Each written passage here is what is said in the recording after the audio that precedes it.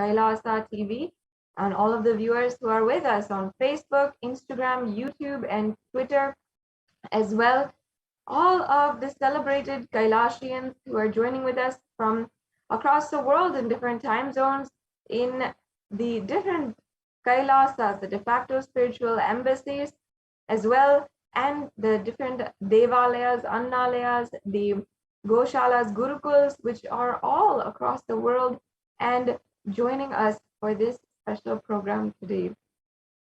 During this live event on this platform, I understand many of you are new. I welcome each and every one of you as well. I know that all of you are feeling an extraordinary yearning for something deeper in your life. And no matter what it comes down to, no matter if we are searching for name and fame, we're searching for status, and we're searching for a higher position in society, or we're searching for wealth and money, and not being needing to worry about money, or simply if you just don't want to take the burden away from all of your family and your friends, and you want to live a higher lifestyle, what it comes down to often is simply a desire and need to fulfill inside of us the need for love, and a deep and inconsolable yearning in order to seek a higher form of love.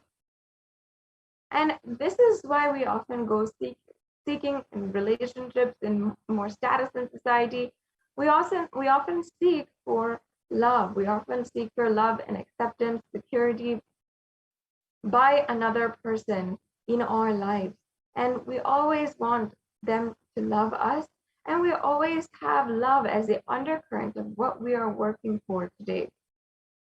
And today we even recognize that there might be 5 expressions of love, including, spending time with each other, or giving compliments, spending time, giving gifts, and even physical touch. And each and every one of these 5, though they might be an expression of love, how we share love amongst each other, it is still a very superficial definition of love. When it comes to love, there's actually a divine quality. It is not something simply that we should take for granted, that we need to take for granted, or that is not capable of anything higher. Love has transcendental qualities. It is something that can take you from being man to superhuman. It can make you from being an ordinary human being into a divine being. Love is that powerful, especially with divine love, and especially today with the love of the divine cosmic mother. And today, during this Parashakti Akashic reading program, you will be able to experience just that. Now, Devi Parashakti herself has actually revealed to all of us the secret behind our actions today is love. Beautifully, she revealed Anbe Shivam, meaning love is God. And only those who have it in their hearts, love as the core foundation, as the armor that is strengthening their hearts, those are the people who will be able to survive during the pandemic in this day and age. Those are the people who will be able to even find a way to survive. That is how powerful love is. And that is how important love is to build inside of our hearts, inside of our inner space, and extend to others around us and share amongst ourselves. We are needing a transcendental quality of love, and we need to address that right now in order to eliminate different forms of violence in our society and in ourselves, which we often neglect and we don't even pay heed to. In this program, you will be able to experience all of what I had just described. Experiencing the divine qualities of love, experiencing a way to absolutely eliminate all different kinds of violence in your life. Now, let us be introduced to the various different forms of this program and what you will be experiencing today. Today, just through imbibing the powerful cognitions of Devi Parashakti, you will simply start to understand and start to raise your frequency. And even in the level of understanding, when we have a higher understanding take over and start to function inside of ourselves more than a lower cognition, simply will start to function in a higher frequency and start to express the superconscious energy in that level itself. And not only that, we will be also imbibing the various different powerful cognitions and have the darshan and diksha of the Supreme Pontiff of Hinduism himself manifesting as Devi Parashakti as the Nijavatara. And Devi Parashakti will be gracing us, guiding each and every one of us, giving us the opportunity and gracing us with for each and every one of us answers if we so seem fit to ask a question or ask a boon or request a prayer at the feet of Devi Parashakti. And later on today, we'll be going over how you might need to ask your questions, how you can exactly do that, and what is the process involved in that. We'll also be understanding the immediate and instant way of manifesting the reality that you want, which is simply by making an offering, doing these ritualistic sevas that literally can manifest your reality, manifest life, people around you in the way exactly that you want. And there's so much of beautiful context and sacred references from the scriptures that we are going to be going over today and imbibing, soaking in the divine remembrance of Devi Parashakti as we prepare for her live darshan. And we'll also be going over some of the revelations that Devi Parashakti gave to the whole humanity. Now, before we proceed into the next segments in today's program, let us first understand the very being who is making this available today for us, and without whom we would be absolutely lost, and Hinduism today would not even have one hope. Now, the Supreme Pontiff of Hinduism happened on planet Earth as the incarnation of Paramashiva on the 2nd of January 1978, and is today the reviver of Kailasa, the macrocosmic, ancient, enlightened Hindu civilizational nation. And the Supreme Pontiff of Hinduism was recognized from the very birth as the incarnation of Paramashiva, and since then had been surrounded by gurus, recognized by gurus, and the extremely esteemed, powerful, enlightened beings in India at that time. And they had surrounded the Supreme Pontiff of Hinduism with the ecosystem in order to be able to revive the science of power manifestation, temple-based lifestyle, as well as yoga today for billions of people on planet Earth. And the Supreme Pontiff of Hinduism since then have been working continuously in order to literally bring us the super conscious breakthrough.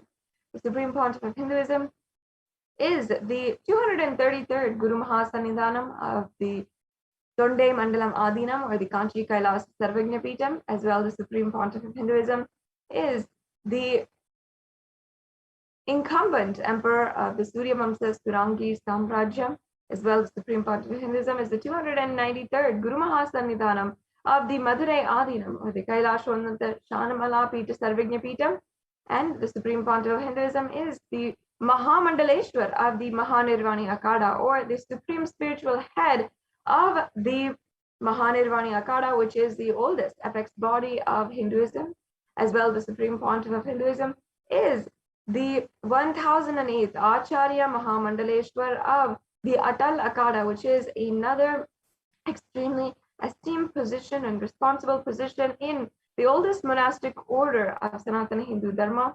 And the Supreme Pontiff of Hinduism is the 23rd Guru Mahasannidhanam of the Dharma Mukti Swargapuram Adinam. And finally, the Supreme Pontiff of Hinduism was elected as such with the title Supreme Pontiff of Hinduism by a congregation of 1,000 Hindu leaders in 2015.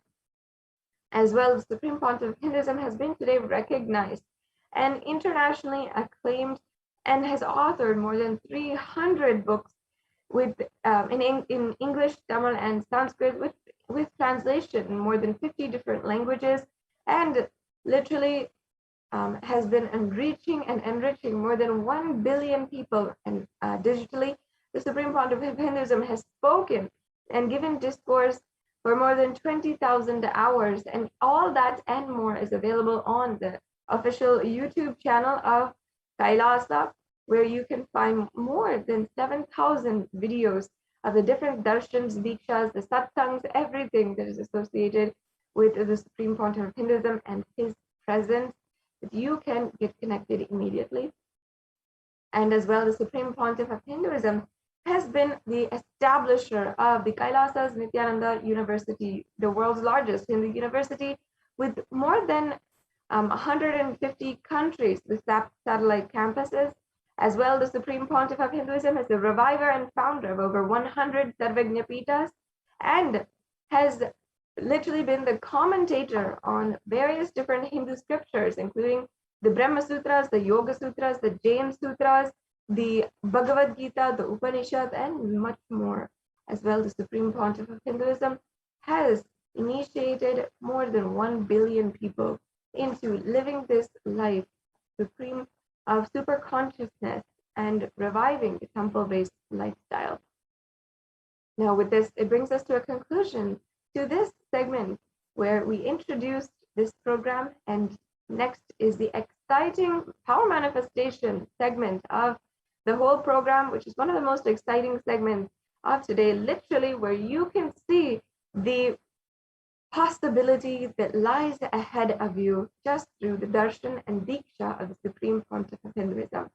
So now joining with us are the Nithyananda Gurukul Balasams shortly, and they will be guiding us on the various different powers that you will be initiated into, and what you will be able to look forward to as your possibility. By the end of this program today, you will be able to start manifesting and start your journey in the path of living enlightenment and the path of these extraordinary powers. So now, after a very quick break, we will be able to proceed with the next segment, and you're joining with us is the Nithyananda Gurukul Balasams, who will be demonstrating for us the extraordinary Shaktis, and they will make you understand how these Shaktis work, what are the powers behind them, and how they can manifest through you. So once again, we'll be taking a short break, and we'll be right back with you.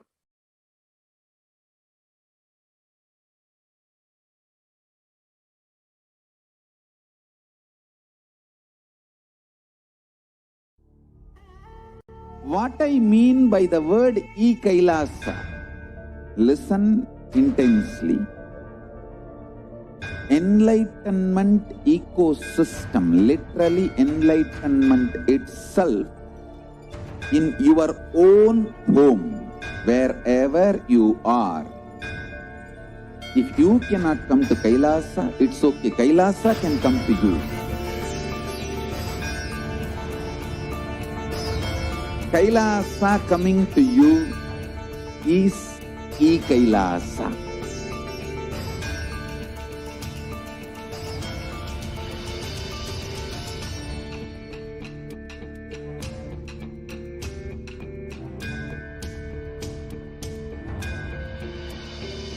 I will revive Hinduism. I am a Hindu revivalist, not by any revolution, but by evolution.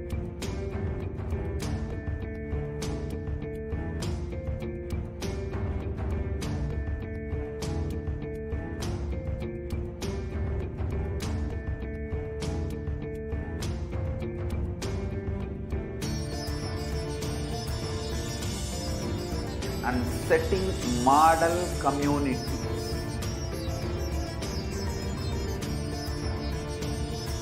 Kailasas, enlightenment ecosystems, Sarvanya Peethas all over the world.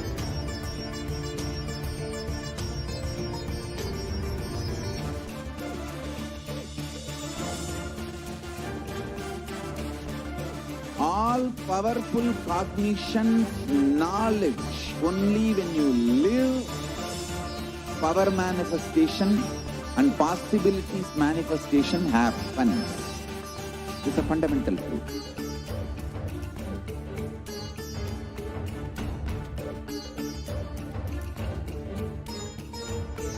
Hinduism cannot live exclusively as one sampradaya. No.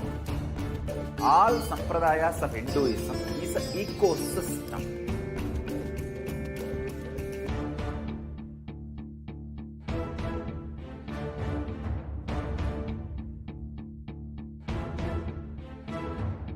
So don't keep quiet thinking that if one sampradaya is attacked, only that sampradaya is going to be affected. All of us are ecosystem.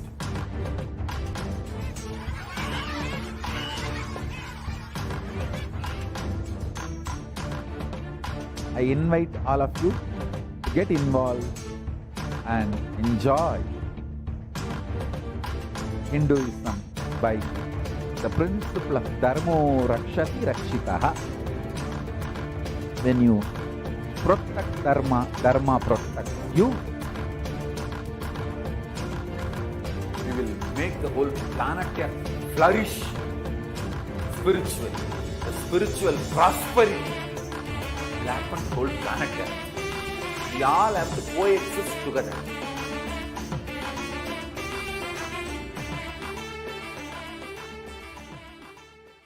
Just be alive for next 3 years. Don't die within next 3 years.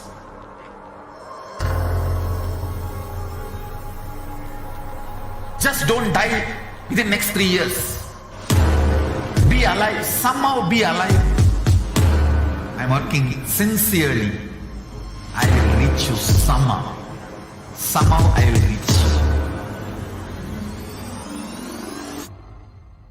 It's my commitment to humanity.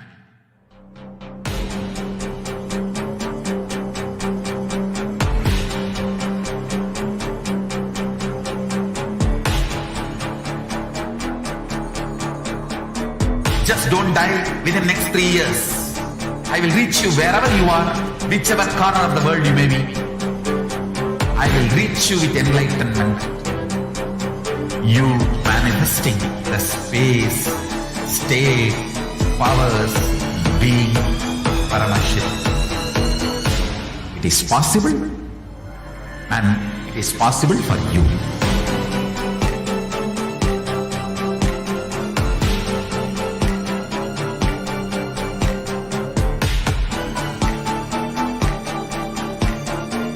Paramashiva will reach you with enlightenment science.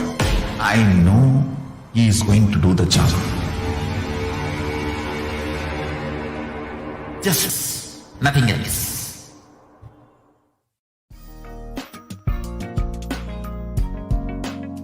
We get you health. We get you ability to build beautiful relationships in your life. We get you direct spiritual support, and we make sure you become wealthy.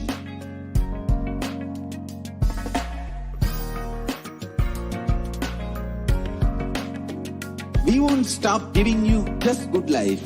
We will literally not stop till you live enlightened life. Manifesting the state of Paramashiva, space of Paramashiva, powers of Paramashiva, being of Paramashiva.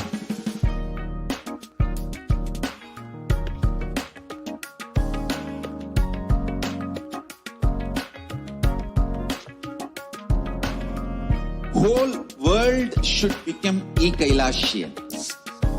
I want the whole world to know Hindus have something great to contribute to the world.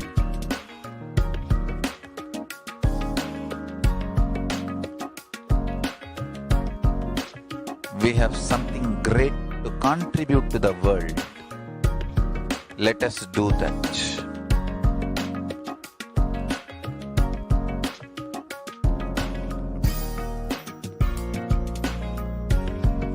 E-Kailasa is proper customized spiritual service helping you to identify your root patterns of suffering. We have perfected the science of helping every individual from every cultural, religious, nationality background.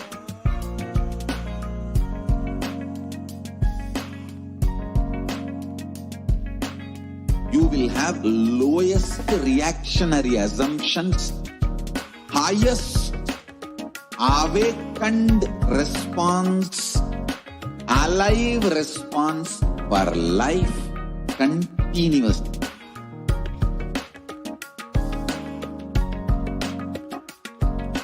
E-Kailasa is enlightenment ecosystem, literally enlightenment itself in your own home, wherever you are. Proper custom.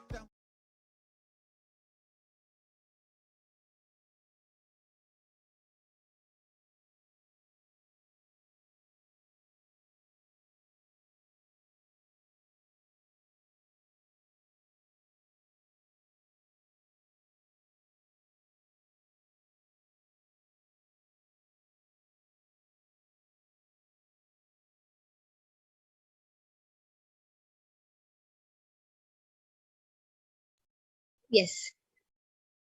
Thank you so much, Manati Sadashiva for that beautiful introduction to this segment.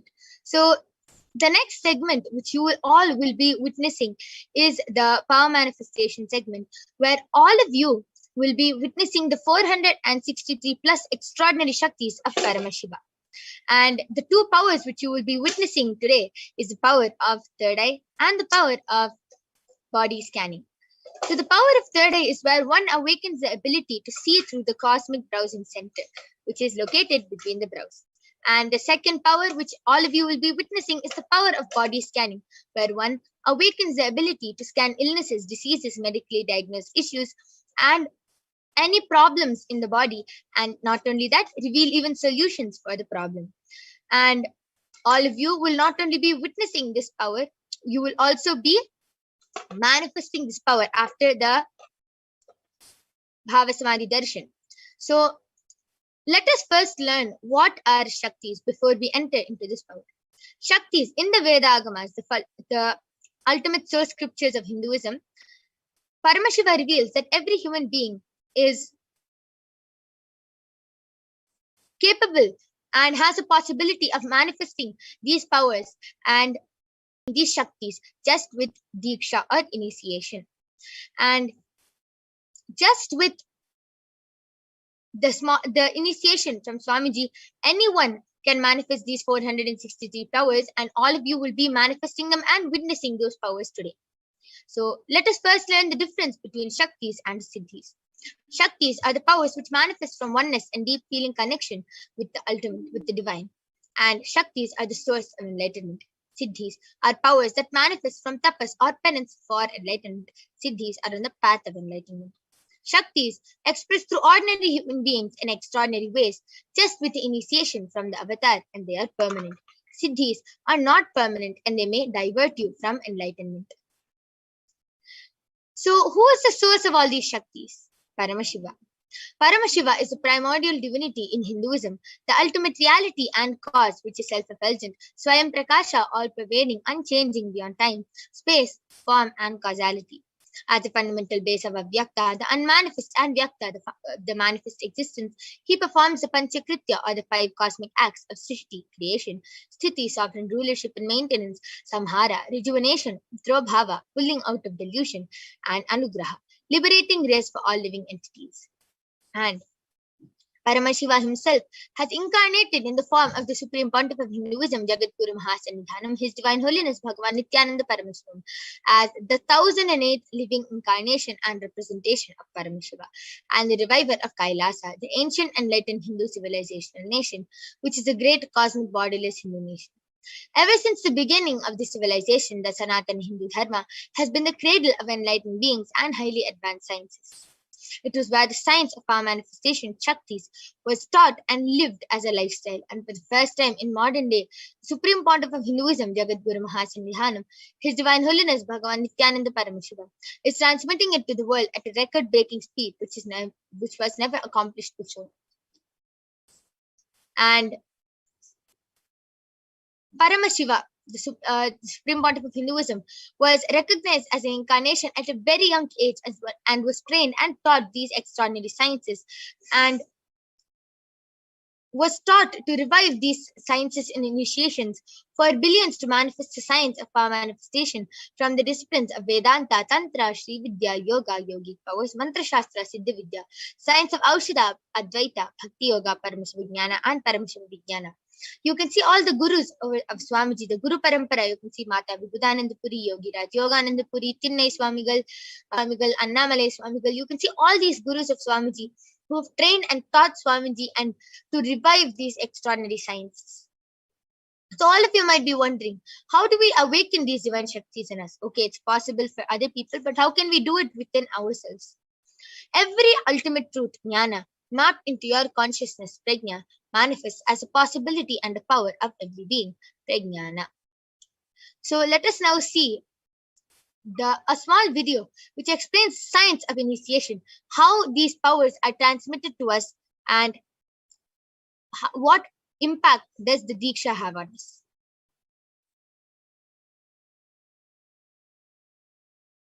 Diksha is the direct transfer of spiritual energy by an enlightened being through look, word, or touch.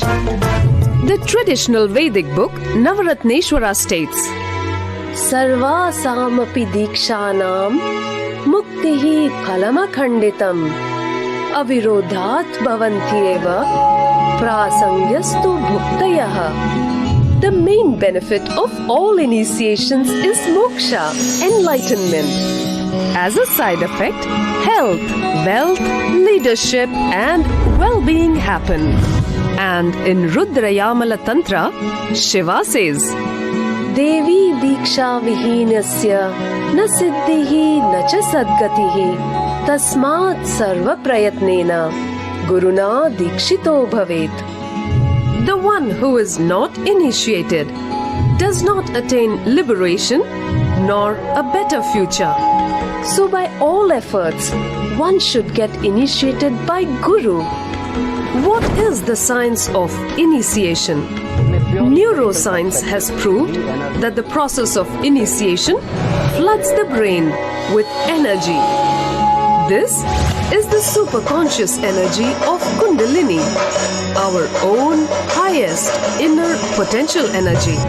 As the Kundalini flows from the thalamus to the cortex, it sets up a powerful energy loop within the brain, which awakens the latent non-mechanical parts which we have never used before.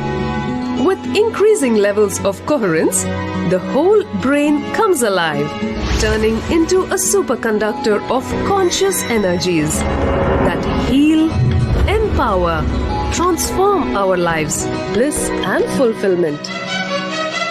Initiation creates high awareness, visualization, creativity. It also slows the aging process and improves the immune system. Kundalini awakening, healing experience, levitation, teleportation, materialization. Experience the power of initiation through a range of exclusive programs conducted at the ashram. Nithyananda Dhyanapeetham, Nithyananda Nagar, Birdi, Bengaluru. Contact 97422 03311. 8277490091. Visit www.nithyananda.org.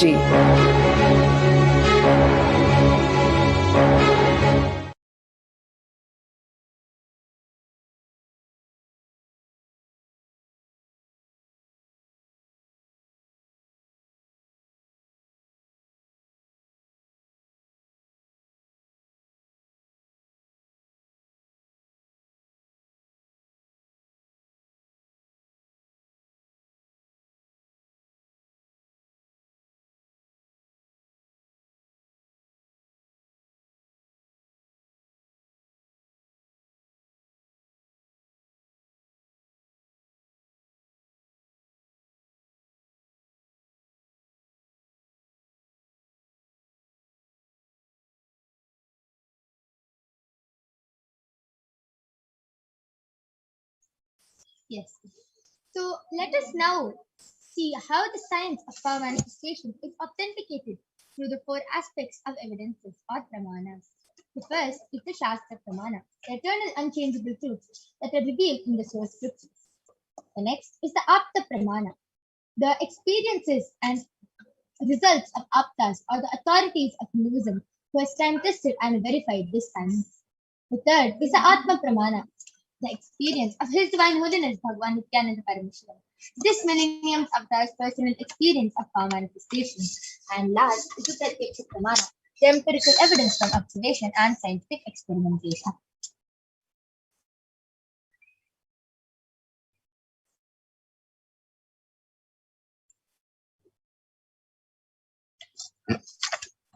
Sorry for the technical glitch. Now let us learn where all these Shastra Pramanas come from. Where do we get all these Shastra Pramanas, Apta Pramanas, Atma Pramanas from? From the Vedagama, which is a living applied science. Vedas are the ultimate superior authorities for Hindus. They are the pure science. And Agamas are the science which is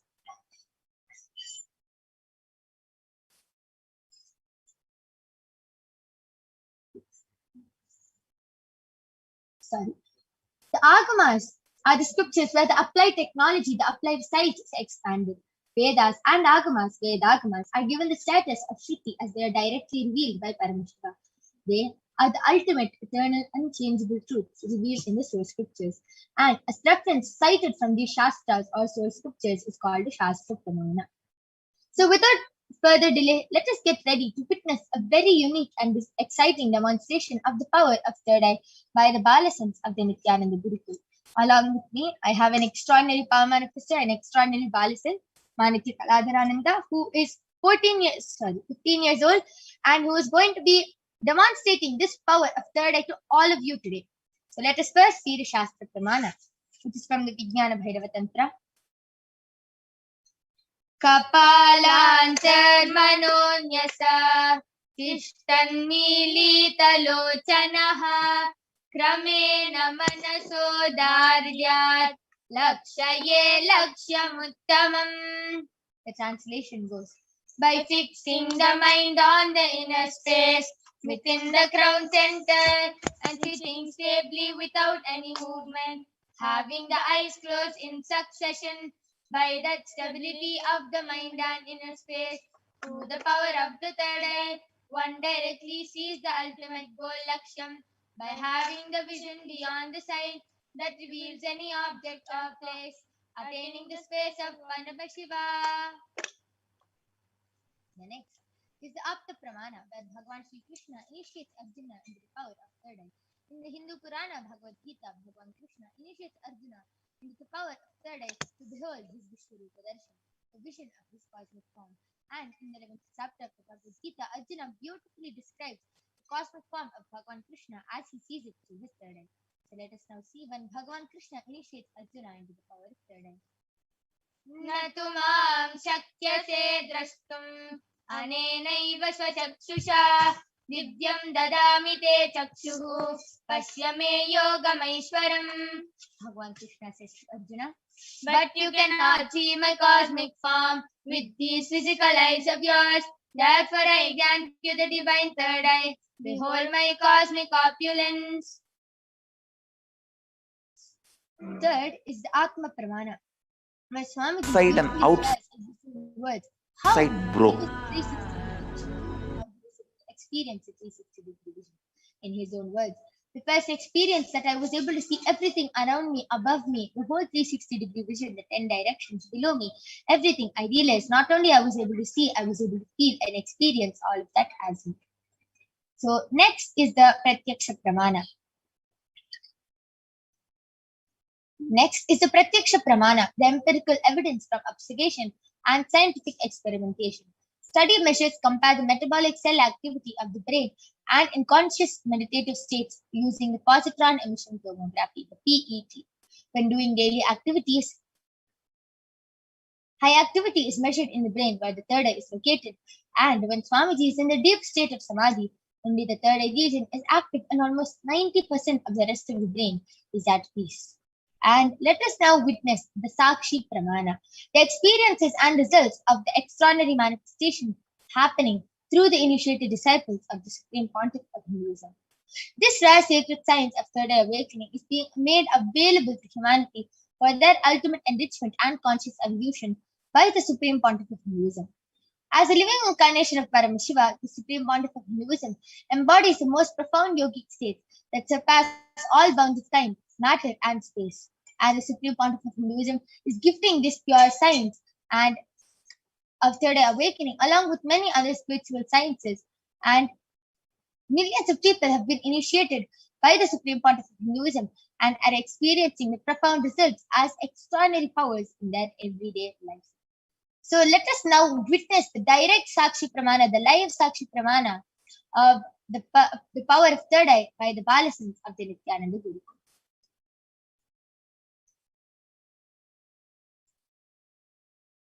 I request the slides to stop being shared.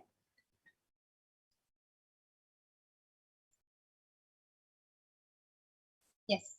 Along with me, I have a medically tested eye band. You can see in front is a complete opaque sheet and behind is a thick sponge. Under there's no gap between the thick sponge and the opaque sheet, and there is no possible way of light entering inside the eye band.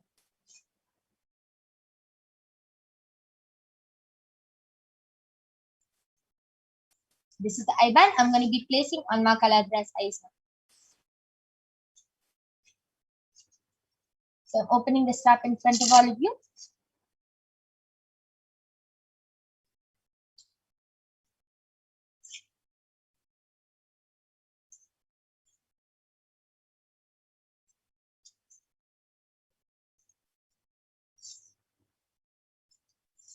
Yes, Ma Kaladra, are you comfortable?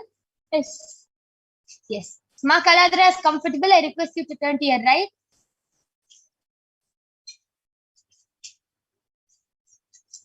Left. Up.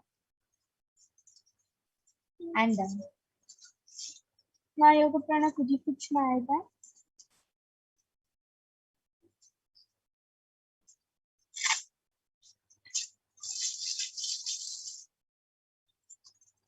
Yes. Now, are you comfortable? Yes. Yes. So, I request you to turn to your right again. Left. Up. And down. Yes, so all of you can see there is no gap between Ma Kaladra's eyes and the eye band. Now, all of you can go ahead, post your comments in the Kailasa's HDH Nithyananda YouTube channel and the SPS JTM Bhagwan Nithyananda Paramashivam Facebook channel. Go ahead, post whatever you want in the comment section and Ma Kaladra will read it out live in front of your eyes.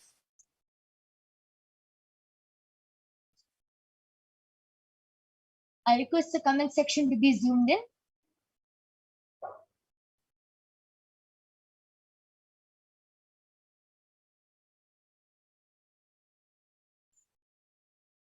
I request the comment section to be zoomed in.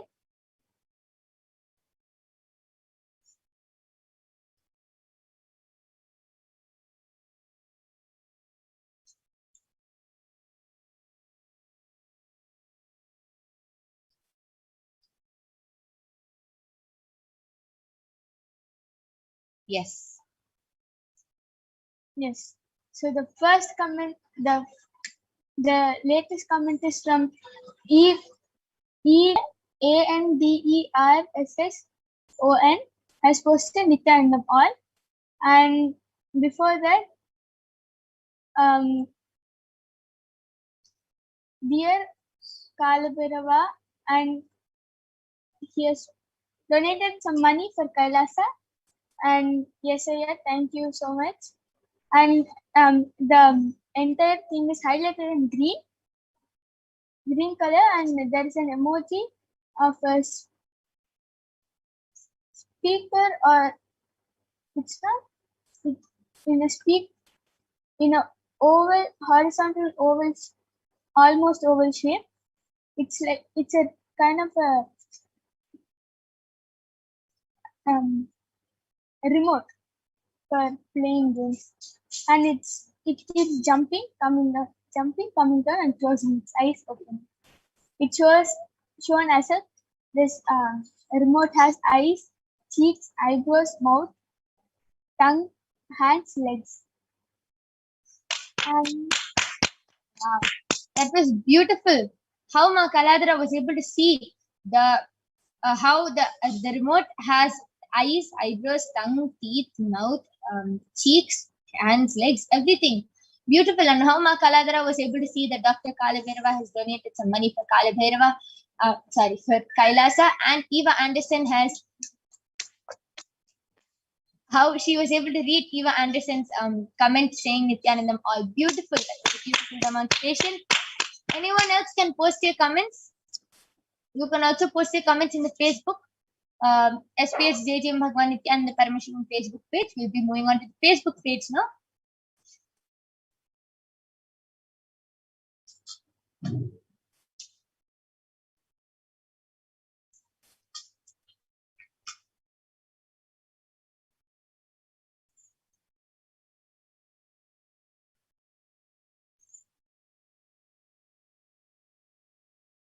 Yes, please scroll up a little bit. Kaladhara, you can go ahead and read. Yes. So the comment is first which projected is from SHA Sabari Ranveer, and the emoji is a girl holding a hand alone is being shown, and she's holding a red colored rose. Wow. Beautiful, amazing. Yes, that was a beautiful demonstration of the power of third eye. The next power, which all of you will be witnessing, is the power of body scanning. So now I'm going to be removing the eye band of Ma Kaladhara. You can see that everything is completely the same. There's no difference. Yes. So now I'm going to be moving on to the next power, which is the power of body scanning. And let us now see the pramanas for the power of body scanning. First is the Shastra Pramana, which comes from the Vijnana Bhairava Tantra. Swadehe jagato vapi sukshma sukshmatarani cha tattvani yani nilayam dhyattvante vyajyate para. Bhagavan Paramashiva says, cognize deeply that from the subtle to the subtlest constituted principles of the whole body, Swadeha, or of the whole universe, simultaneously consist of the essential reality. They are being absorbed in their source cause Paramashiva, and by the experience of such restful awareness, one becomes complete from all thoughts, and the divine, ultimate universal divine power, Paradevi, Adi Shakti, is revealed, and the supreme power manifestation happens. The next is the Apta Pramana for the power of body scanning from the life of a Siddha named Teriyar. Teriyar was one of the prominent disciples of Agatyar. One day, a man suffering from a severe headache comes to Agatyar for healing, and Agatyar uses the power of body scanning and reveals that there is a small tere, a type of frog, sitting in the person's brain. And Agatyar immediately instructs his disciple Teriyar to perform an open head surgery. And remember, this is more than 5,000 years back. And Agatyar immediately instructs Teriyar to perform an open head surgery, and Teriyar successfully performs the open head surgery and removes the frog, thus gaining the name Teriyar. The next is the Atma Pramana. The accounts from the Supreme Pontiff of Hinduism, Bhagavan Nithyananda Paramashivan's life, who also has time tested and authenticated this science. On the 22nd of the Pontiff of Hinduism, Jagadguru Mahasanidhanam, His Divine Holiness, Bhagavan Nithyananda Paramashivam, revealed how he used the power of body scanning along with the power of Shushada, going beyond pain. Swamiji beautifully shares, paraphrasing his words, only when I had a multiple compound hand fracture, I was forced to go for surgery and therefore for medical checkups related to that. At that time, they detected heavy metal quantity in different organs of mine, and it was revealed that I had been poisoned without our knowledge. I immediately used diagnostic methods instead of medical facilities to study the body condition due to the poisoning, and I found out what the problems and imbalances had happened and where the balance had to be done. Swami beautifully shares how he manifested both these powers and how he was able to go beyond it and was able to overcome the pain. Last is the Sakshi Pramana, the extraordinary manifestation happening through the disciples of Swamiji. So you can see the Paramashivoham level 2 participants who participated and who have manifested all these powers and have shared it in the Kailasas HDH Nithyananda.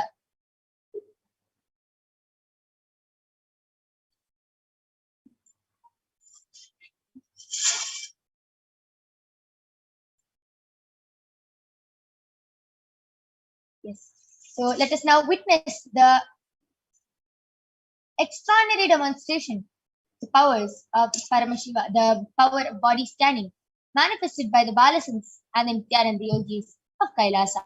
So we'll be back right after a short break with the Balasans and the Nithyananda yogis. Please stay tuned. Till then, go ahead, post your comments in the Kailasas HDH Nithyananda YouTube channel and the Kailasas HDH JDM Bhagavan Nithyananda Paramashivam Facebook channel.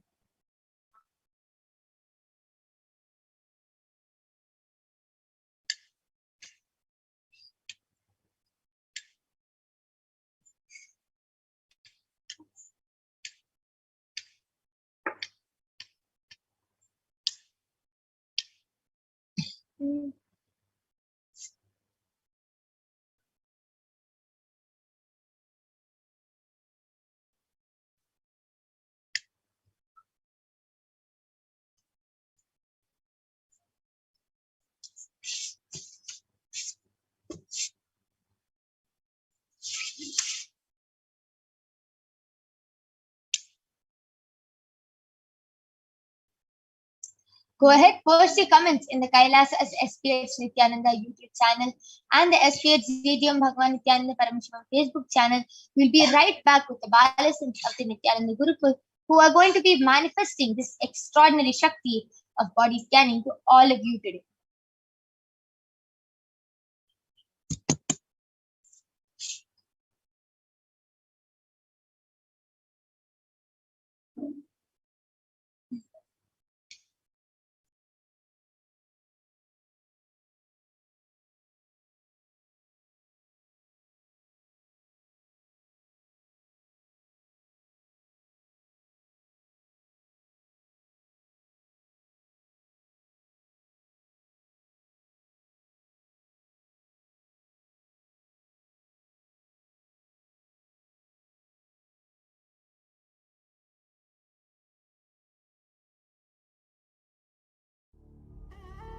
What I mean by the word e-Kailasa, listen intensely. Enlightenment ecosystem, literally enlightenment itself, in your own home, wherever you are. If you cannot come to Kailasa, it's okay. Kailasa can come to you. Kailasa coming to you is e-Kailasa.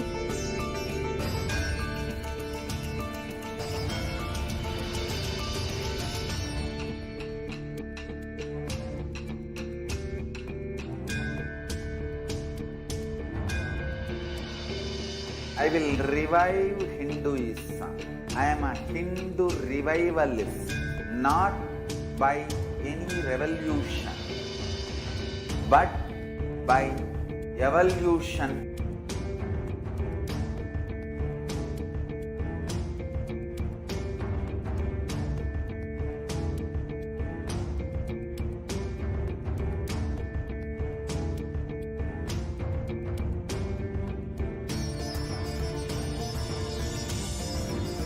and setting model communities.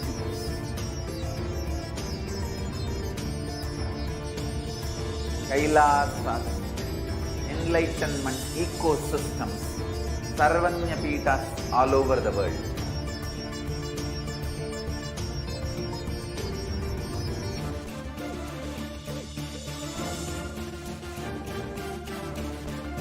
All powerful cognition, knowledge, only when you live, power manifestation and possibilities manifestation happens.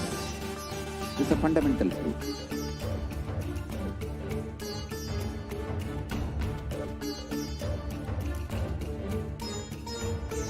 Hinduism cannot live exclusively as one sampradaya. No.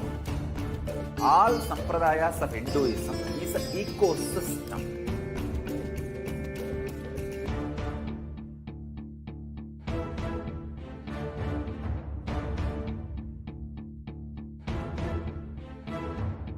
So don't keep quiet thinking that if one sampradaya is attacked, only that sampradaya is going to be affected. All of us are ecosystem.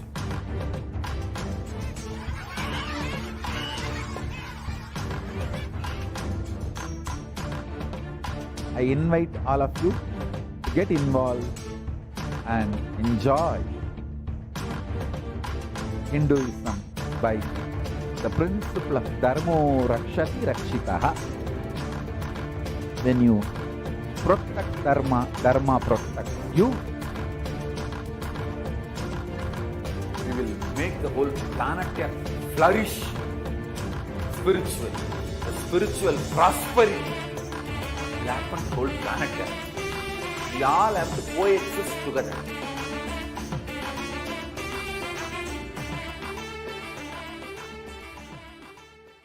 Just be alive for next 3 years. Don't die within next 3 years.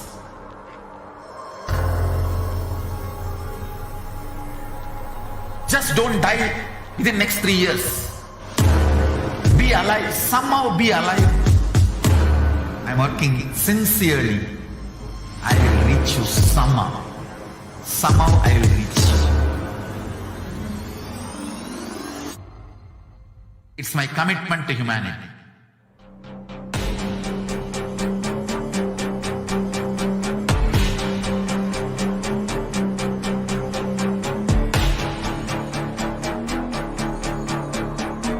Just don't die within next 3 years.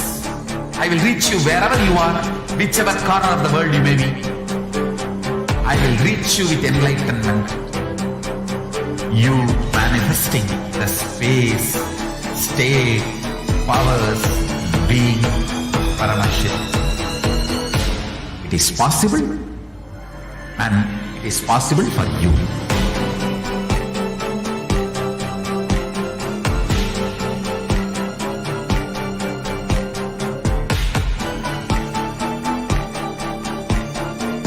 Paramashivoham will reach you with enlightenment science. I know he is going to do the job.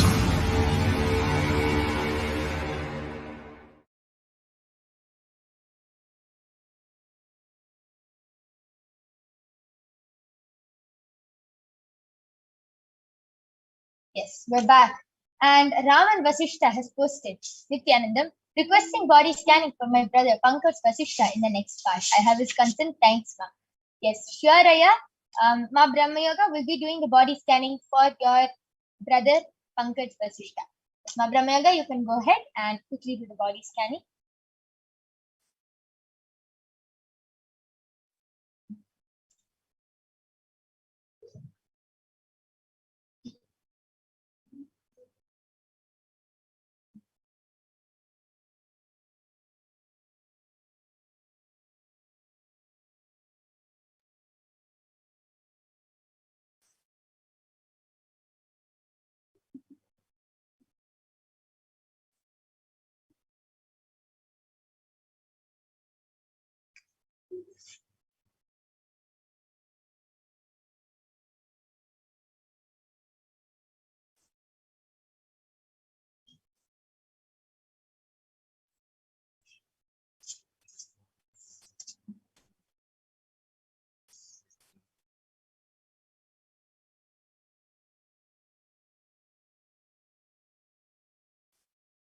Yes, so Raman Vasishtaya, Paramashiva revealed that your brother Pankaj Vasishtha, his immune system is really weak, and also the blood flow is not happening properly in his body, and that is especially affecting his head and his brain. So what he should do is every day he should do Siddhasana, which is the handstand. If he's not able to do it, he can start practicing, but he should start doing handstand for 1 minute in the morning and 1 minute in the evening, and that will really help him for his blood flow to happen at the top part of his body. And also Parameshwar revealed that for his immune system to become stronger, every day he should drink 1 cup of neem juice, and also he should he should bathe in cold water. If he takes a bath in cold water every day, that will strengthen his immune system. Oh, wow. Such a unique solution. A crazy problem. Okay. So, Ayya, Pankaj Vasishtha Ayya, you have to do handstand for 1 minute in the morning and 1 minute in the evening. That is the solution which Paramashiva revealed for your body problems. And it's a very unique solution. So, please do follow it, and Paramashiva will take care of the rest. And yes, we don't see any more comments, and we also have to conclude this session now. So, we thank all of you for joining us. Thank you, Raman Vasishtha Ayya, requesting for a body scanning. Ma Brahmayoga has scanned and revealed the solution. We thank all of you for joining us in this power manifestation session. We'll be concluding this session, and please stay tuned for the upcoming segments where you will be learning about who is Devi Parashakti, what is the divine feminine consciousness, what are the Akashic readings, and much, much more. So we thank all of you for joining us. Thank you. Nithyananda.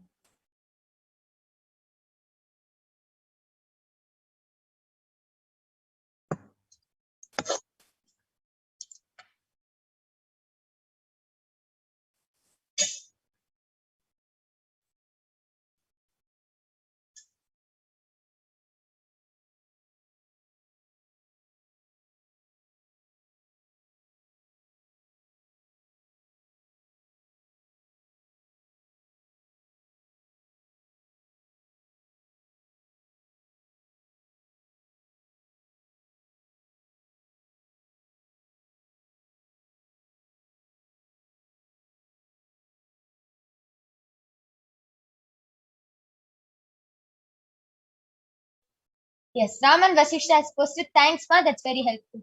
Yes, Aya, just follow the solution which Paramashiva revealed, and your brother will be completely healed.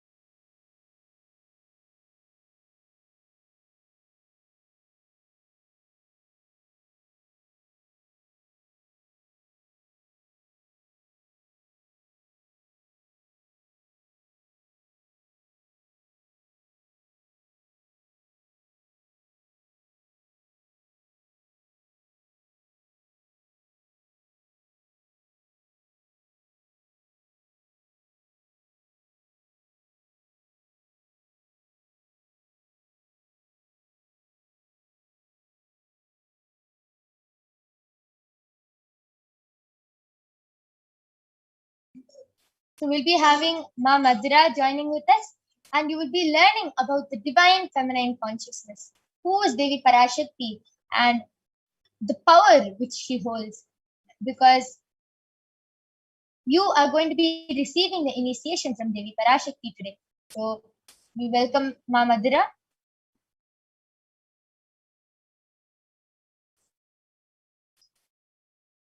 Yes. Yes, Nithyananda everyone. So today we will be learning about divine feminine consciousness, about who is Devi Parashakti. I request the NTV volunteer to project the slides.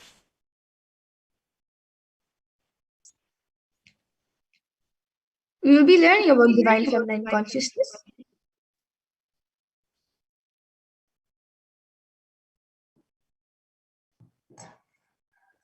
So we will be first looking at the Dhyana mantra of Devi Parashakti, which comes from the Lalita Sahasranama. Sindhuraruna vigraham trinayana manikya mauli spurate taranayaka shekharam smitamukhim vapina vakshoruham पानिभ्यामलिपूर्णरत्न चषकं रक्तोत्पलं बिभ्रतीं सौम्यां रत्नघटस्थरक्तचरणां ध्यायेत् परामम्बिकाम्. And this Dhyana Shloka says, the Divine Mother is to be meditated upon as shining in a mammalian red body, with a triple eye sporting crown of rubies, studded with a crescent moon, a face all smiles, a splendid bust, one hand holding a jewel cup brimming with mead, and the other twirling a red lotus. And the next verse, also coming from the Lalita Sahasranama, Arunam karunam tarangatakshim dhritapaşankuşapuşpabanachapam animadibhiravritam vibhavaye bhavani. And the translation for this verse is, I meditate on the great Empress. She is red in color, her eyes are full of compassion, and holds the nose, the goad, the bow, and the flowery arrow in her hands. She is surrounded on all sides by powers such as Anima Fares, and she is the self within me.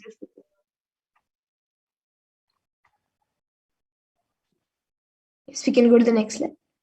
And the ultimate pure divine feminine consciousness, Parashakti, is the cosmic mother, and it is from her cosmic womb from which billions and billions of universes come out and go in. It is the source where the Big Bang and black holes go on.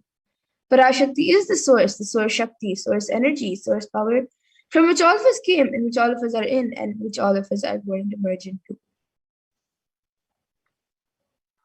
And out of her extreme love and compassion, Parashakti herself is manifesting through the embodied form as the Nijavatara of the Supreme Point of Hinduism, Jagat Guru Mahasannidhanam, His Divine Holiness Bhagavan Nithyananda Paramashivam, answering all of our questions, attending to our prayers, giving boons, healing us, revealing our past, present, and future, delivering profound spiritual truths, and ultimately giving us the experience of Paramashivoham itself.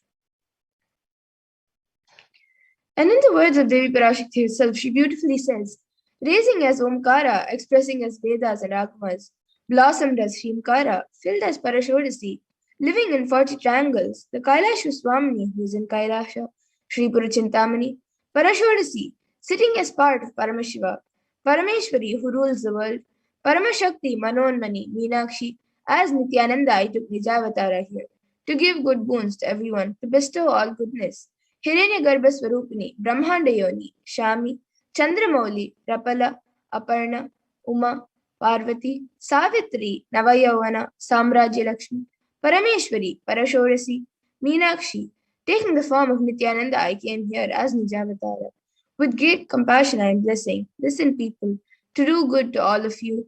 I took the form of Nithyananda and came down as Nijavatara.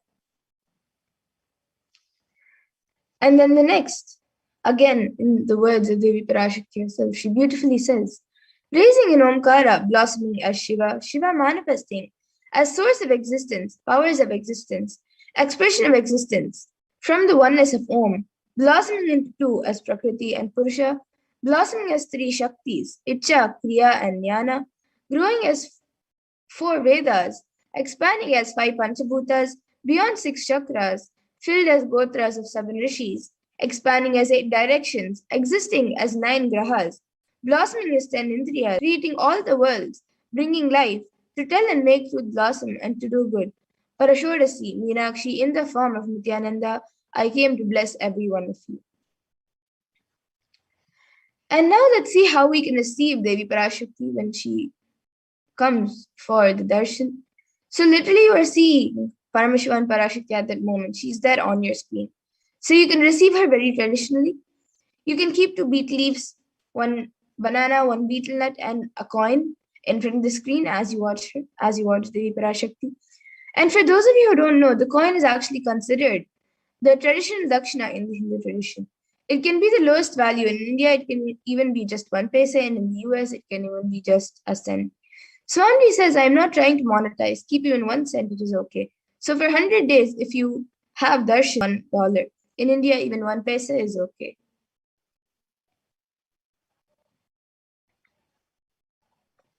And you can offer that to Devi, and once the darshan is over, you can do namaskar and eat the banana, the beet leaf, and the betel nut, taking it as prasadam immediately.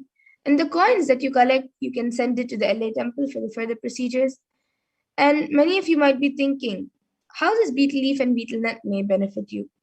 This betel leaf and betel nut may look too small, but in a few days you will see how much it adds to your sentiment that really she is there. You will not take the Devi darshans for granted. Rituals will break your monotonous unconscious mentality and lifestyle and remind you and raise you to powerful cognition. It will break your unconscious behavior. And now all of you can see how you can set up your tambulam, how you can set up the 2 beet leaves with the 1 betel nut, 1 banana, and the coin. You can set all of these 4 items up in a plate. These are the 4 basic items, but if you would like, you can also keep the few additional items like a coconut, red bangles, kumkum, turmeric, and some fresh flowers. But these are the 4 basic items which you can arrange in a plate and keep in front of the screen as you receive the Parashakti. And with that, we come to the conclusion of this segment where we have learned who is Devi Parashakti and how you can set up your tambulam and receive her. So now we'll be moving to the next segment where we will be seeing about what Devi Parashakti has revealed and what she has revealed for the humanity, for us, and how important it is for us to follow. So we will be back in a really short break, after a really short break, to continue with the next segment.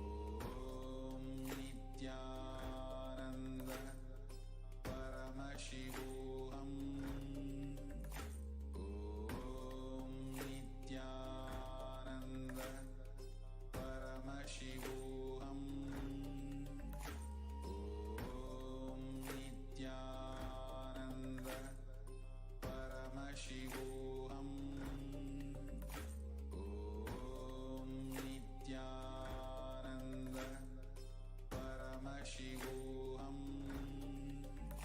Om Nithyananda Paramashivoham. Om Nithyananda Paramashivoham. Om Nithyananda Paramashivoham. Om Nithyananda Paramashivoham. Om Nithyananda Paramashivoham. Om Nithyananda Paramashivoham. Om Nithyananda Paramashivoham. Om Nithyananda Paramashivoham.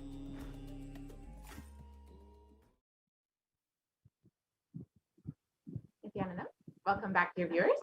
Now we will be entering into the next segment where we will understand some of Devi Parashakti's revelations on what is happening in the world today and how we can protect ourselves during this pandemic. So let us enter into the segment and listen to Devi's revelations directly.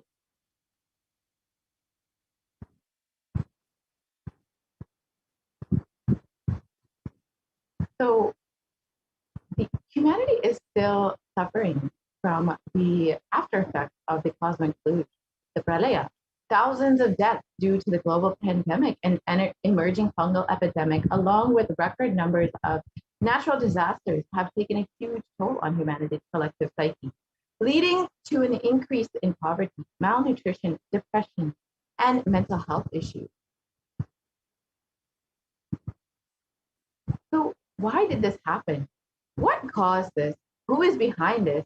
How could we have avoided this? What is the solution for this? In this segment, let us go through a analysis and understanding of Devi Parashakti's revelation on the cause and solution of this cosmic deluge.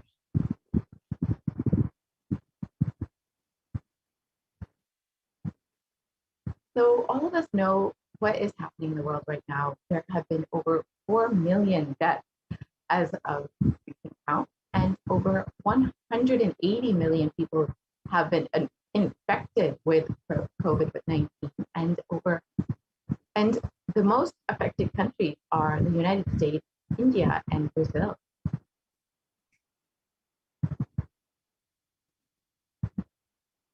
And India alone has suffered with over 29 million people being infected with COVID-19 and over 300,000 people dying from COVID-19 and over 75 million people falling into poverty during this pandemic. And India is not only suffering from this pandemic, but the epidemic of suicide and depression has been drastically increasing in the country since the beginning of this pandemic. 6.5% of the population has been suffering from some form of mental illness, and also with a suicide rate of 9 for every 1 lakh people. And the major cause of death among the group of 15 to 24-year-olds has been suicide, the #1 cause of death.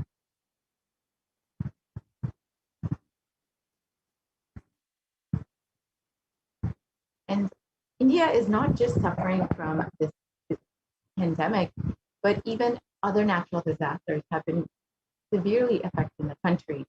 Over the course of the past several months, India has seen an increase in natural disasters, including a cyclone in Kerala, and as of recent, the floods in Maharashtra. And while India has been suffering all of these natural disasters, there's also a very serious cause for concern for a third wave.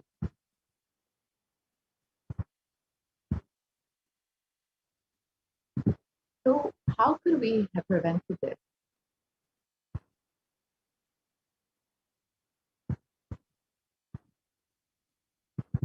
So let us listen to Devi Parashakti's revelations on the 31st of May, 2021, and understand what Devi has revealed as the cause of it.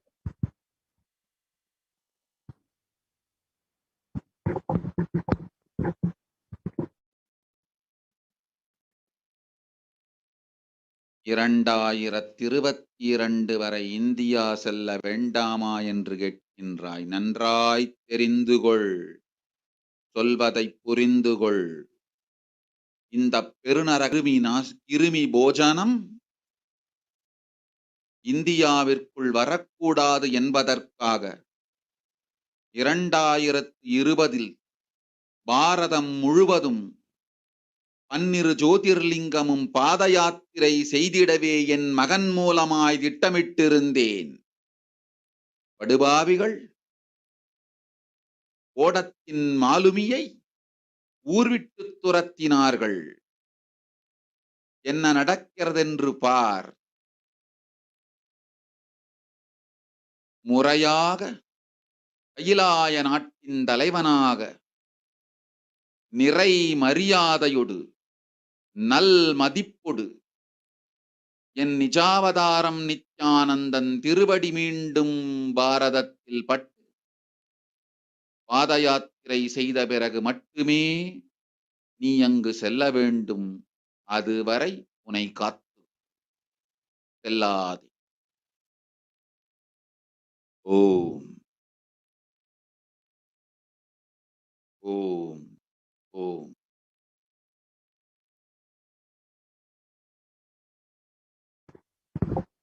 But the translation of Devi's words, for this huge Kirmi Bojanam hell not to come to India. In 2020 itself, I had planned to do the Padayatra throughout India and the 12 Jyotirlingas through my son, Swamiji. They chased the captain of the ship out of the country. See what is going to happen.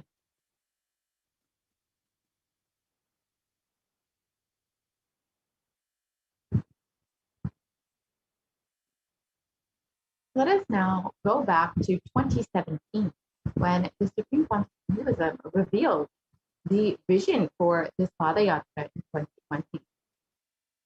Let us now watch this video.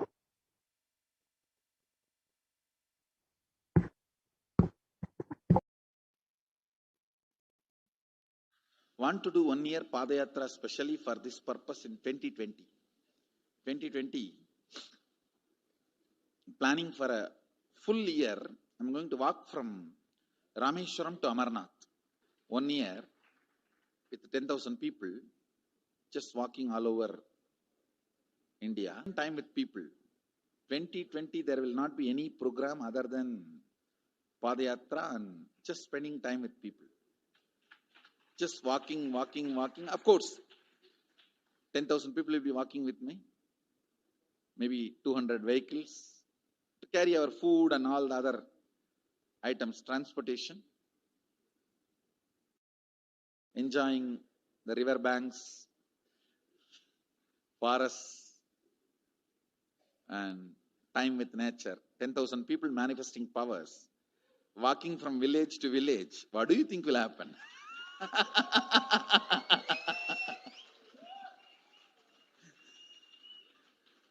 The scene of Buddhism spreading will be repeated now. How the Buddhism spread. 10,000 monks walking from village to village. What will happen? That's only monks. Here power manifesting 10,000 people. The whole village will be manifesting powers. Just want to enjoy India and let India enjoy me. So planning for next year Kumbh Mela 2019, next year January Kumbh Mela. Before that, all the Balalayam, everything. Balalayam is going to be like the same structure outside with one stone tower, gold coated. It will be something like a 40 stone tower and 5 Rajagopurams, which will be something like 120 feet. This will be the Balalayam. And after the Mulalayam is built, this Balalayam will serve as a Utsavamurti Sannidhi, where the Utsavamurtis will be worshipped and where the Archanas. See, in the main temple, there will not be any Archana or anything, because just for darshan itself, there will not be time. Like Tirupati, you can only have darshan and Arti, the camp for Arti. No other worship is allowed in the main temple. Because 12 Abhishekam is going to happen, 12 Kala Abhishekams. So continuously the rituals will be going on. People can have only darshan. They will not be able to involve themselves in any ritual. Other than darshan, nothing else will be allowed. So all the archana, all the other offerings, like people will offer the archanas and other, everything will be done, which will be kept in the Balalayam, the present Balalayam, present structure. So people can spend time here. That will be more like a main darshan. This will be like energy darshan, where you can give letter, get response. So by next year, the Balalayam will be ready. So 2019 full year, I will be conducting the programs and everything. 2020 will be the one full year Padayatra, walking. From next year, Jayanti, means 2019's Jayanti to 2020's Jayanti. Full year, Jayanti to Jayanti will be Padayatra. Before that, we will make 10,000 people power manifestors. It will be sannyasi, brahmachari, grihastha, all put together. 10,000 people will be walking. What a scene it will be. I think that is the only way the revival of Sanatana. I need to get into the ground where people can see me, where they are living. I can't be waiting for people to come where I am living. Now I am sitting in one place to prepare these 10,000 people and make this science completely user-friendly. For that only I am sitting and working. So I have given 2 years for me now, 2018 and 2019. So 2020, before that 10,000 people will be ready to walk with me, manifesting powers. We will literally solve every person's problem in every village. The way we are walking, the path, route we are taking, physical healing or mental healing, or it's a too big visualization. How will you visualize? What will happen if 10,000 power manifestors enter into a village and ask people, tell me your problem now, come on, let's sort it out.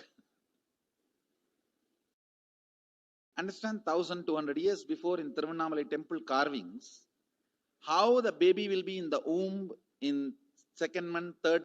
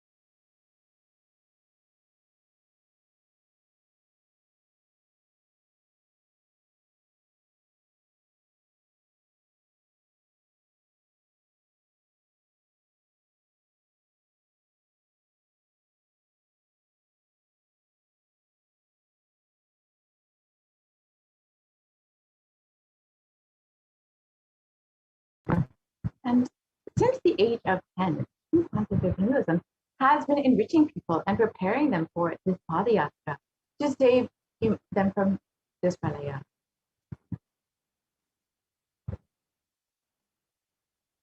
And even from that age, ever since that age, the Supreme Pontiff of Hinduism has been enriching and initiating the masses into this enlightenment science through powerful discourses, initiations, and sessions.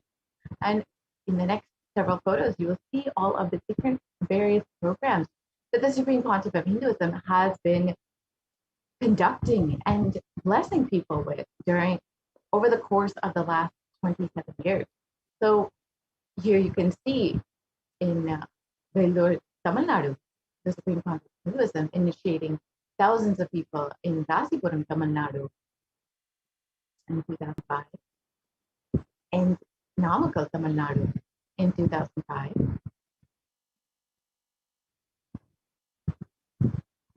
And in Salem in 2005, you can see in each of these photos how many people are there. And the Nithyananda program in Virdi, Bangalore,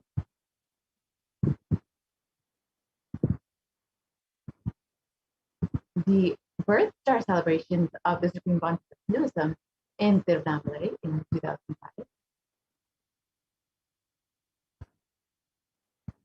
and the Jayanti celebrations in Adi Kailasha Satyajnapita in 2006.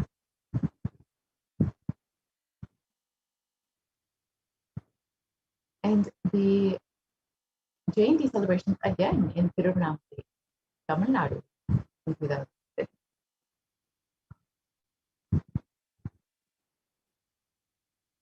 And the Nithyananda Purna program conducted in Chennai in 2006.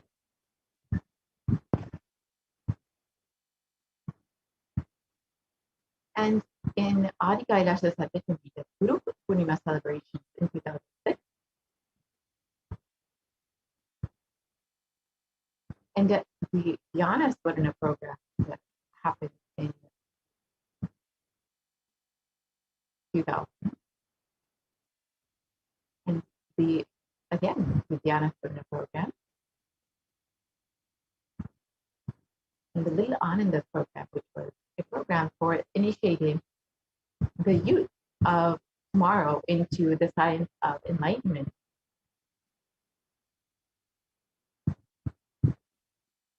And the Saptayagam program, which the Supreme Pontiff of Hinduism himself conducted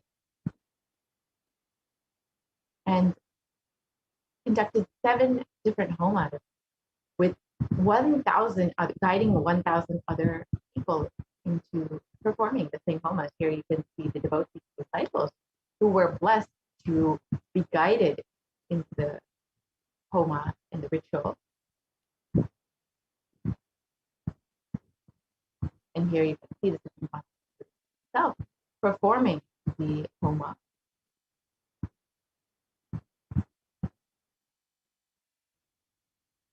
Here are more photos of the Supreme Pontiff of Hinduism blessing the people during the Saptayaga program.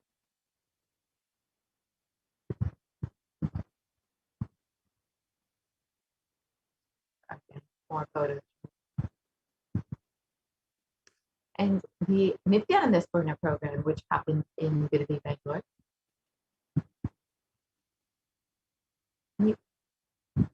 In all of these photos, you can see how many people were attending and being blessed into the science of enlightenment. Again, the Nithyananda Purna program.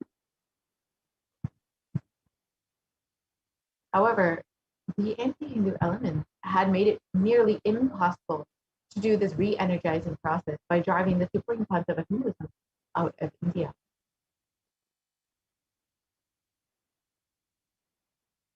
So let us listen to Devi Parashakti's revelations on the solution for this pandemic and this pralaya.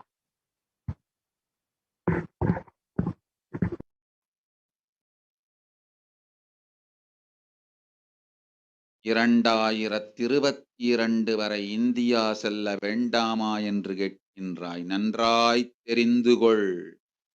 சொல்வதை புரிந்துகொள். இன்னரகமான கிருமி போஜனம் இந்தியாவிற்குள் வரக்கூடாது என்பதற்காக 2020 பாரதம் முழுவதும் 12 ஜோதிர்லிங்கமும் பாத யாத்திரை செய்திடவே என் மகன் மூலமாய் திட்டமிட்டிருந்தேன். படுபாவிகள் ஓடத்தின் மாலுமியை ஊர்விட்டு துரத்தினார்கள். என்ன நடக்கிறதென்று பார்.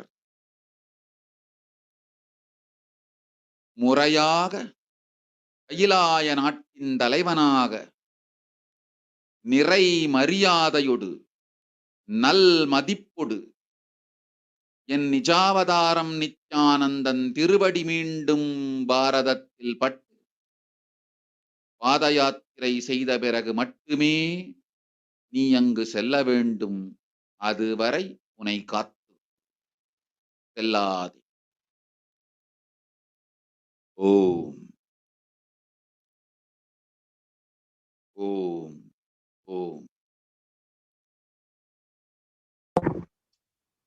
Devi revealed that the pandemic will only end in India when the Supreme Pontiff of Hinduism is received back into India as the Supreme Pontiff of Hinduism with great respect and reverence, and is allowed to do the Padayatra and the re-energizing process of the 12 Jyotirlingas. Only when the Supreme Pontiff of Hinduism's feet touch the ground in India again will this pandemic end. And as we look around us, we see so much destruction and suffering. And we see what the great rishis of our Vedic civilization had forewarned as this Kali Yuga. And it is stated in the Kurma Purana that Kali Yuga is the worst of all the 4 yugas, where man will be his own worst enemy. And let us read the translation from page Vyasa. This Kali Yuga is the worst of the 4 yugas in all of the world. People are sinful and forget the dharma of the 4 varanas and ashramas. And in fact, men are so sinful that no prescribed penance atones for their great sins. The only place which is free from such great sins is the great sacred city of Varanasi, the Mahapuri. And the Kurma Purana also states that the Lord Rudra, Paramashivoham himself, is the avatar for Kali Yuga. Brahma is the presiding divinity or Devata, the Lord, for the Krita Yuga, the first cycle of time. In the Treta Yuga, the second cycle of time, it is Bhagavan Ravi, Surya, in which appeared Sri Rama. In the Dvapara Yuga, the third cycle of time, the presiding divinity is Vishnu. And in the Kali Yuga, the fourth cycle of time, the current age, the presiding divinity, the avatar is Rudra, Lord Paramashiva himself, Maheshwara.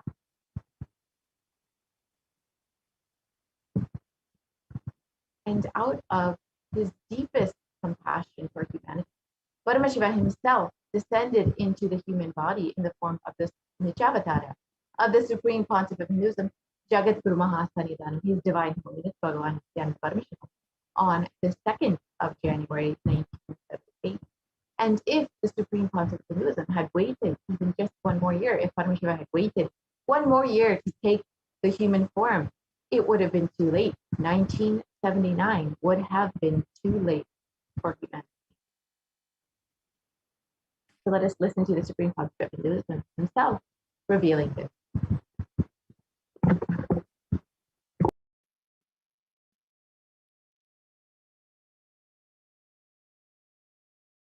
And I tell you, O Hindus, don't be afraid. I am back with the same signs. We are going to be rich.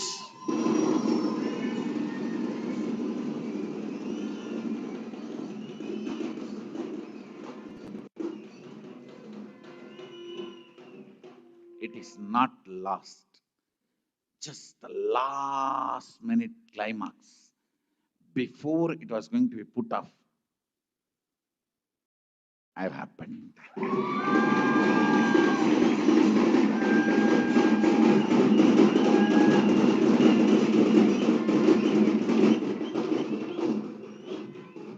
1979 would have been late. 1979 would have been late. If I had time, I would have sent only ambassadors. Because no time, I have to get up and come directly.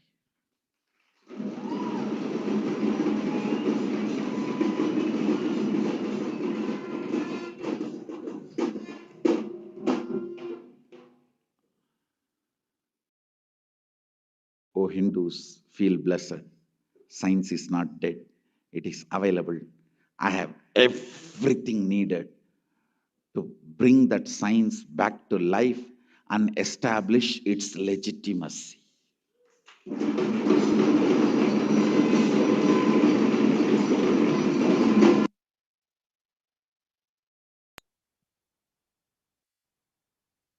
And the Avatar's advent on the planet Earth was to protect the world from this great cosmic deluge, to bring the new age, the Satya Yuga.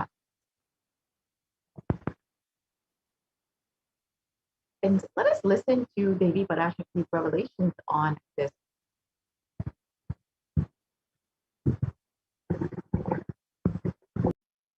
ஓம் ஓம் உலக மக்களே கேளுங்கள். கலி முற்றி கலி கழிந்து புதுயுகம் சத்தியயுகம் புறப்பட வேண்டிய காலம் வந்ததனால் வந்திருக்கின்றது இந்த பெரும் பிரளயம்.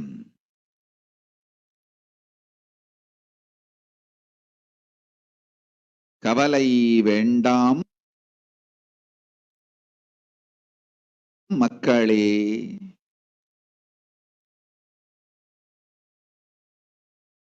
நித்யானந்தன் வடிவம் தாங்கி நாமே இங்கு வந்திருக்கின்றோம். நித்யயுகம் செய்வோம், நித்யயுகம் சத்யயுகமாய் மலரும் இங்கு. ஆனந்தமாக இருங்கள்.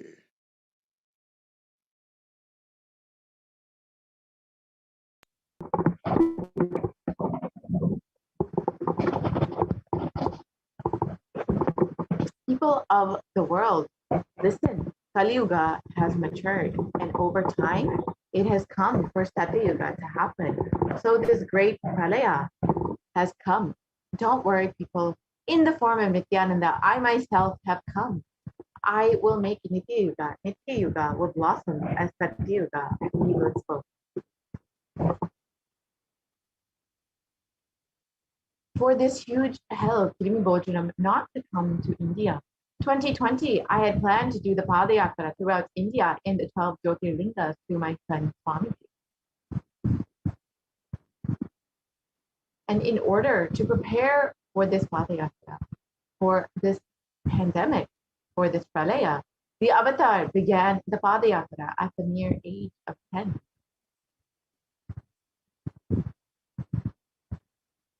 The Supreme Pontiff of Hinduism began enriching people one person at a time with the truth from the sacred scriptures and the secrets of higher living. And even at the age of 14 and 15, all of his classmates recall the yatra where the Supreme Pontiff of Hinduism led them all from Guriyatam, Tamil Nadu to Tirunamalai, his birthplace, and a huge pilgrimage site.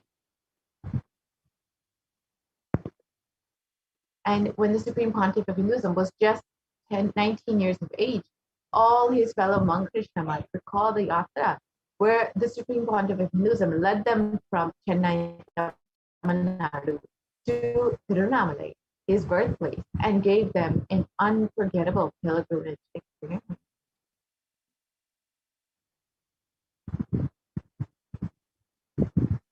And the Supreme Pontiff of Hinduism continued walking the length and breadth of India, reaching more and more people and preparing each one until the Supreme Pontiff of Hinduism founded the international mission, the Nithyananda Sangha, to revive Kailasa internationally on the 31st of December, 1999. And the Supreme Pontiff of Hinduism established the first Kailasa enlightenment ecosystem in Tiruchendur, Tamil Nadu, in South India, on the 14th of April 2001. Here you can see the photos of the Supreme Pontiff of Hinduism during the inauguration of the very first Kailasa enlightenment ecosystem.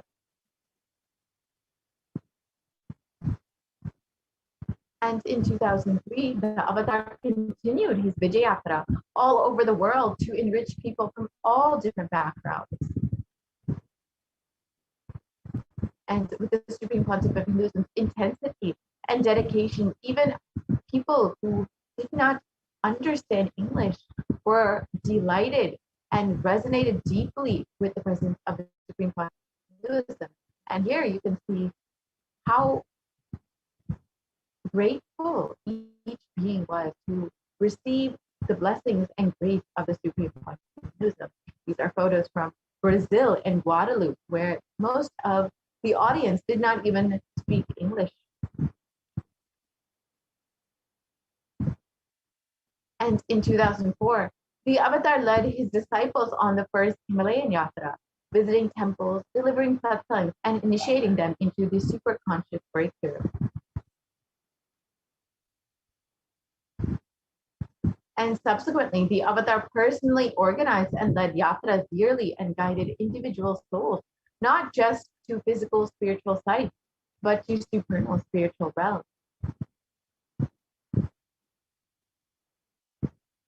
And in 2006, the Padayatras were taken to the next level with the Kodikan Padayatra, with crores participating and impacted by Nithyanandeshwara and Nithyanandeshwari, who traveled from city to people. And here's just a very small clip of the Kodikan Padayatra in 2006.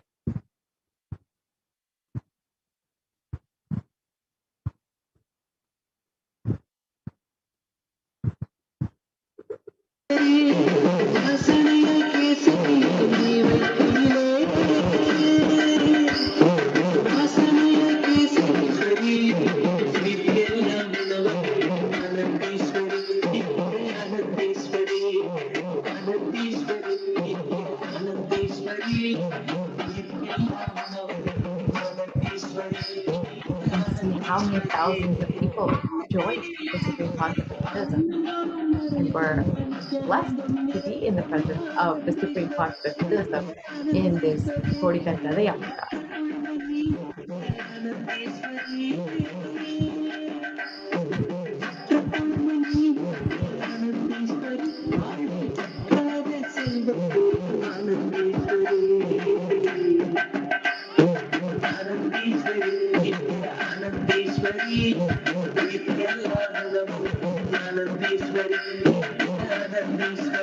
You can move to the next slide, please.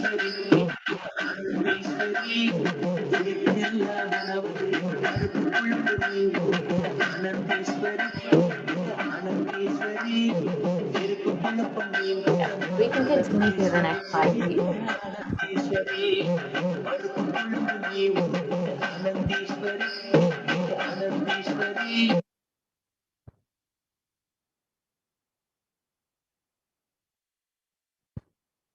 And the Kodikan Padayatra culminated with the consecration and inauguration of the Garbha Mandir, the Sanctum Sanctorum, in the Nithyanandeshwara Paramashivam and Nithyanandeshwari Parashakti, and the Swayambhulinga in Adi Kailasha in Bangalore, South India. Here you can see the Supreme Pontiff of Hinduism performing Abhishek for the Swayambhulinga. And the deities were energized.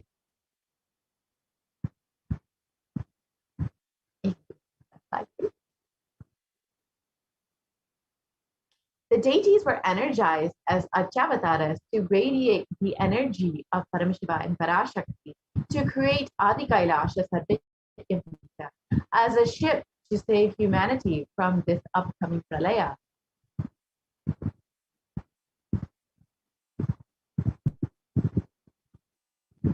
The Supreme Pontiff of Hinduism created innumerable spiritual energy centers in India as safe havens during the Great Deluge. Here are a few of those energy centers: Kailasa in Tiruchendur, the Adi Kailasha Sarvijna in Bangalore, and Kailasa in Hyderabad. And in 2008, the avatar created and energized the Nithyananda Vaidya with the Anandalingam, which would protect anyone who bathes in its water from this deadly COVID-19 disease. Here you can see the Supreme Pontiff of Hinduism performing Abhishek for the Anandalingam. नमो गिरिशाय विष्टाय च नमो मेढुष्टमाय च शुमते च नमो ह्रस्वाय च वामनाय च नमो बृहते च वर्षीयते च नमो वृद्धाय च संवृद्धने च नमो अग्र्याय च प्रथमाय च नमः आशवे च जिराय च नमः शीघ्रियाय च शीघ्राय च नमः ऊर्ण्याय च वस्वन्याय च नमः स्रोतस्याय च दीप्त्याय च नमो ज्येष्ठाय च कनिष्ठाय च नमः पूर्वजाय च परजाय च नमो मध्यमाय च पगल्भाय च नमो च गण्याय च बुद्ध्याय च नमस्तोभ्याय च प्रतिसर्याय च नमो याम्याय च क्षेम्याय च नमः उर्वर्याय च खल्याय च नमः श्लोक्याय च अवसान्याय च नमो वन्याय च कक्ष्याय च नमः श्रवाय च प्रतिश्रवाय च नमः आशुषेणाय च आशुरथाय च नमः शूराय च अवभिन्दते च नमो वर्मिणे च वरुथिने च नमो बिल्मिने च कवचिने च नमः श्रुताय च श्रुतसेनाय च नमो दुन्दुभ्याय च हनन्याय च नमो धृष्णवे च प्रवृषाय च नमो दूताय च प्रहिताय च नमो निषङ्गिने च बुद्धिमते च नमस्तीक्ष्णे च वेजायधिने च नमस्कार उधाय च सुधन्वने च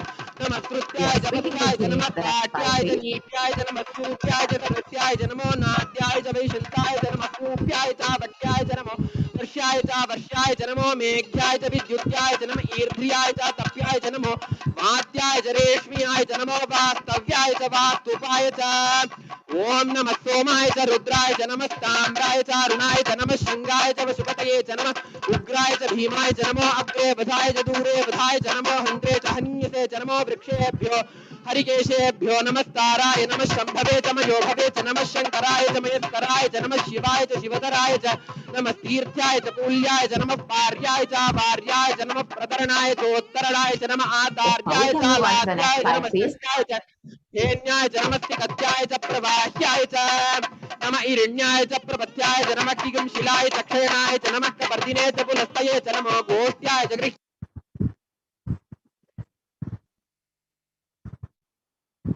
And in 2009, the Avatar held another Kodikan Radayatra and garnered international attention, creating a movement where lakhs of Hindus were once again re-embracing Hinduism.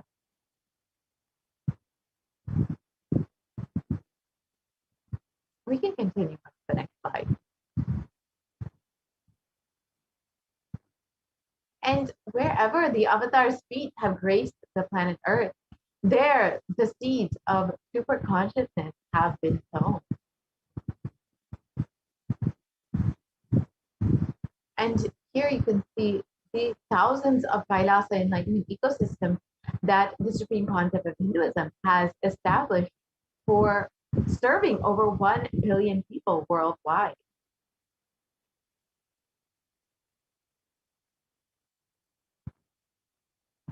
And here are just a few of the enlightenment ecosystems that the Supreme Pontiff of Hinduism has established. Kailasa in Erode in the Adi Nithyananda Paramashivam. Adi Kailasha Vidyapita in Bangalore, India. The Kailasa in Tiruvannamalai. The Kailasa in Columbus, Ohio. And more photos of Columbus, Ohio. The Kailasa in Los Angeles, California. The Kailasa in Los Angeles, California. Again, more photos.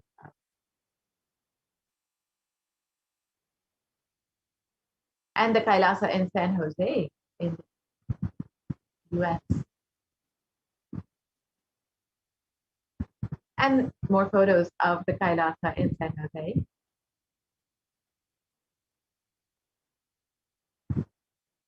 And the Kailasa in Seattle, Washington in 2008, when the Supreme Pontiff of Hinduism established this enlightenment ecosystem. And more photos of the Kailasa in Seattle. and the Kailasa in Houston, Texas.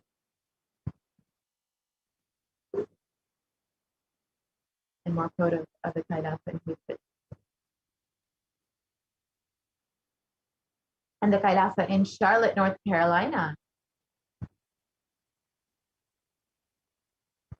And the Kailasa in New York.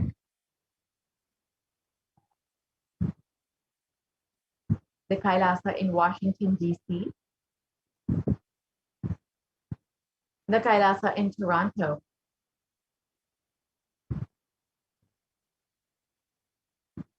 And more photos of the Kailasa in Toronto. And the Kailasa in Oklahoma City, established in 2007. Here you can see the photos of the Supreme Concept of Hinduism in the Kailasa of Oklahoma City. And the Kailasa in Phoenix, Arizona, again, established personally by the Supreme Concept of Hinduism. The Kailasa in St. Louis, Missouri, which was also established personally by the Supreme Concept of Hinduism itself. The Kailasa in Oman.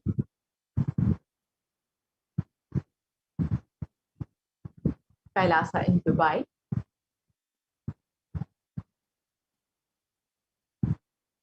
Kailasa in London, UK.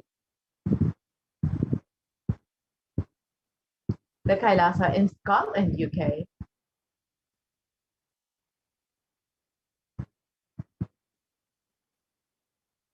The Kailasa in Netherlands. The Kailasa in Slovakia. The Kailasa in Belgium.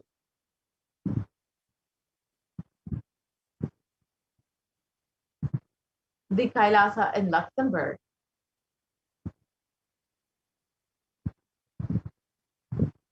The Kailasa in Austria. The Kailasa in Germany.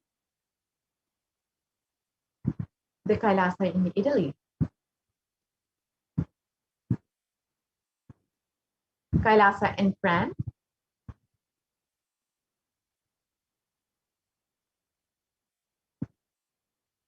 The Kailasa in Switzerland. The Kailasa in Mauritius. The Kailasa in South Africa. The Kailasa in Salem, which was established personally by the Supreme Concept of Hinduism in 2006. Here you can see the photos.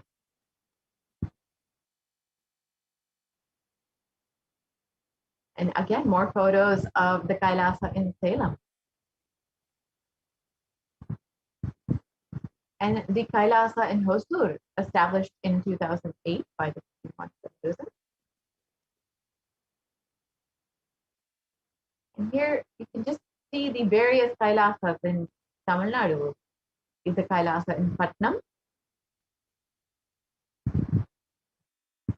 The Kailasa in Varanasi. The Kailasa in Rajapalayam, established in 2008, one of the important energy centers of Kailasa. And here you can see the photos of the Supreme Concept of Hinduism conducting programs and inaugurating the Kailasa. And the Kailasa in Hyderabad.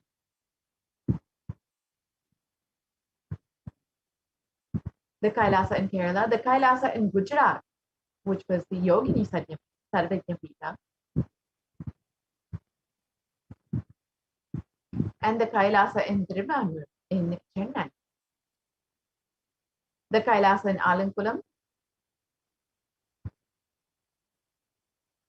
the Kailasa in Tambaram, Chennai, the Kailasa in Avadi, Chennai, the Kailasa again in Chennai, and Kailasa in Melbourne, Australia, the Kailasa in New Zealand, the Kailasa in Singapore, established in 2006 the Kailasa in Kuala Lumpur, Malaysia, established in 2008. The Kailasa in Guadeloupe, South America. And to ensure humanity survives this cosmic deluge, the Supreme Pontiff of Hinduism created the sovereign order of Kailasa with thousands of sannyasis with no discrimination against caste, creed, or religion. And the Supreme Pontiff of Hinduism initiated thousands into Nithyananda spiritual healing, who are still actively healing, and millions all over the world. And in over 2,500 satsang centers, Padaka mandirs, and home temples have operated as de facto spiritual embassies of Kailasa. And the avatar inspired millions to reclaim their Hindu-centric freedom. Thousands of Padayatras were conducted by the Hindu diaspora worldwide, honoring the hard work of the Supreme Pontiff of Hinduism and the revival of Kailasa, silently preparing each one for what was to come.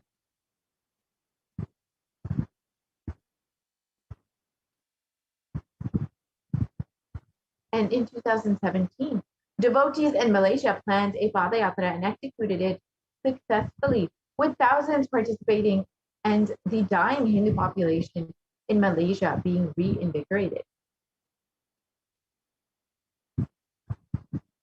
For every major festival, devotees from all over the world have been doing Padayatras out of their sincere devotion for the Supreme Pontiff.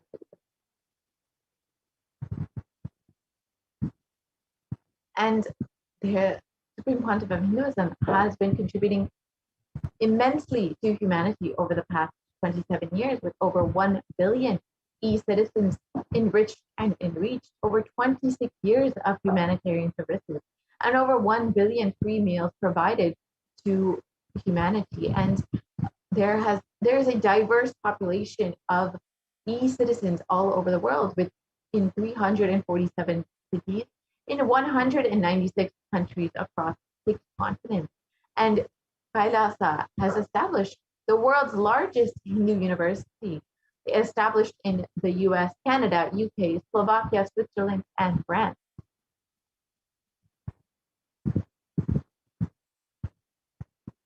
And the Kailasa has been enriching people through the digital nation with over 1 billion views. And you can connect with us on Twitter, Instagram, Facebook, YouTube, and many more platforms. And there are various websites you can visit to learn more about Kailasa, kailasa.org, nithyanandahinduuniversity.org, Kailasa TV, and Nithyananda TV. And of course, there is the Enlightenment app, which you can access on your phone and stay up to date with all current information.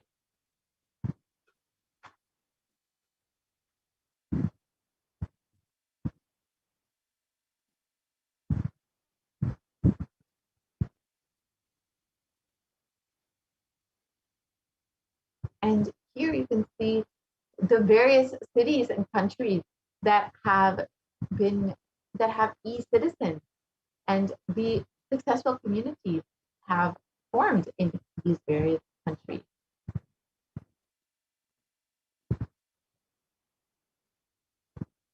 And global initiatives established by the Supreme Pontiff of Hinduism include holistic health, education, development of human potential, and much more. And sharing the practical applications of Hinduism, Sanatana Hindu Dharma, and its science of enlightenment, through which we have made many breakthroughs. And foreign aid has been provided for humanity through our Hindu diplomacy. We can move to the next slide, please.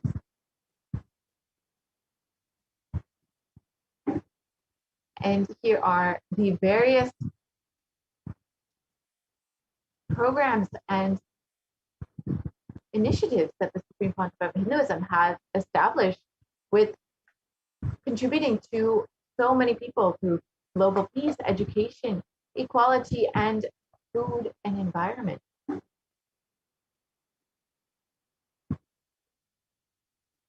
And free education has been offered in over 150 countries. And the Nithyananda Hindu University is the world's largest Hindu university.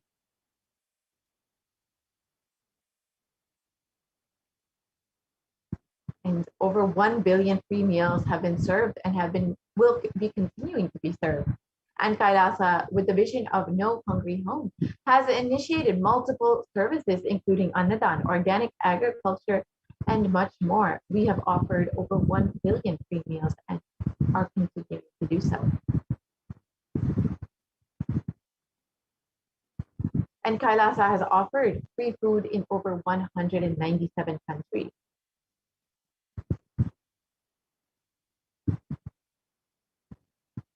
And 3.5 billion people do not have access to safe medical care, and Kailasa has made available free medical services for millions of people all over the world.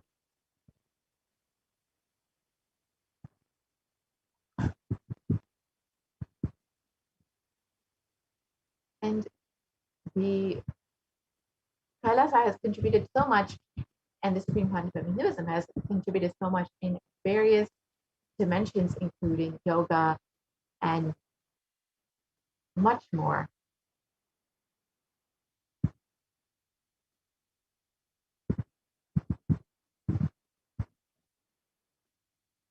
And Kailasa has initiated the revival of the most ancient sciences of Hinduism and has revived the science of temple and ritual.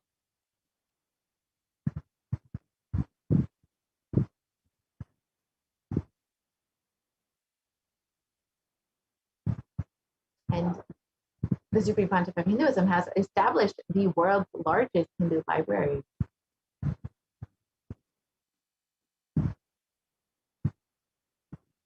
And with the Supreme Pontiff of Hinduism's sincere hard work in the past 26 years, inspiring millions of people, one person at a time, has prepared each one to stand and to protect humanity during this pralaya. And the Supreme Pontiff of Hinduism announced the plan to traverse across the entire country on foot from Kanyakumari to Kashmir and to re-energize the Jyotirlingas to protect India from this pralaya.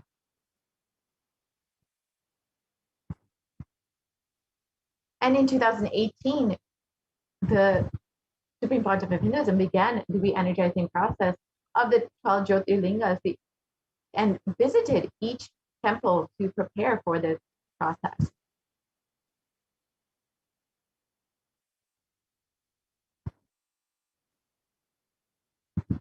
And while the Avatar was working hard to protect humanity from the great destruction, the anti-Hindu militant forces tried their best to halt the Avatar's mission and have been doing this since 2001.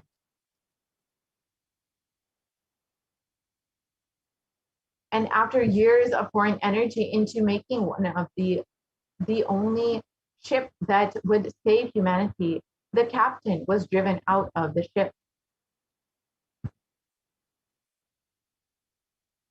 Militant anti-Hindu forces followed the Supreme Pontiff of Hinduism for 2 decades, instigating the deadliest and brutal attack against a single Hindu leader.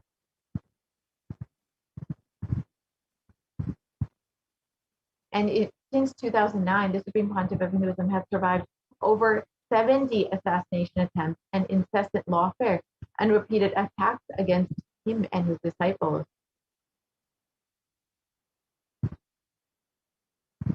With the media entirely owned by anti-Hindu nexus, the truth has never had a chance to come out.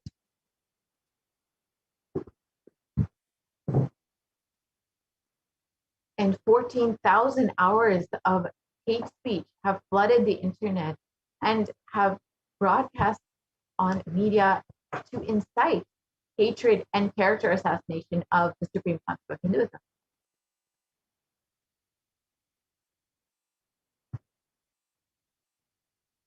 fabricated false cases have been filed against the Supreme Pontiff of Hinduism to merely justify the illegal arrest and to execute the state-sponsored attack to eliminate the Supreme Pontiff of Hinduism. And in 2018, the Avatar was forced to leave India after a nearly fatal assassination attempt.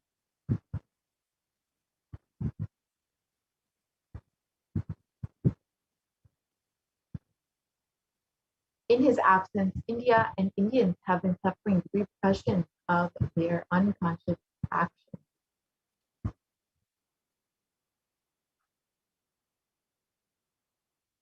And in the Puranic age, the whole kingdom of Ayodhya suffered with the economic meltdown, the death of cattle and crops, and the inconsolable depression when Lord Rama left for 14 years in exile.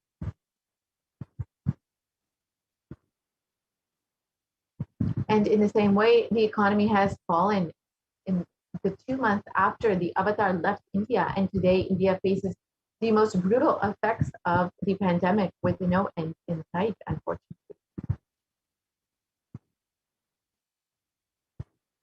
And despite being driven out of the country, the Supreme Pontiff of Hinduism continues to be the last hope for humanity by providing continuous services for humanity during this pandemic.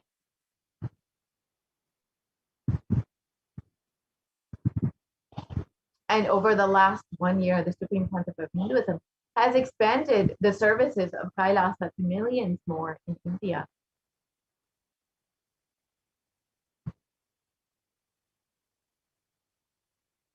And with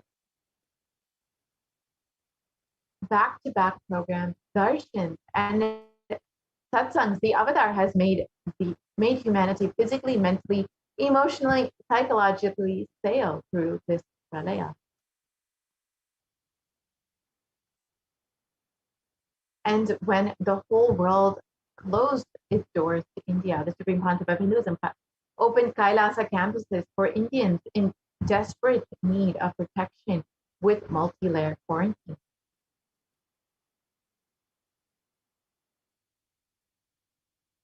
And here are some of the photos of these services and products provided to those who are in multi-layer quarantine.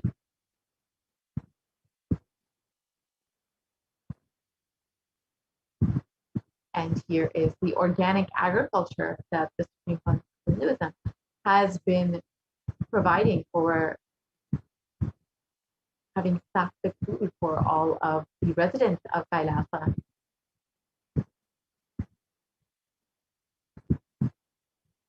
And here are more photos of the organic agriculture.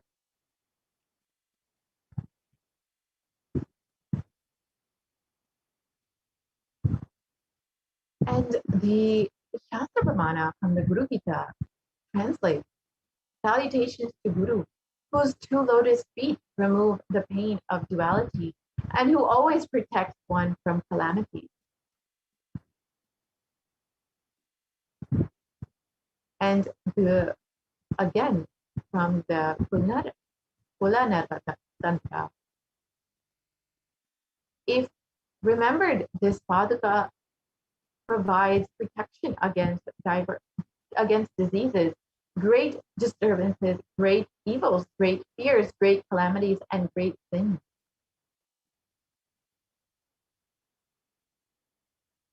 And there comes death in forsaking a mantra, poverty in forsaking the Guru, and out of a hell in forsaking both Guru and the mantra.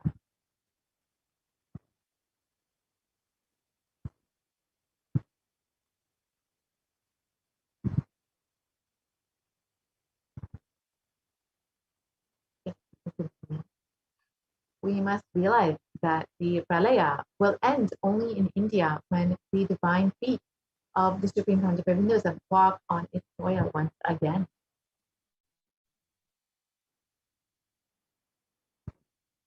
The decision makers must realize this.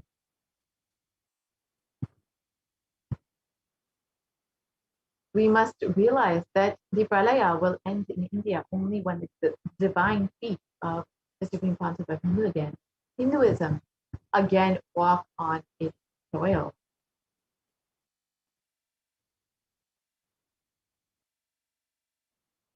The media should realize this.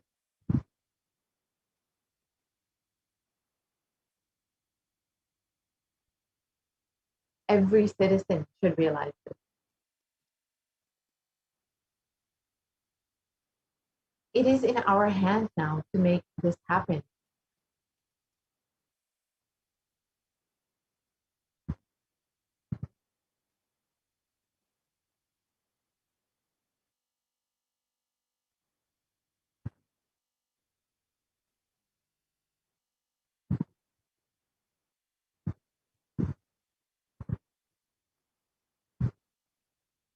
And we must realize again that the pralaya will end in India only when the divine feet of the Supreme Pontiff of Hinduism walk on its soil again. It is our decision now to make this happen. So with this, we will conclude this segment of the program, and we will be moving into the next segment where we will learn about some of the offerings that we can make to Devi Parashakti. We will be right back after a very quick break.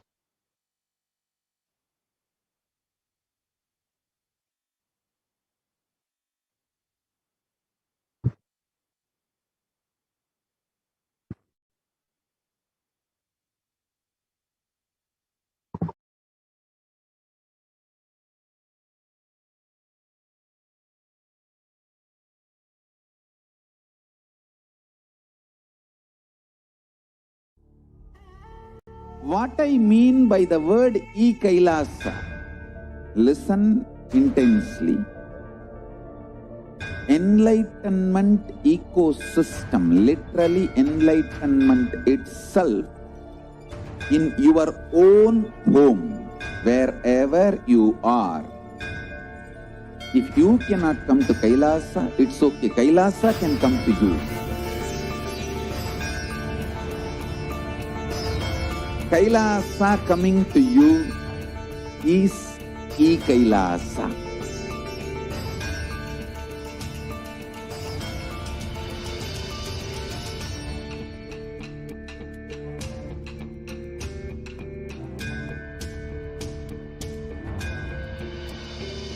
I will revive Hinduism. I am a Hindu revivalist, not by any revolution, but by evolution.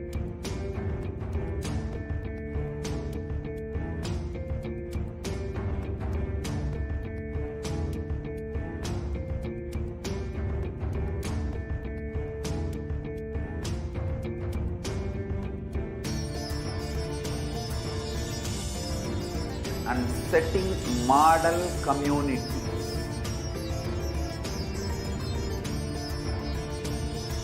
Kailasas, enlightenment ecosystems, Sarvanya Pitas all over the world.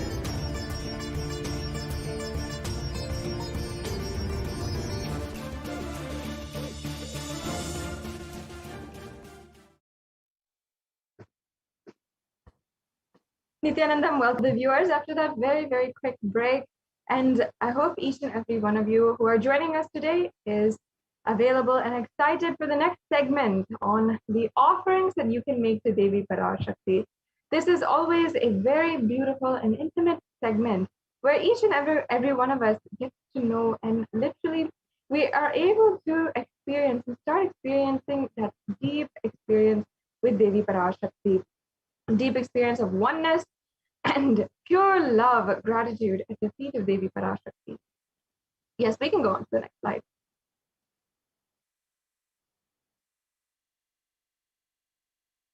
So, an offering in the Hindu tradition is very important, and many of you know that offerings are often given as ways that you can simply offer your gratitude and also invite the divine presence of God and goddesses into your life.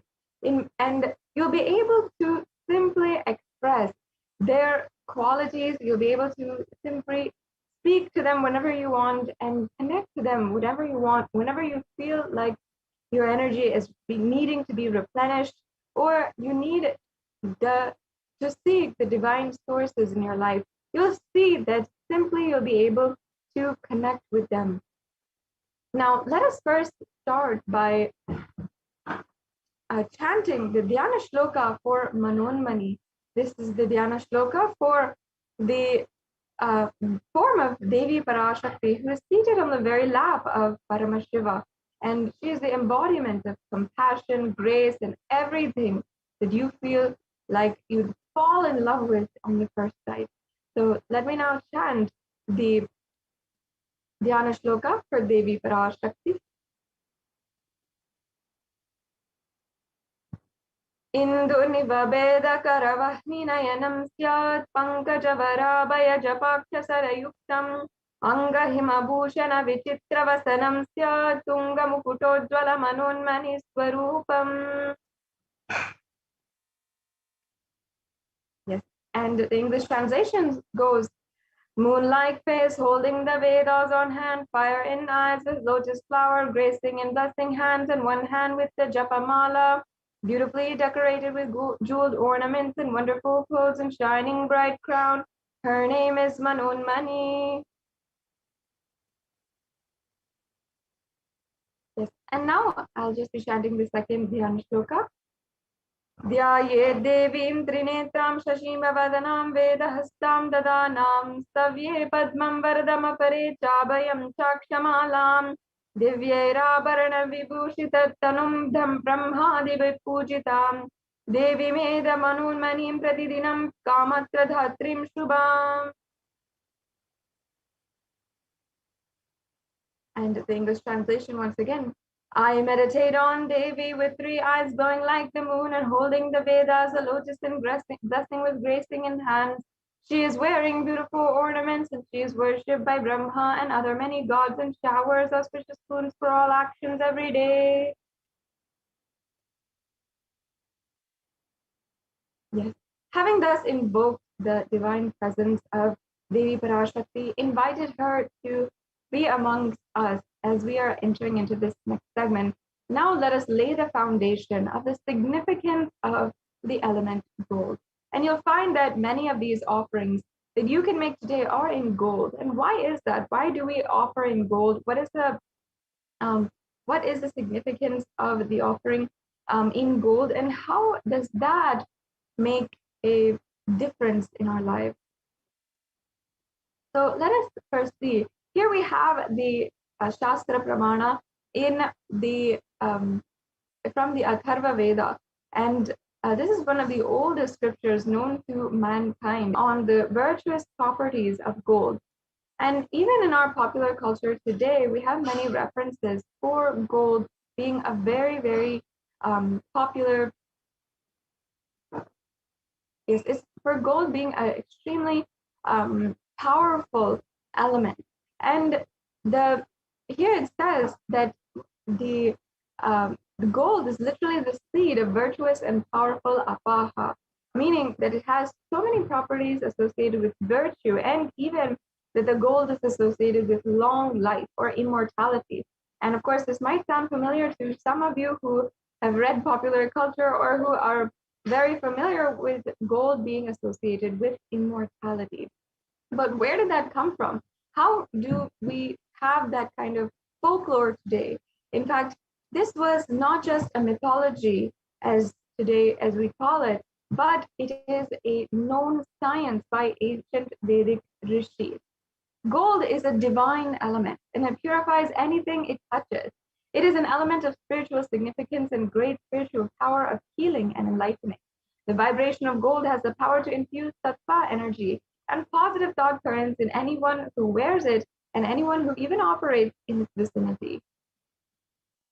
And that's why gold is present in all the scriptures, the Agamas, the Vedas, Shrutis, and it's more significant even. Each and every one of these Hindu scriptures is more significant, more substantiated, and based in evidence and and foolproof methodology for you to experience the ultimate, more so than any kind of popular culture, any kind of novel that we might read today, of course. And in all the Hindu scriptures, it is abundant that gold is the most auspicious and purest metal, which can purify the very being. In the Hindu civilization, everything was built in gold, exchanged in gold, and ritual fees were even offered in gold bricks. When one was to be saved from life-threatening illnesses, gold was offered as a ritual fee. Gold was in abundance and used for weighing equivalent amounts of commodities, including cows. And kingdoms were built with huge doors of gold. The streets would have huge columns and huge archways of gold, and even the horses, the cows, the elephants, and all the sentient beings were dressed and decorated in gold and worshipped for being embodiments of pure consciousness of Paramashiva themselves.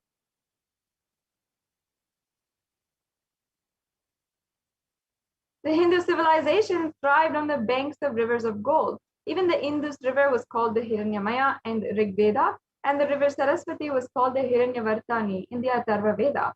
Gold is a supreme element for offering gifts to the ones you love and revere, and temples are constructed and paved in gold. Deities are made in gold and decked and adorned in gold because it preserves the enlightenment energy for thousands of years. It literally lasts forever. So now you know how today we understand from different folklore, mythology, from even popular culture, from different novels, we always are reading about the significance of gold and gold being associated with alchemy, even. But it was the Vedic rishis, the Hindu scientists, who understood gold as a spiritual and divine element and were able to make whatever we feel as a mythology today, or whatever we feel as superstition, as supernatural even, whatever we feel that as a reality. And they were able to do it with foolproof methodology, a way that literally is being revived by the Supreme Pontiff of Hinduism today. So many of these offerings are able to literally do that, are able to, with one touch, be able to simply make you into gold, immortal, and simply make you able to radiate the state, space, and powers of Paramashiva. And that is why we offer gold to the divine. Now let us enter into all of the different offerings that we have today. We have an array of different offerings, and you'll find that each and every one of you will be able to see any one of these offerings as a possibility for you. And it might be the Ihundi offering, which you can offer for any amount or any donation, or a more substantial offering, the Pratyaksha Pada Puja, or the other offerings that we have available for you today. And whatever it is, see how you can make it happen in your life, how this is a possibility for you. An offering is a way that until you are able to manifest your reality as you want it, we will manifest it for you. So don't feel that somehow it might be insufficient or somehow you might be incapable of making an offering today. You can somehow in some way make an offering and start being able to experience that Shaktini Bhada in your life today, the feeling connection, the oneness with Devi Parashakti. Now, the first offering we have here is the Ihundi offering. And now let me chant the first verse, and which we have today, which is from the Lalita Sahasranamam, verse number 42. Bhakti Priya Bhakti Gamya Bhakti Vashya Bhayapaha Shambhavi Sharadaradya Sharvani Sharmadayini. Devi is fond of true devotion and is realized through true devotion. She can be won over through true devotion, and she removes all fears.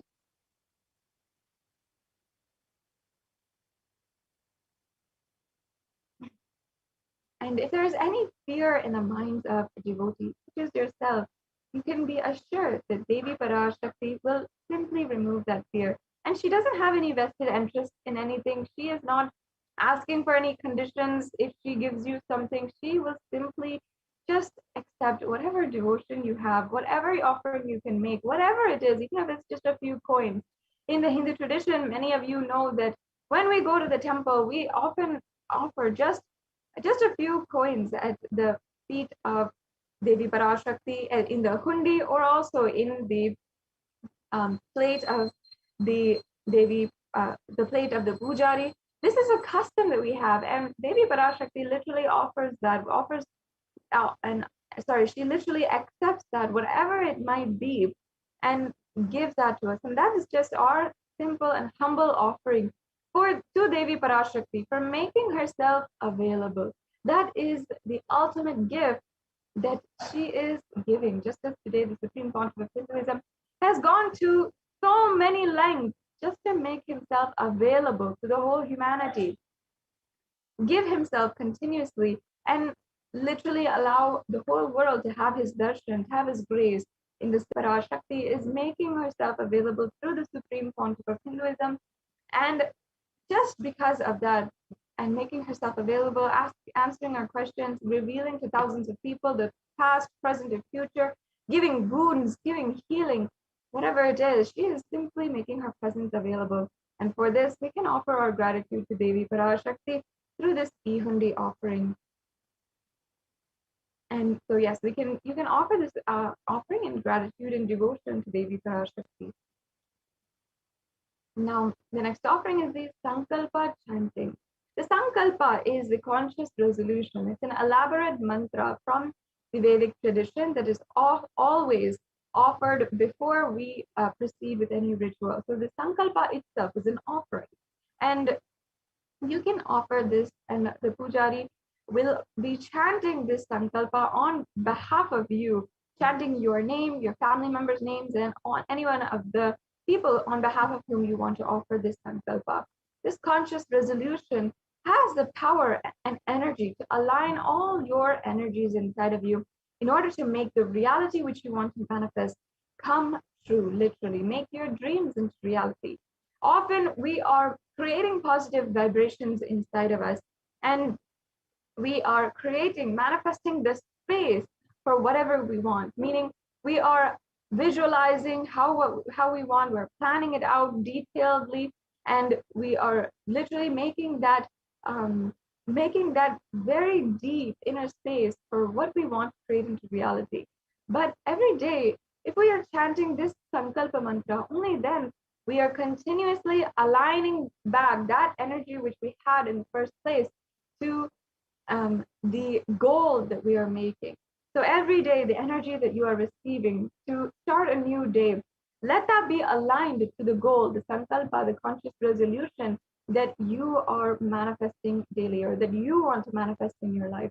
Just as the avatar, when coming down there every single day, manifesting the same purpose in order to conduct the very advent that they had on planet Earth, and in order to carry out the very purpose that they are going through every day in the same way. For the Sankalpa that we want to manifest, the conscious resolution, be it spiritually, for your physical health, your mental well-being, or if you want to literally manifest Kailasa, you want to manifest a relationship in your life, whatever it is, let you always continuously align back the energy that you received that day to the Sankalpa. That is what prayer is ultimately doing. And it is aligning you to the conscious resolution that you are making, and creating that positive vibration with the Sanskrit mantras inside of you. And another thing here, we have the Devi Mahatmyam, chapter 12, verse 34, where it says the goddess enchants this universe, and she herself gives birth to this universe. That goddess, being prayed without interest in anything, gives that knowledge that leads to salvation and gives wealth in the materialistic sense. So here we have the verse where it says that literally Devi Parashakti, she who manifested this whole universe itself, we pray to her and ask her to manifest the reality that we want in our lives. Ultimately, that is what is happening. Even if we are continuously working towards our goals, it is the divine manifesting for us our reality that we have to pay tribute to. And through this offering, we are continuously making that offering, giving that prayer to Devi Parashakti.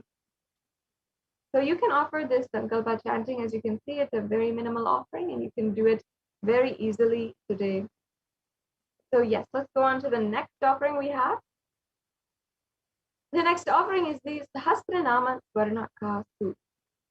And this is in ode and tribute to and reference in the Lalita Sahasranamam verse 731, where Devi Parashakti is referenced as Nama Parayana Prita, she who likes the repetition of her various names. This is the offering of the 1008 names of Devi Parashakti. And it's a very special and unique archana offered to the Mahameru of Devi Parashakti.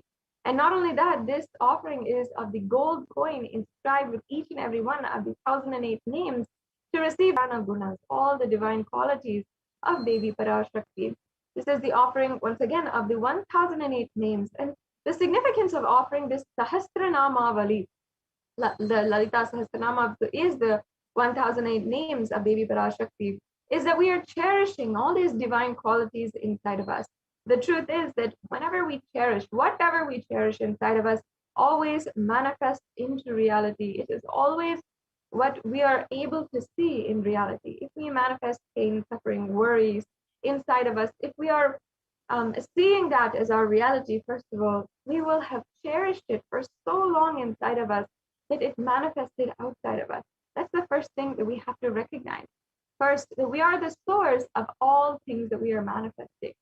In the same way, when we chant continuously and we are ruminating, soaking in that divine remembrance of Devi Parashakti, all her 1008 names and all of the Ananta Kalyana Gunas, all the infinite qualities of Devi Parashakti, then we are manifesting actively that being manifested into our reality.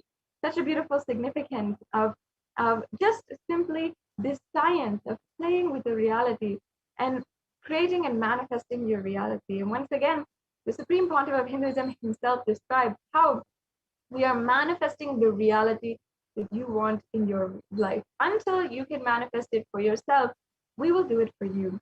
So let us do that through this Sahasranama Swarnakasu offering. As you can see, there's different levels of the offering, and you can submit the offering through the registration link provided. Let's go on to the next offerings that we have. The next offering is the Mukta Anguti, another very favorite, beautiful offering. It's the offering of the finger ring with a pearl. And this offering has so much of significance in Sanatana Hindu Dharma, and especially because it is the finger ring with a pearl. The pearl is a symbol of compassion. And there's a reference in the Meenakshi Pancharatnam. Meenakshi is the incarnation of Devi Parashakti, and she literally has manifested for each and every one of us and incarnated on planet Earth thousands of years back. So let me first chant the Meenakshi Pancharatnam verse number 1. Sorry, the second verse here. Muktaharanala Satkirita Ruchiram Purnendu Vaktra Prabham Shinjannu Puri Kinkini Manidharam Padma Prabhabasuram Sarvabhita Palapradam Girisutam Vani Rama Sevitam Meenakshim Pranatosmi Santatamaham Karunyavaram Nidhim. And the meaning here goes, I bow down to the goddess Meenakshi, whose crown has garlands of pearls and the face shining like a full moon, who wears the anklets that are studded with gemstones and has small bells, who is shining like the splendor of a lotus, who grants all the wishes, the daughter of the mountain, who is worshipped by goddess Vani and Rama. I remain ever bowing to the goddess Meenakshi, the ocean of compassion. So you can offer this Mukta Anguti to Devi Meenakshi, the embodiment of compassion. Devi Meenakshi is literally the one who incarnated into the form, the physical form, in order to create a breakthrough. And in fact, thousands of years back, when she incarnated, there was 56 different deshas in the whole of planet Earth. And Devi Meenakshi was, out of her compassion, creating a breakthrough by uniting all of these 56 deshas under one rule. How is that a breakthrough, you might ask? Until then, in human history, we had not even been under one rule. Everyone was isolated in different parts of the world and different countries, and all these tribes were living in isolated countries in different isolated areas. Through the Digvijayam, Devi Meenakshi united all of these kingdoms, and they all lived happily under the Pandyan rule, which was the enlightened civilization of that time. So out of her compassion, she literally created a breakthrough in her life and in the whole humanity itself. So just like that, you can create a breakthrough in your life with this offering of the Mukta Amriti. Let's now move on to the next offering. The next offering here is the Swarna Padma Pushpa, the golden lotus. In the Kamik Agama, there's a beautiful verse where it describes that all of the kalashas should be wound around with suitable thread and covered with new cloth. They should be adorned with a lotus flower made of gold. So as you can see in the worship of Paramashiva himself, which the Kamik Agama is dedicated to, the lotus flower is a very esteemed offering. And we can go on to the next slide. There are hundreds of scriptural references for the lotus, so many different uses of the lotus in the worship of Paramashiva. You will also be able to recognize that even in the arts and architecture, the yoga, in every single different aspect, even the science of consciousness through all the various different chakras that are represented by the lotus, there's so much of symbology in Sanatana Hindu Dharma for the lotus. You might ask, how is that? Why is that? In fact, just like gold being present in all the various present in so many different ways in Sanatana Hindu Dharma. And that is because lotus is considered as a divine flower. And just as the ancient rishis do so very often, whatever is considered divine, they distribute it to the whole humanity, the whole world itself, because we believe essentially that the whole world itself is divine. So the lotus flower is considered divine because of its quality of being able to radiate elegance, resilience, radiance, and beauty, even despite any kind of background it might be in, meaning it might be in polluted waters, it might be in the different types of waters, whatever it is, the lotus flower retains its qualities. And that is a very subtle quality of incarnations themselves and Devi Parashakti herself. So you can offer this Parana Padma Pushpa in order to have that beautiful quality and manifest that in your life throughout any adverse situation that you might be going through. This is a quality that should not be underestimated, because no matter what adverse situation we might go through, we can never guarantee how we react or how we retain our good qualities. So once again, you can offer this through the link provided, and we'll be going over how you can do that in the end of this segment. The next slide, please. The next offering is the golden toe ring. And in popular culture nowadays, the toe ring has become very fashionable, very popular, and everyone is wearing it. However, the Hindu tradition had the true significance and the true custom of how to wear this toe ring and what's the significance behind it. In fact, the earliest references of the toe ring are from Sanatana Hindu Dharma. And you can even see here in the worship of Devi Parashakti, in the Divine Sutra, the Saundarya Lahari composed by Adi Shankaracharya, you can see here the verse where he is literally describing the glory of the toenails, just the toenails of Devi Parashakti. And that is why essentially we are adorning her toenails, Devi Parashakti's toenails.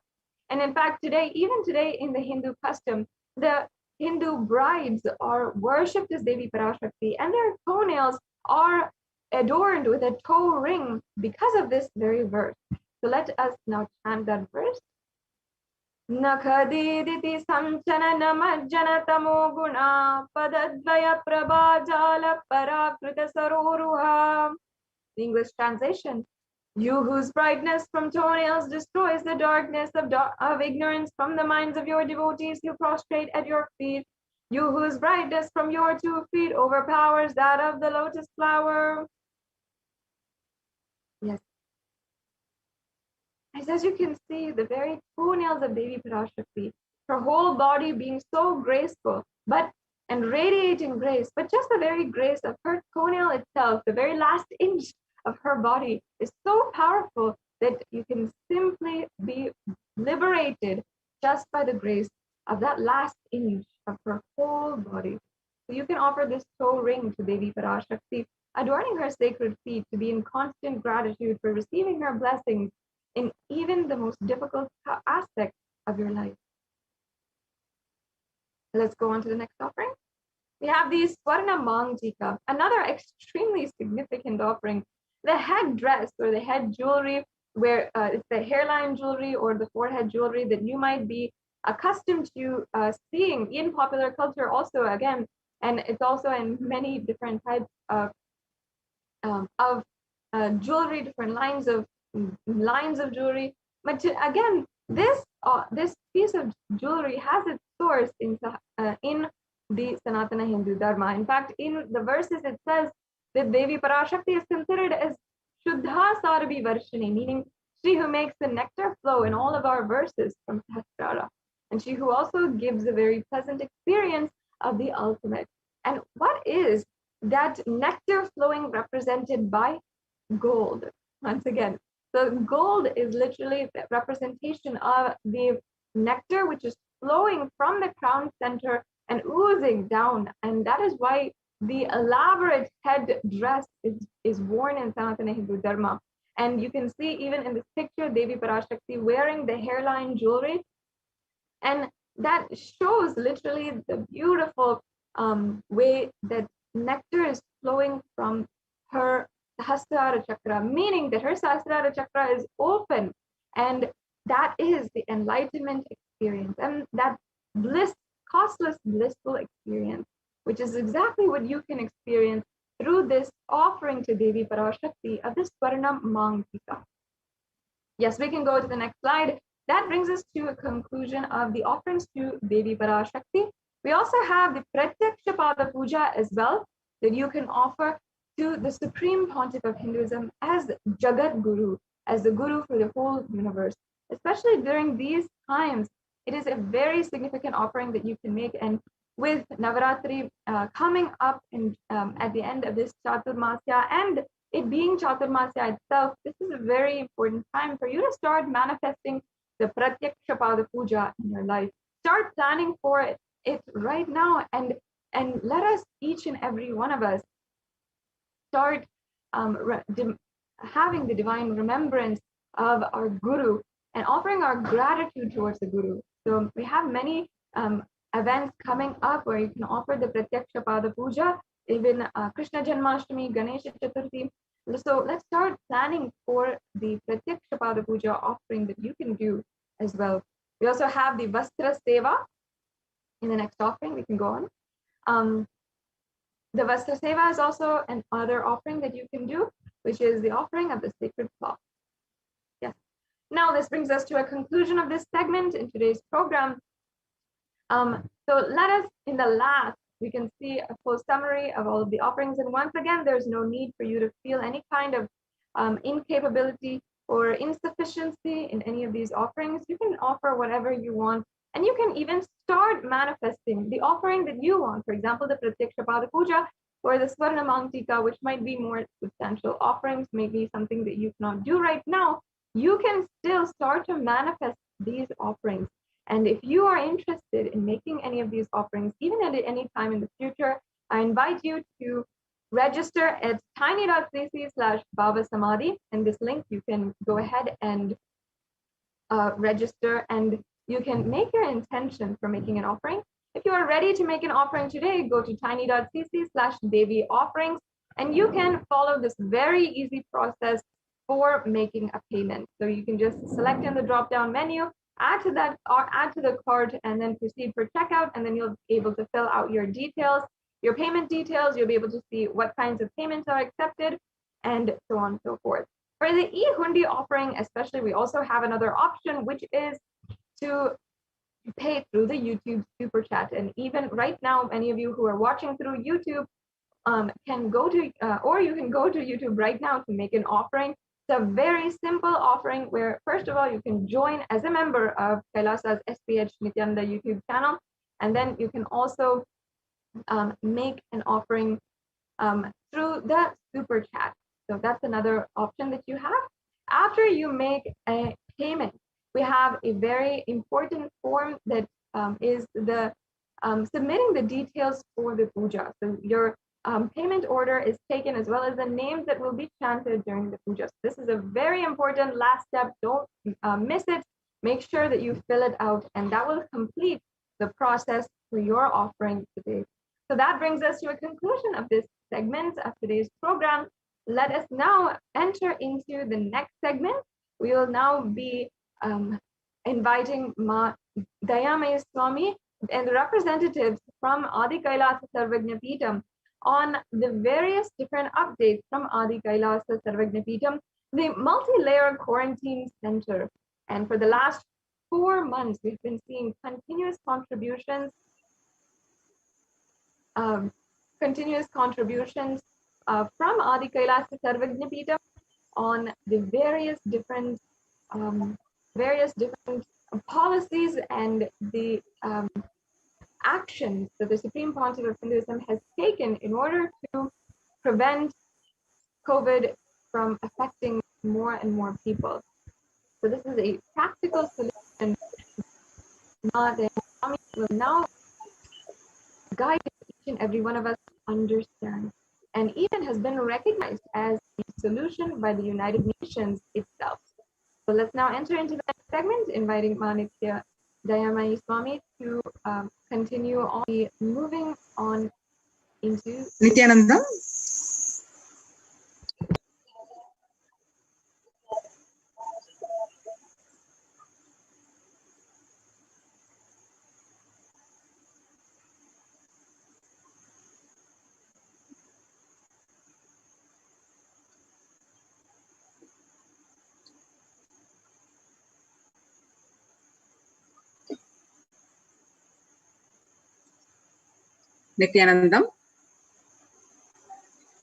Nithyanandam, everyone. Thank you, Masada Shrupriya. So, welcome back to this session of the Adi Kailasa Shiv. So, in this segment, we are going to see Kailasa's multi-layered quarantine opportunity for India during COVID-19 as a practical solution resulting in health, joy, and bliss. And all these efforts by the Supreme Pontiff of Hinduism have been recognized by the United Nations. So we are going to see that report in this segment. So with the blessings of the Supreme Pontiff of Hinduism, Jagat Guru Mahasanidhanam, His Divine Holiness Bhagwan Nithyananda Paramashivan's blessings, let's start with the Sadguru Vandanam. Nithyanandam Paramasugadam Kevalam Jnanamurtim Dvandvatitam Gagana Sadrusham Tatvamasyadilaksham Ekam Nityam Vimalamachalam Sarvadi Sakshi Bhutam Bhavatitam Triguna Rahitam Sadgurum Tam Namami. The Kailasa's Department of Enlightened Civilization present the segment. On 5th June, Devi Parashakti revealed about the mental health of the people, which is affecting across the world, across continents, which results in their anxiety levels and stress-related depression, especially in the young adults. And what Devi revealed and how the state of the world across the world reports and what Devi suggested to follow. And the Supreme Pontiff of Hinduism suggested, successfully implemented these in these Kailasa's de facto spiritual centers. Now let us see that. On 5th June 2021, Devi revealed only people dying in crores, financial and mental retardedness. You will also see minds getting collapsed. Freedom from all this suffering is the life of living enlightenment. First, prevent yourself from this deadly corona. O people, do the job of saving your life as a first priority. Listen properly, people. The only way to protect yourself from this overflowing cosmic pralaya and from the demonic people who search for destruction for themselves and for others because of pralaya go to Adi Kailasa.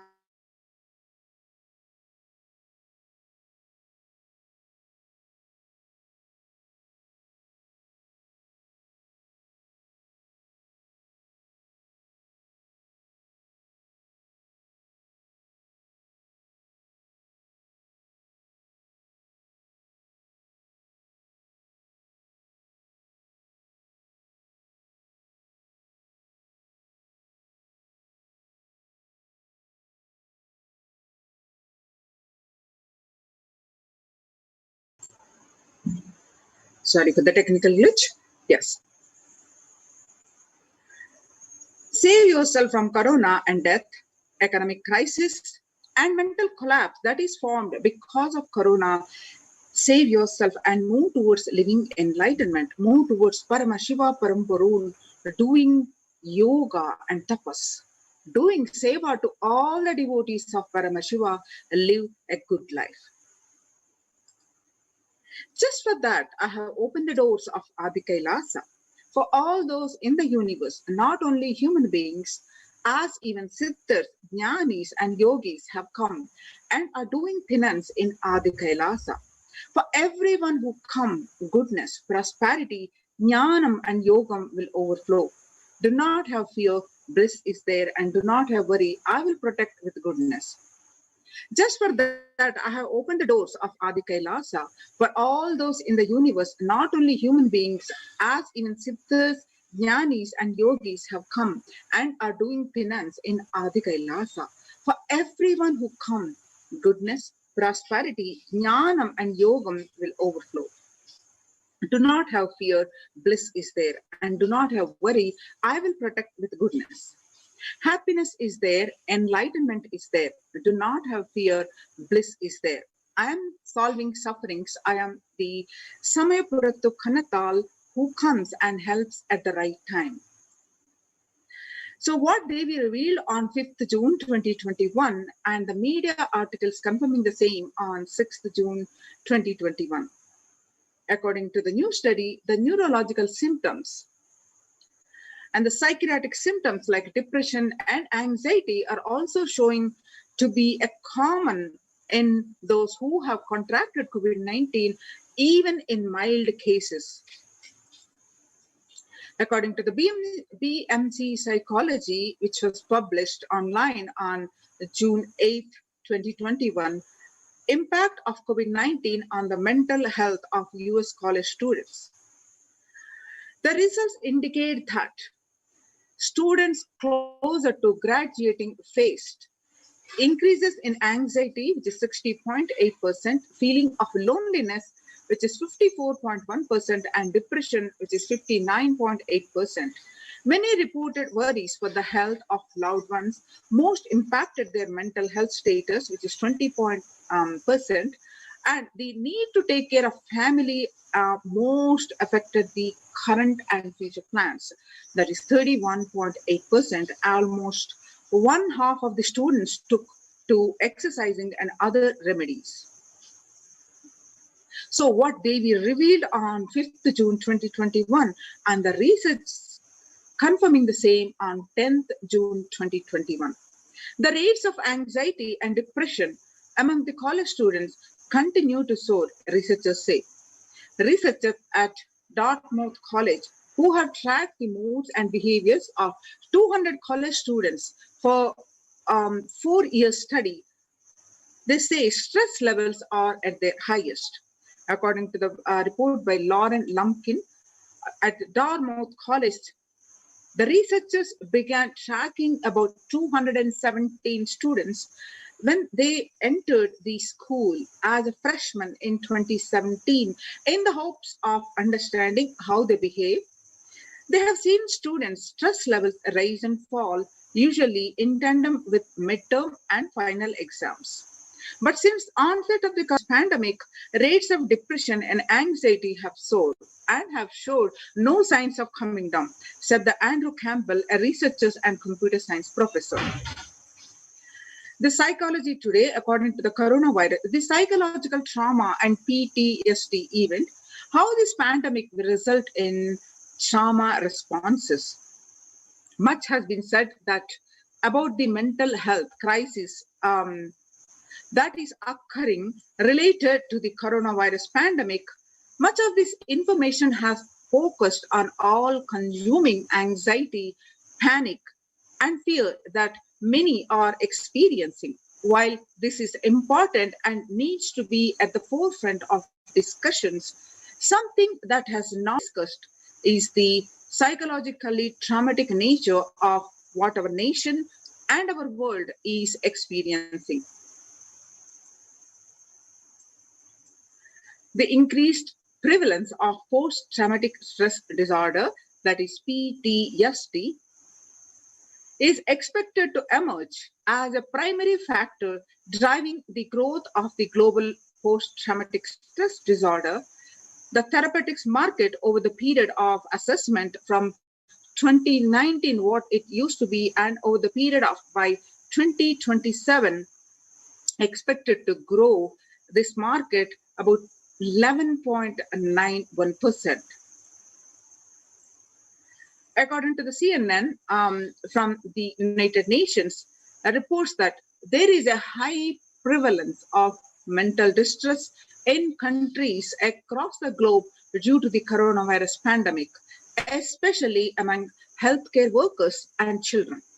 According to the United Nations and the World Health Organization, the impact of the pandemic on people's mental health is already extremely concerning. The World Health Organization Director General Tedros Adhanom released in a news release recently.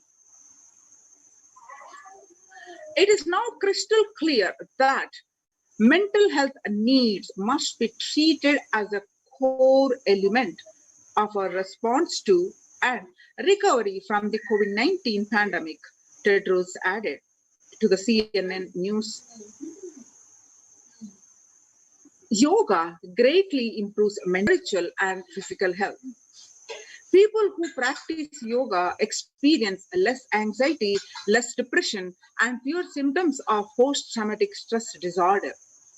Yoga also improves well-being, including the increased gratitude, relatedness, acceptance, centeredness, empowerment and self-esteem, compassion, self-awareness, and hope.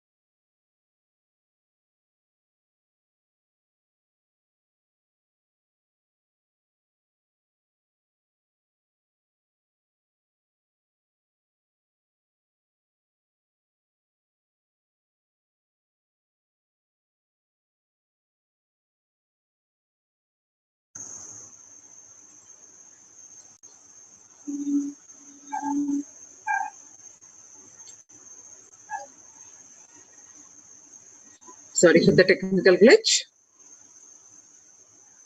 We are all equipped with the innate coping strategies for responding to stress, but sometimes our stress response can become out of balance.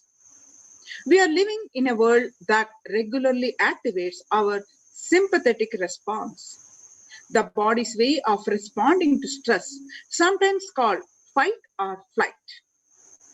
That is balanced by our parasympathetic response, that is, helps us to rest and relax. Yoga can help us bring our parasympathetic response back online and allows us to find balance.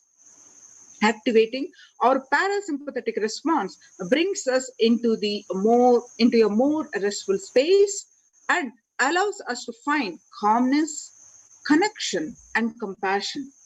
The deep, mindful breathing of yoga and meditation stimulates the vagus nerve, which activates the parasympathetic nervous system and supports self-regulation and stress management. Yoga can be a valuable tool for self-care, especially in challenging times. Yoga is now being used as an empirically based treatment, often in combination with other interventions, with benefits for both physical and mental health. Many clinicians are recommending yoga as it may help support the effectiveness of the traditional treatment approaches. According to the Psychology Today, when we actively choose a tool of self-care, we better equip ourselves to survive and seek resilience in different circumstances. While it is but one, yoga offers the potential for connection and well-being, even in these challenging times.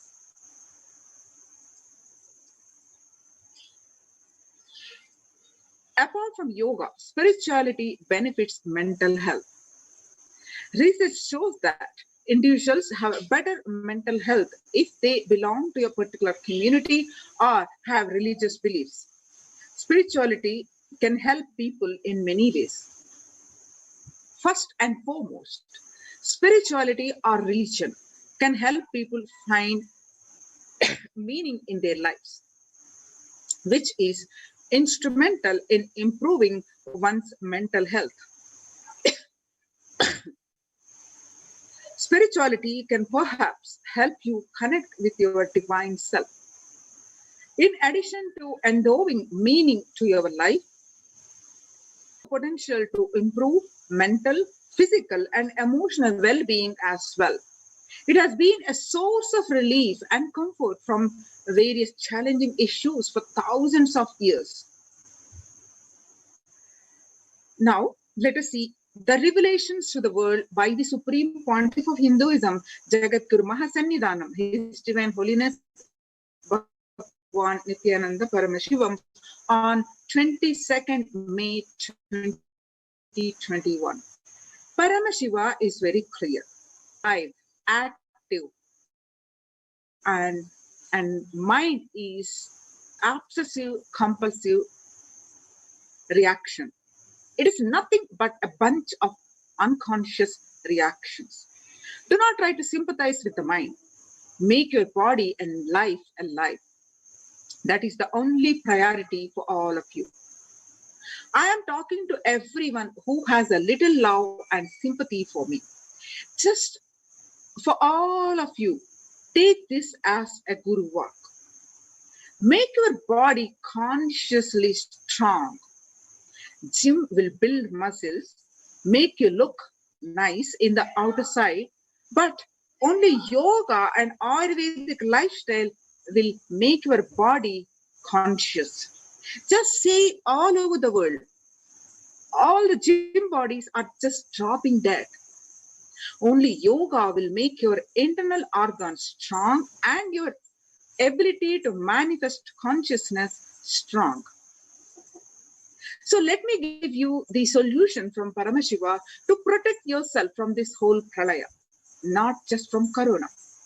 The amount of depression, the mental suffering, the way the whole world is suffering, the kind of poverty happening, people losing job, income, having insecurity, comforts being lost, so much. Just make life extremely strong. 3 years back, I said, keep yourself alive for next 3 years. I have enough evidence that 3 years back, I trained the whole Kailasa, the devotees in their own homes. The Kailasa-vasis inside the Sangha, physically, mentally, psychologically, or consciously, for quarantine lifestyle. For being active without getting mentally broken by being in one place. Doing intense yoga, making the body and internal organs strong, taking bay leaf, neem juice, tulasi, haritaki, trifala churna, Ayurvedic lifestyle of less food and more energy, more activism. I only told it is for an important reason. Please wake up. Quarantine yourself, build your body, don't bother about your business or any other profit, anything else. This year, if you are alive, that is the greatest profit.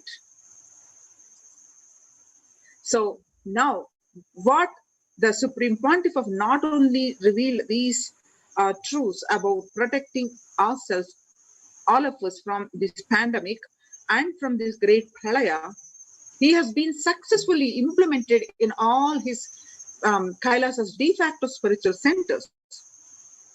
And his efforts has been recognized by the United Nations. The United Nations recognizes Kailasa's report on COVID-19 and multilateralism. You can see the Supreme Pontiff of Hinduism's Facebook profile, Facebook page.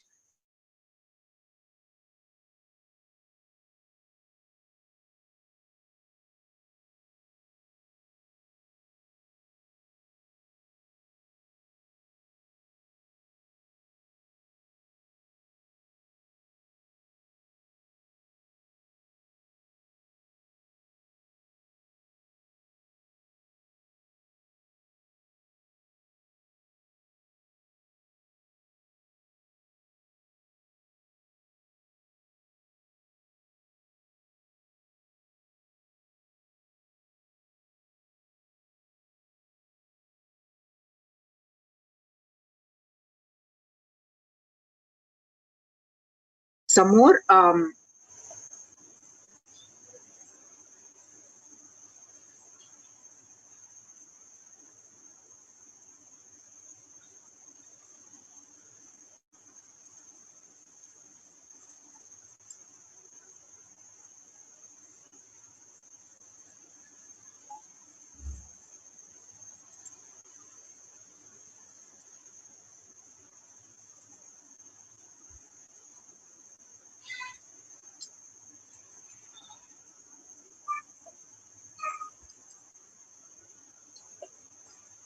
Yes. Now, let us see the report published by the United Nations. On their website, www.ohchr.org, the globalization of disease has led the world to be only as resilient as the least resilient country and person, especially for highly contagious COVID-19, which has spread with scale and severity not seen since Spanish flu. The variants of the virus, such as the Delta, Delta plus, Epsilon, Gamma, continue to threaten even those vaccinated. Secondary diseases such as black fungus are targeting COVID patients and killing almost 1 in 2 persons in such cases.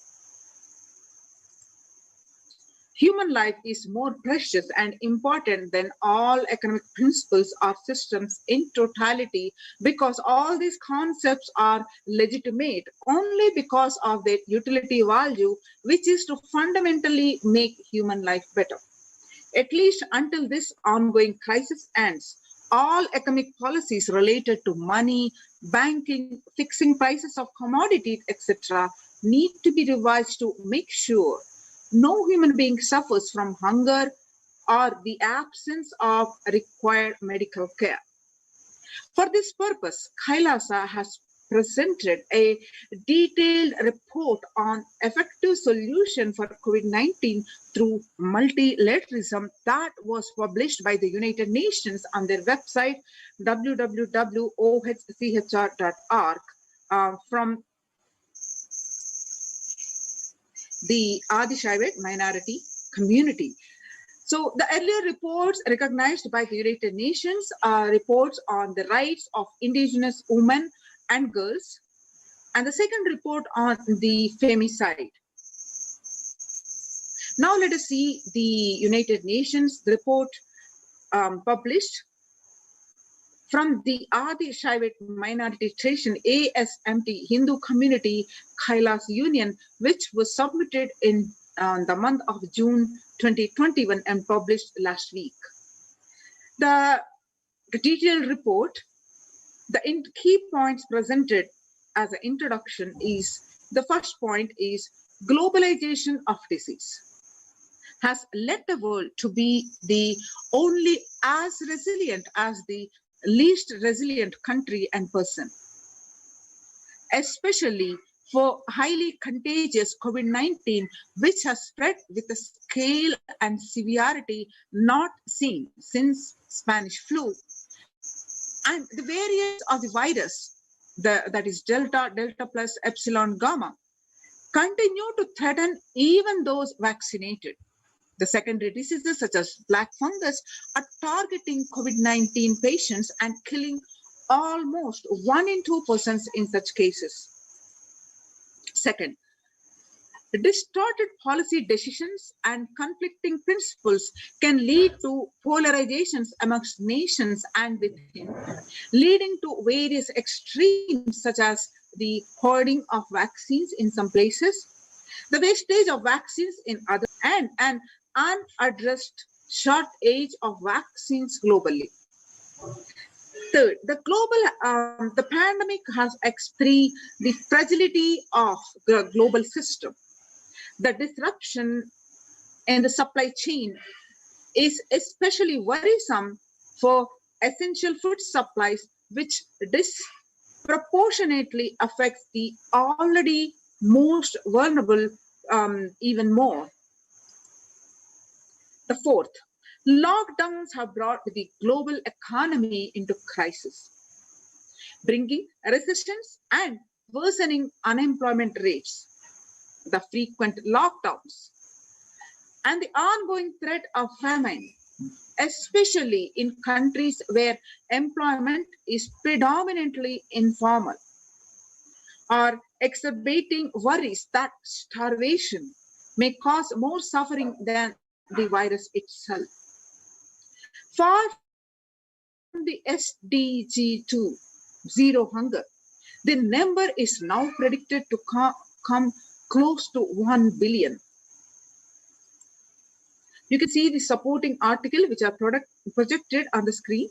You can also see them, all these links you can read by these from the Supreme Pontiff of Hinduism's Facebook page, and click on those links and read all the supporting documentation and articles by yourself as part of the report. Now, let us see the solutions which were presented and published and highly appreciated by the United Nations. First, human life is more precious and important than all economic principles, because all these concepts are legitimate only because of their utility value, which is so fundamentally make human life better. At least until this ongoing crisis ends, all economic policies related to money, banking, fixing prices of commodities, etc., need to be revised to make sure no human being suffers from hunger or the absence of required medical care. Next, as per Hindu principles, the world, including the economy, evolves through 5 phases. First, the creation or growth. Second, sustenance or stagnation. Third, recession or revitalization. Fourth, reinvention. Fifth is breakthrough. As per Hinduism, conventional economic growth is observed when the past practices are applied diligently. However, during times of crisis, lead us to the 4th and 5th phases, wherein the need to reinvent and deliver a breakthrough becomes both a survival need and an opportunity to surpass any means and measures of conventional economic growth. According to the Keynesians, increased public expenditure during the Great Depression of 1929 improved the economy. However, the government never completely gave up trying to balance the budget, which resulted in it never spending enough to bring the economy out of recession until the Second World War.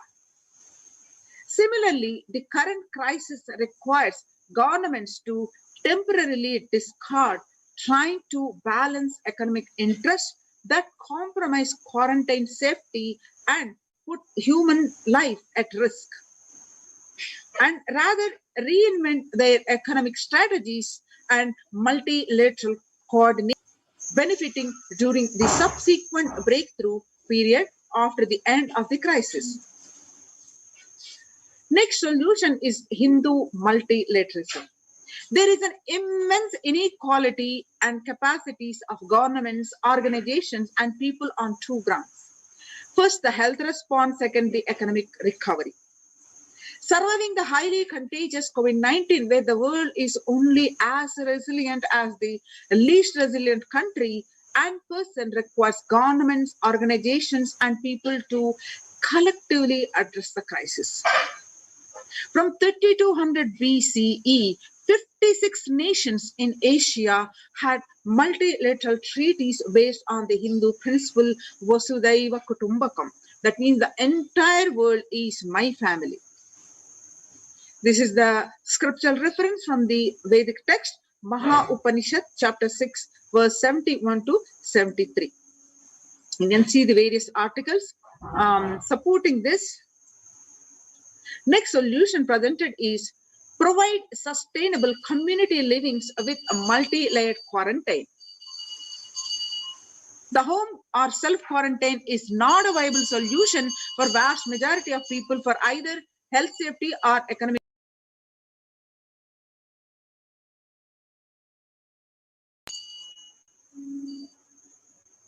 In Assam,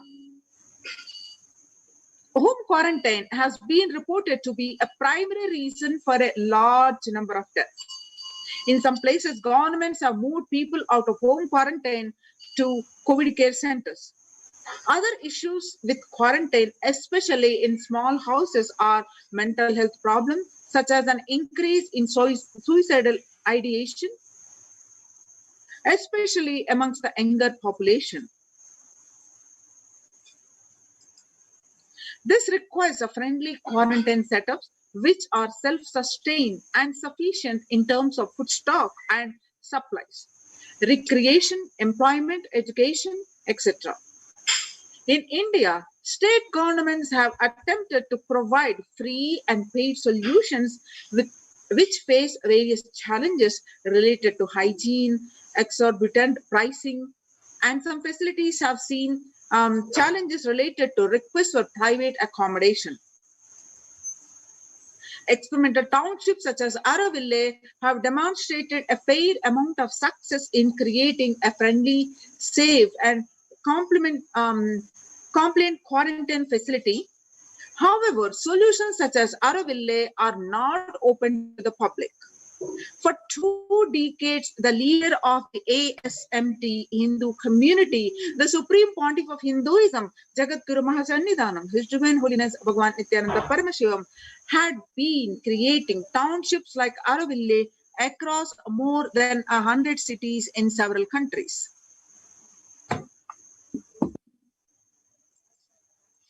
Most of these townships are such as the ASMT Monastery, India, Bangalore, have been open to offer multi-layered quarantine as a free public service with free food, accommodation, free internet to work from home, that is monastery.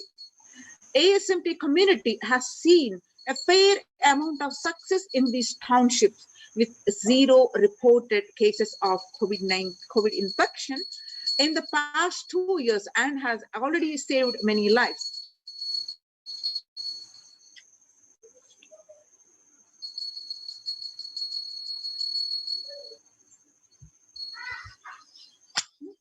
The Supreme Pontiff of Hinduism, Nithyananda Paramashivam, has urged citizens worldwide, especially from regions severely affected by the pandemic, to protect themselves as the topmost priority to avail these free quarantine facilities that the community has created, especially as home quarantine has failed for many and is known to be a primary reason for a large number of deaths in many scenarios.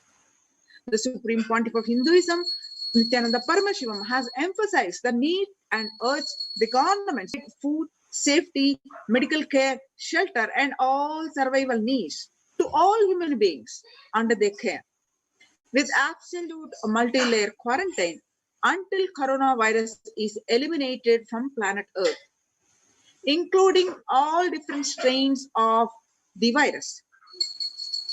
Now you can see the supporting articles here, which are part of the report. The next solution presented are educate citizens on individual pandemic. Unlike previous pandemics, the current era provides active, real-time and visual information about fatalities. Underreporting of this data may give false hope and make people reckless.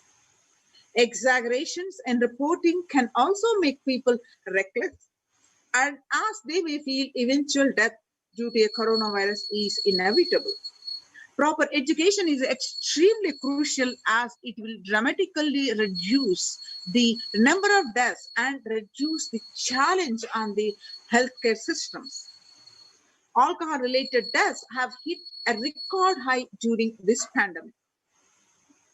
And long post-lockdown liquor lines are some extremely worrisome issues regarding which people need to be educated. As a top priority, people need to be given confidence in their life and security about their future for them to stop behaving recklessly or fall into depression and commit suicide. Leveraging best of different academic systems based on charity, barter, and money. Ancient Hindu economic treatise by Paramashiva, the primordial Hindu divinity, describe three kinds of economic systems and their principles for things that do not perish by sharing, such as education and knowledge. Paramashiva recommends that no fee be charged. For survival needs such as food and healthcare, barter and charity are recommended. Third, for all other infrastructure, development works, services, and commodities, gold and conventional currency-based transactions are allowed. These systems are still in practice in the modern day, but grossly overlooked and not sufficiently studied with their close relation to mainstream economics. The World Health Organization and GISAID provided early access to data regarding the virus. There is an example of an open knowledge-based economic policy where critical data about the virus was not monetized. Similarly, South Korea helped USA access masks and testing kits. And there was a hope that the reciprocal arrangement in terms of vaccines, which is like a barter-based model allowed in food and healthcare. Next solution presented was Hindu policies for food security. A highly effective concept for ensuring food security in ancient Hindu nations was that of food grain banks. These were prevalent until the 18th century. The elderly in the villages would start food grain banks, which with the seed capital of grains collected by fundraising. If any person met with a crisis such as a crop failure, the food grain banks would lend them grains in exchange for an interest, that is, compound interest were prohibited in grain banks. When the debtor was expected to return with the principal gain amount during the next harvest, the bank would expand its reserves of food grains based on interest earned and donations. At the time of severe crisis as famine, the entire village would be able to withdraw these grains. And if required, all such grain loans would be written off on humanitarian grounds. In Hindu temples, food is shared for free as a policy. This was the case in both ancient times and in the modern times. For 27 years, every month, Hindu ASMT community has served more than 3 million free organic meals in religious gatherings to everyone without discrimination, and has served over 1 billion free meals in total. Such private and public efforts are crucial to ease the threats of starvation, which is estimated to hit 1 billion people worldwide. The next solution presented are monitor global health. The crisis requires governments to take aggressive, proactive measures to monitoring health. The smartphone applications have been used by the governments that are based on health color code systems that categorize individuals into 3 color groups based on their health status and travel history, and then determine whether they need to be quarantined. You can see the supporting articles that are as part of the articles are projected here on the screen. Now, though there were privacy-related concerns associated with these approaches, some of these measures, such as agile daily reporting systems for accounting of newly suspected, diagnosed, asymptomatic cases, number of deaths, and generating area-wise statistics, have played an important role in proactively responding to curb the spread of the disease, and are being considered for implementation by various countries. You can see the supporting documentation here.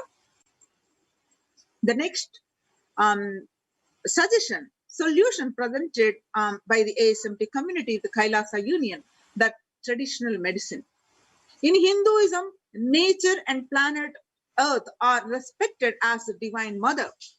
That Divine Mother energy is capable of providing us with all our survival needs, that are food, medicines, etc. Through traditional medicines such as TCM and Ayurveda are effective in addressing COVID-related issues. And a few years ago, a Nobel Prize was awarded for scientific work based on traditional medicine. The mainstream Western medicine has chosen to characterize Ayurveda as pseudoscience and TCM as unscientific. Such demeaning of traditional medicine systems have led nations to consider taking a defensive unilateral decisions to protect their interest. Outright rejection of traditional medicine is not wise, and such policies should be revisited, especially as these medicinal systems are time-tested and have kept people healthy for several generations. Kailas Union recommends governments worldwide provide solutions like Kailas's Hindu medicinal care, which includes complimentary free of charge services such as Ayurveda, yoga, Siddha, Western medicines, and multi-layered quarantine, for complementing their ongoing public health efforts. You can see the supporting documentation here.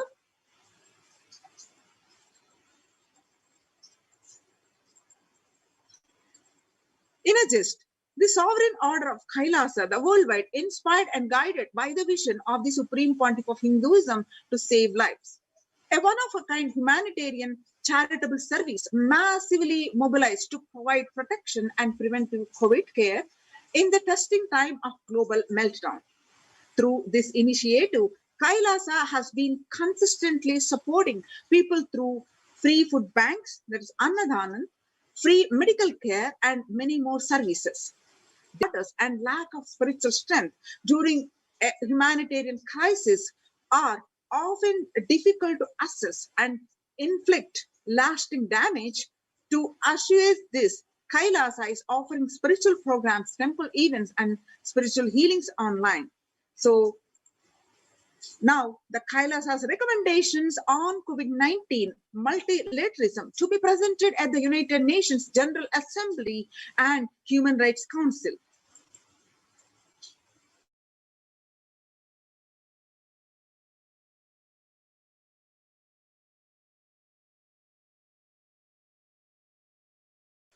Now with this, let's listen to after a very short break.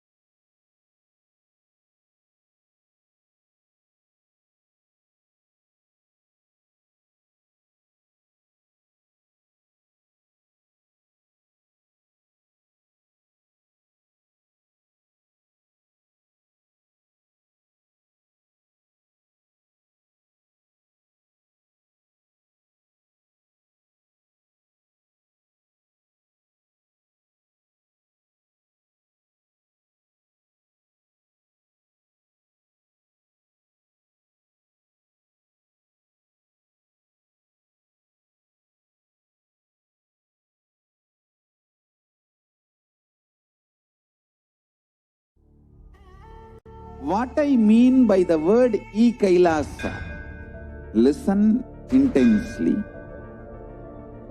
Enlightenment ecosystem, literally enlightenment itself, in your own home, wherever you are. If you cannot come to Kailasa, it's okay. Kailasa can come to you. Kailasa coming to you is e-Kailasa.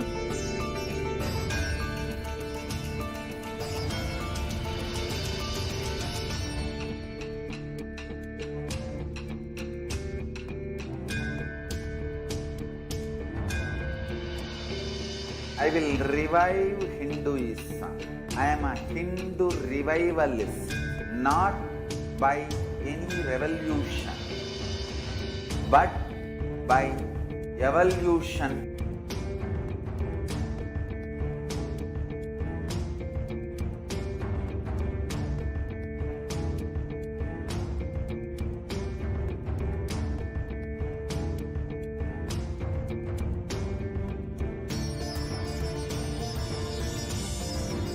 And setting model communities.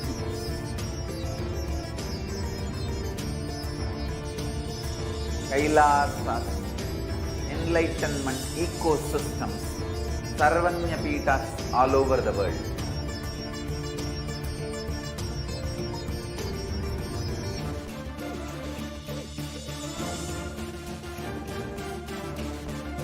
All powerful cognition, knowledge, only when you live, power manifestation and possibilities manifestation happens. It's a fundamental truth.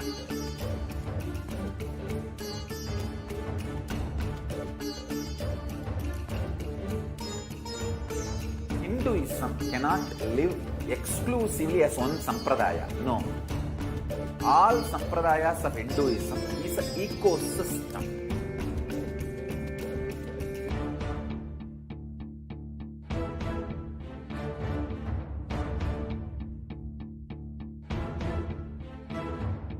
So don't keep quiet thinking that if one sampradaya is attacked, only that sampradaya is going to be affected. All of us are ecosystem.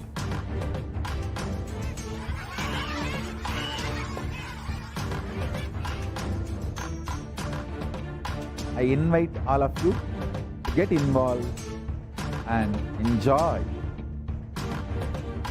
Hinduism by the principle of Dharmo Rakshati Rakshitaha. When you protect Dharma, Dharma protects you. We will make the whole planet flourish spiritually. The spiritual prosperity will happen to the whole planet. We all have to coexist together.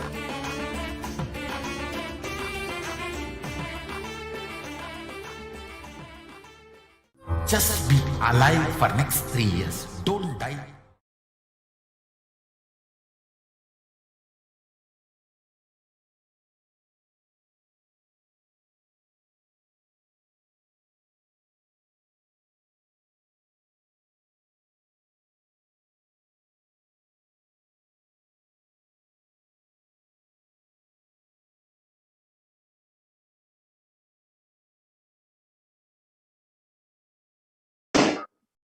Yes. Nithyanandam, everybody. We are here to share one of the momentous miracles that we all experienced in Adi Kailasa Nithyananda Paramashivam. Just yesterday, early in the morning, the COVID Care Protection Center participants have experienced one of the greatest miracles that they can ever expect in this shakedown. Time and again, Devi Parashakti has revealed in many of her readings, Devi Parashakti readings, that the Adi Kailasa Nithyananda Paramashivam is the Kshetra that was built by the hard work and the breathing space of the living incarnation of Paramashivoham, the Supreme Pontiff of Hinduism, Jagadguru Mahasanidhanam, His Divine Holiness Swamiji. And his presence is being felt, his grace has been felt and experienced by all the participants time and again, right from the time they've stepped into the campus through various miracles and healing experiences and so many cognitive shifts. And what we're going to share today is really something so huge what they've experienced. So with no further delay, I would like to request Sri Agni Ayya and Sri Avimukta Ayya to first share what they have seen, what they've experienced yesterday morning in Adi Kailas Nithyananda Paramashivam, before we get to the details of what this experience really translates to. So Nithyananda Ayya, I welcome Agni Ayya and Avimukta Ayya to the show today to share your experiences.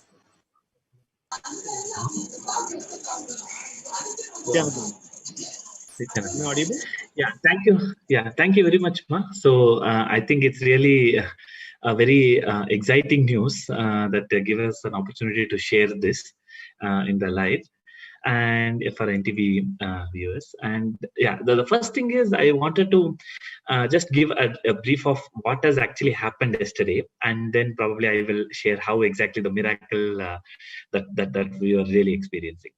So yesterday, what happened? There was some kind of a power. This one in the entire the other areas where in the Bididi section where the power was not available, and that has like almost like 4 or 5 villages nearby was also not there, and the Bididi also the power, the government of Karnataka, some related to some kind of a railway department has by mistakenly has done some cable or something, so the power was not there basically. So what happened was we were doing actually running especially to get the food, and also we were all doing a lot of different areas where in the welcome center there was a completely power was cut down. So it was happening yesterday evening, and while we were actually taking the we know that even though there is no power and there was the space in which we were there is like so powerful where we didn't feel that it was like a kind of a power failure or nothing like that. And even while waiting, and there was also heavy rains actually, and while we are actually taking the food, I think maybe Avimukta Ayya can also explain. So we literally saw Swamiji Darshan. Actually, when Avimukta Ayya took a picture, and we can see Swamiji standing right in front of the welcome center where his Paduka was there. And that was actually a kind of a big joy. I would say it was kind of maybe I can share that screen, and then maybe Avimukta Ayya would like to add some more details probably. Yeah. So you can see here.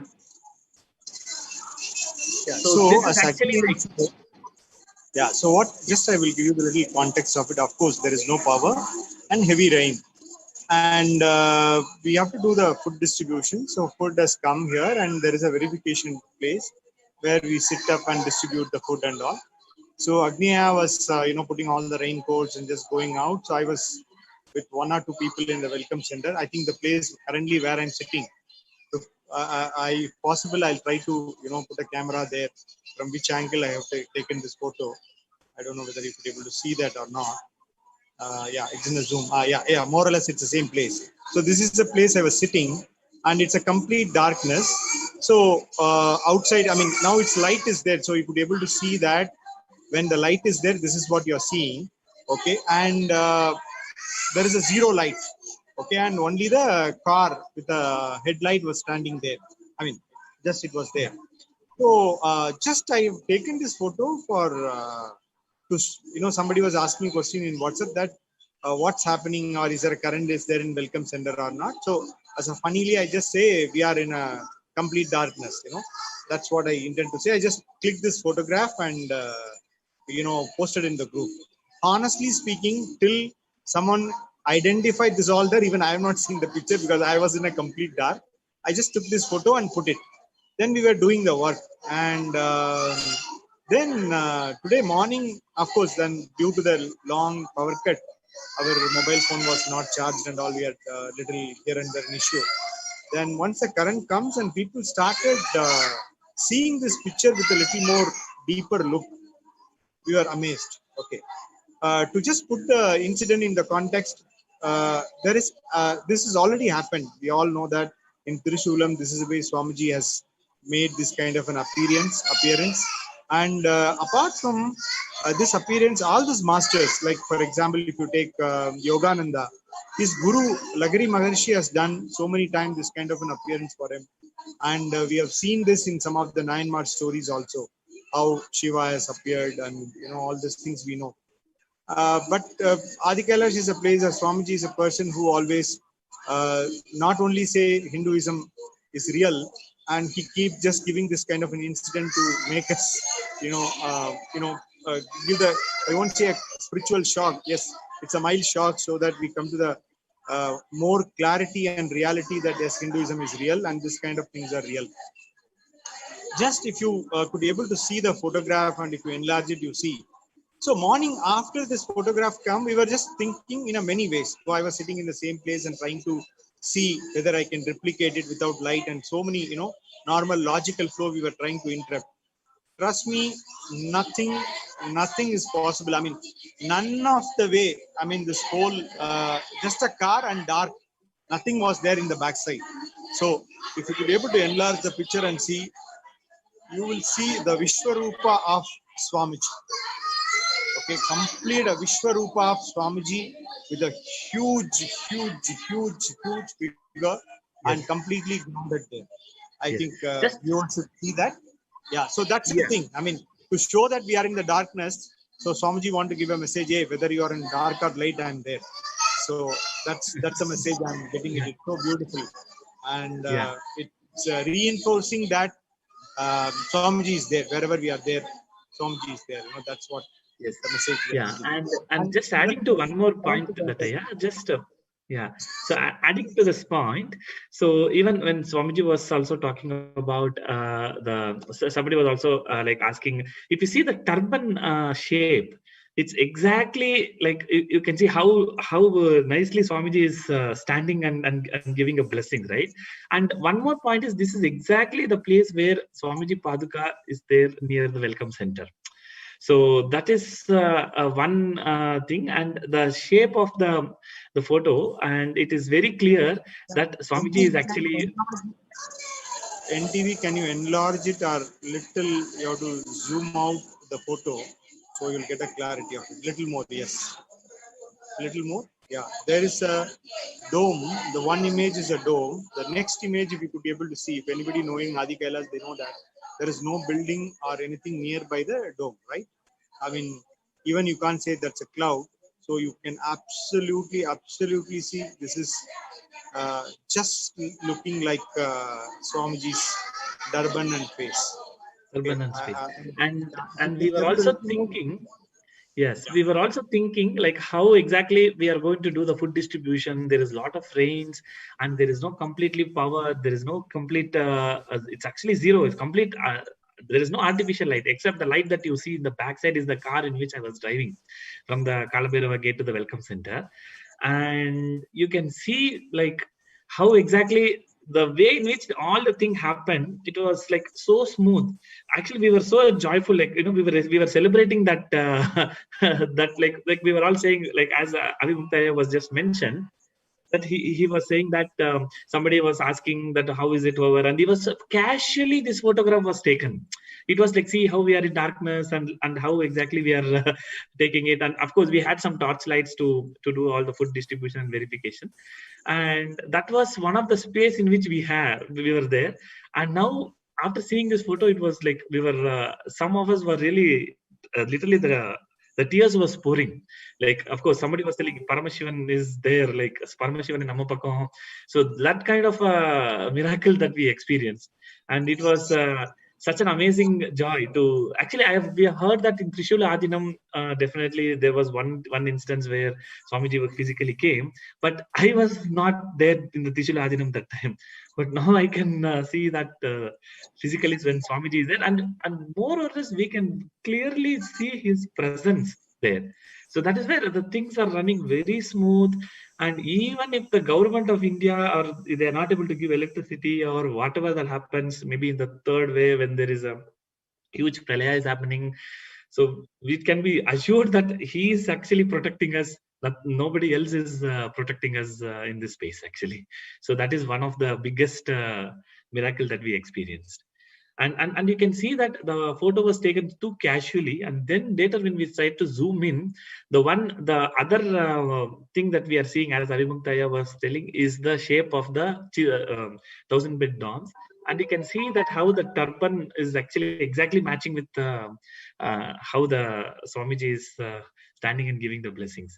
And it's really such a joy to see and experience that. Actually, it's one thing is the space in which we were holding, right? So the space in which we were working, I was calling Avimuktaya, and a few more volunteers was also there.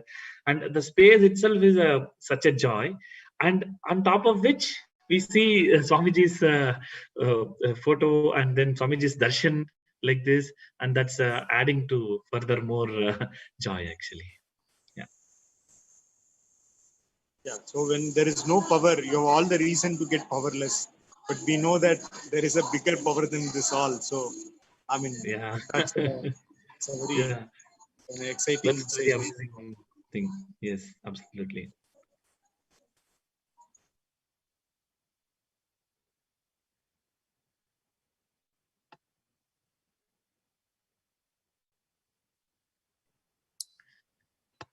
Nithyanandam, I would like to share with the viewers.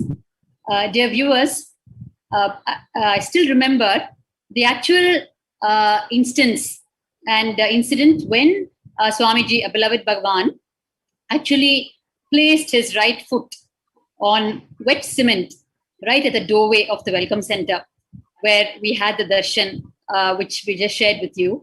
It was around, I think, around August 15, 2013, if I'm not mistaken. And the enriching temple, from where all the Kailasa enriching activities happen, where there's a huge team sitting and receiving calls from all over the world and giving people healing over the phone, giving them spiritual counseling and helping them with their day-to-day life. And, passing on Bhagwan's blessings to them and making the huge difference in people's lives. That is the enriching temple. That is where the enriching temple used to operate from in the year 2013. And Bhagwan used to actually spend literally the whole day in the enriching temple. He, as we all know, his entire life is under public eye, and he's recorded literally, except for about maybe 3 to 4 hours, he's literally on record the rest of the day. And so he used to be sitting there, attending to all his spiritual, administrative, all his complete end-to-end activities and responsibilities. And except for a little rest at night time, he used to literally be there with the whole group in the enriching temple. So it was one of those days. And on that particular day, he pointed out that, yes, this is where I want the main entrance to be to the enriching temple. It will have multiple doors, but this particular spot will be the main entrance. And when he got up from the sofa to just exit the enriching temple, he just, for want of a better word, playfully stepped on wet cement that had just been laid to fix the door. And he pressed his right foot on the wet cement and made an impression and said, "Here, take my blessings."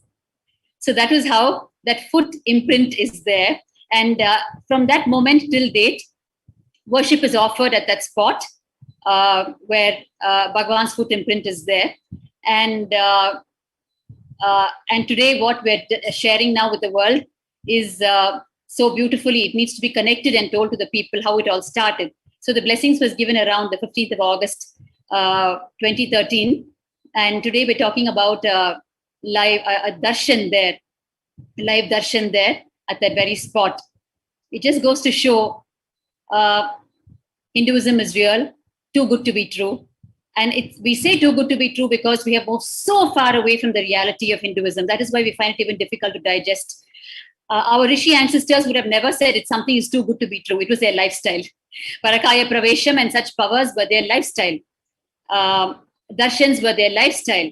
We have moved so far away, and Bhagavan is making this Herculean effort, which only Paramashiva can do, no one else can do. He's making this huge effort to bring back the entire global civilization to the lifestyle of power manifestation and living as Paramashiva.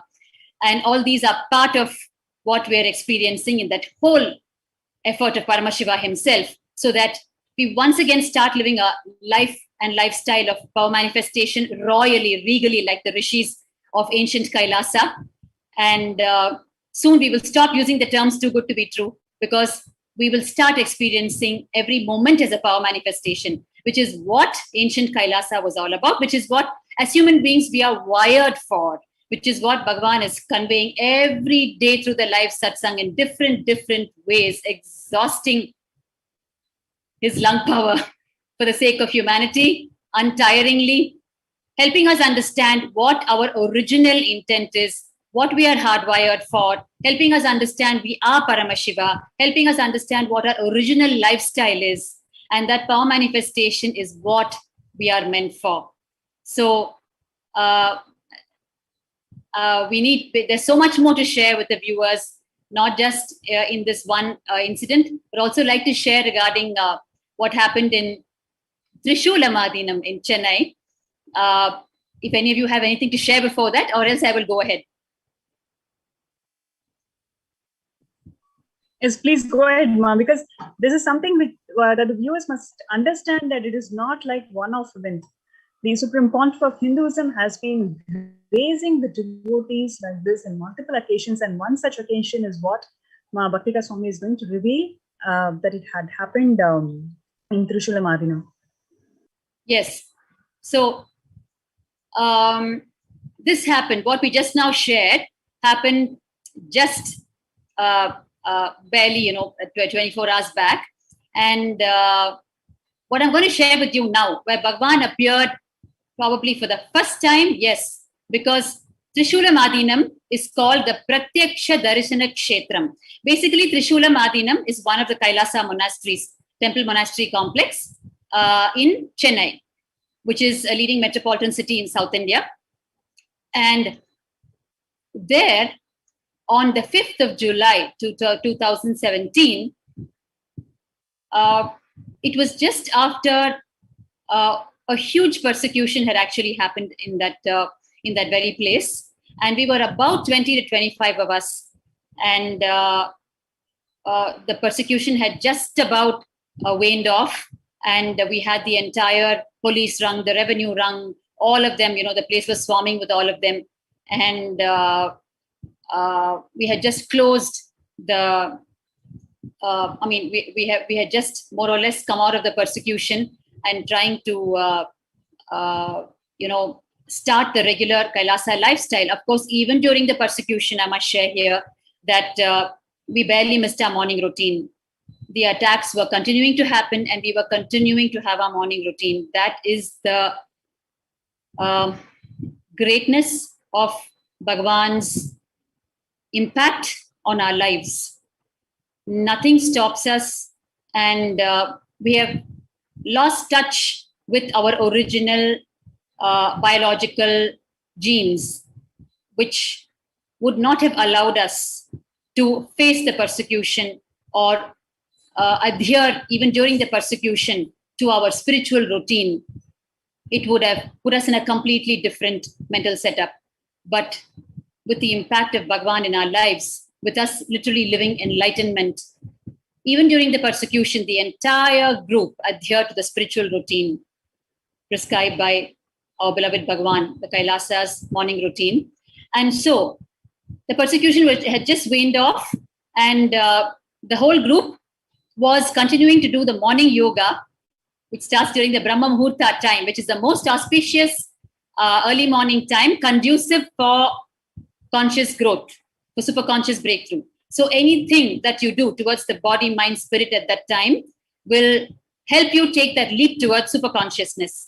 And the Brahma Muhurta time is therefore so sacred in the lifestyle of Kailasa. And it is a lifestyle gifted to us by our Rishi ancestors, of course, originally prescribed by Paramashiva himself, practiced by our Rishi ancestors, the great inner world scientists of Kailasa, and passed down generations after generations through the Gurukul system of knowledge transmission. And today, this Brahma Muhurta routine has taken a huge proportions across the world due to the effort of beloved Bhagavan across the world. It's such a joy to see the people waking up in Brahma Muhurta. Dear viewers, you need to know there is a huge section of people across the world who wake up actually at 3 o'clock in the morning, Brahma Muhurta every day, irrespective of whatever time we go to sleep the previous night. It can be 12, 1, 2, it doesn't matter, but we're up at 3 o'clock and we do the Panchakriya, that is the traditional washing of the eyes, of the nose, the bowels, the Panchakriya, the 5 cleaning methods. And then we have a bath because we have to do yoga after that. And yoga is a ritual as per the Hindu tradition. Therefore, you need to clean yourself before you do it. So we have a bath and then we start the yoga. So this whole group was doing yoga early morning in Trishula Madinam. And dear viewers, for those of you who are joining us just now, we are actually sharing with you from NTV Kailasa. Just, yesterday, we had the darshan of the Supreme Pontiff of Hinduism, Jagadguru Mahasannidhanam, His Divine Holiness Bhagavan Nithyananda Paramashivam, right at the Welcome Center entrance in Adi Kailash in Bangalore, South India. We all know that the Supreme Pontiff of Hinduism has withdrawn from Adi Kailash since 2018, and he is in a location for the safety to continue serving humanity.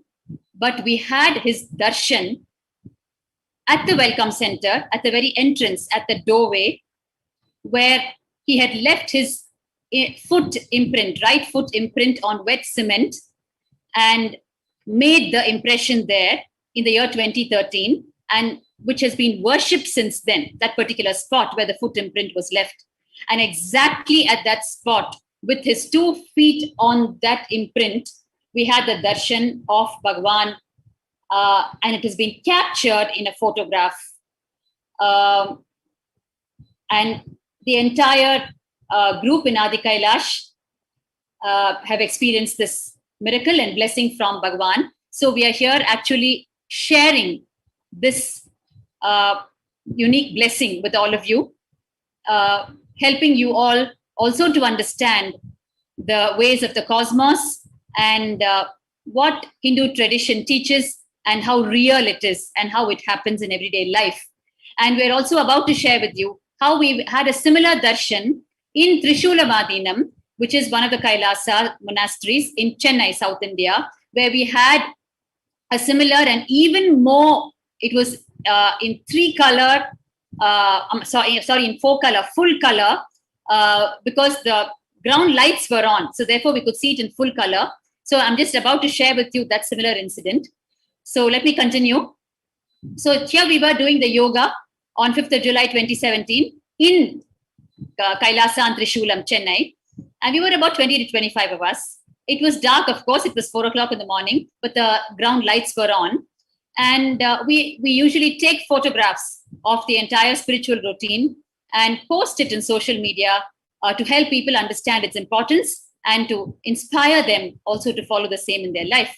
So as usual, one of the sannyasis took the photograph. And as soon as the session was over, we continued to Guru Puja and Shiva Puja, which is the next part of the morning routine. And then the sannyasi who had captured the photograph, she started looking over the photos to post it. And at that time, what she saw, she was just completely shaken, because there, along with the yoga group, was Bhagavan himself, our beloved Swamiji, the Supreme Pontiff of Hinduism, actually standing facing the mountain. There is actually, it is at the foot of the mountains in Shulam. So he was there facing the mountain, in his full 6-foot form, every inch of his body from the Sahasrara to his feet was completely visible, like live, like you're seeing me just now. And his long jatas, everything was visible. Every bit of it was visible. He was just standing facing the mountain. And that was captured in the photograph. I'm actually getting goosebumps now as I share this with you.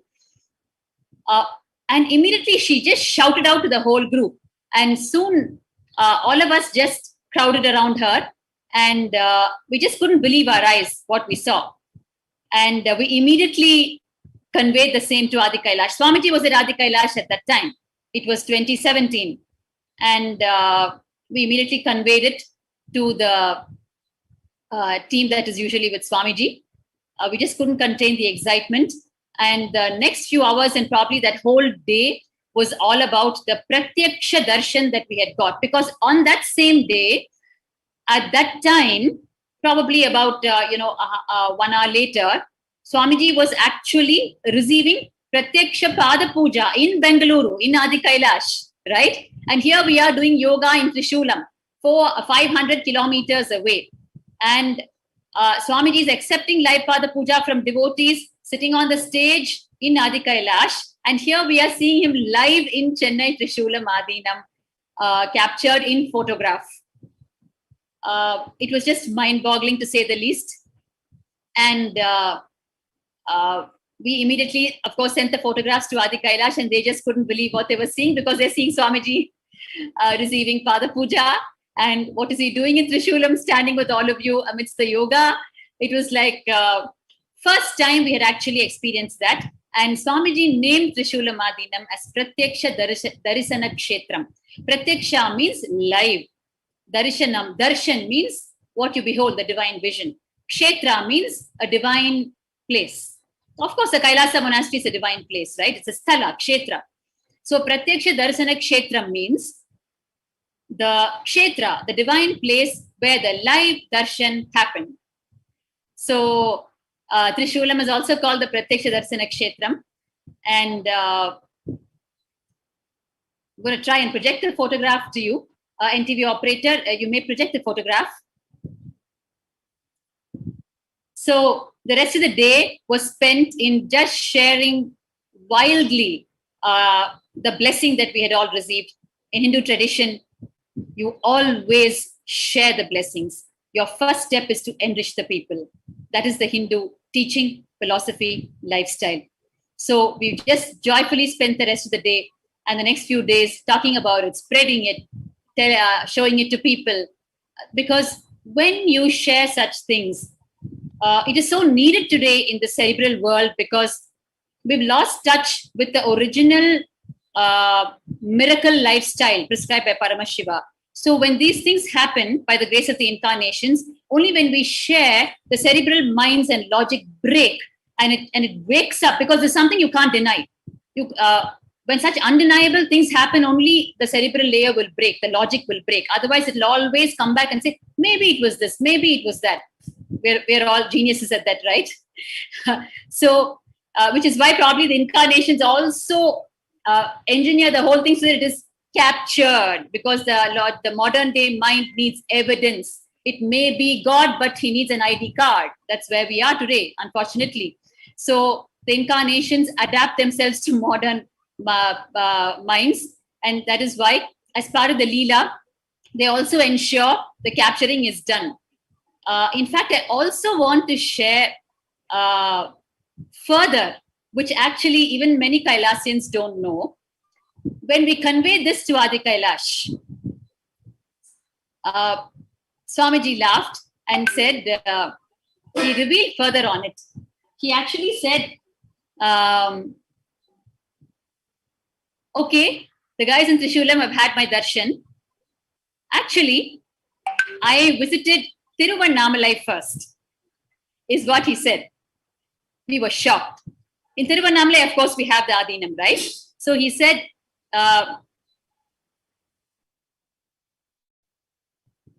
sorry, there's a slight technical. Yes. So he said, I visited Tiruvannamalai first. And then we called the Tiruvannamalai Kailasians and asked them what was happening.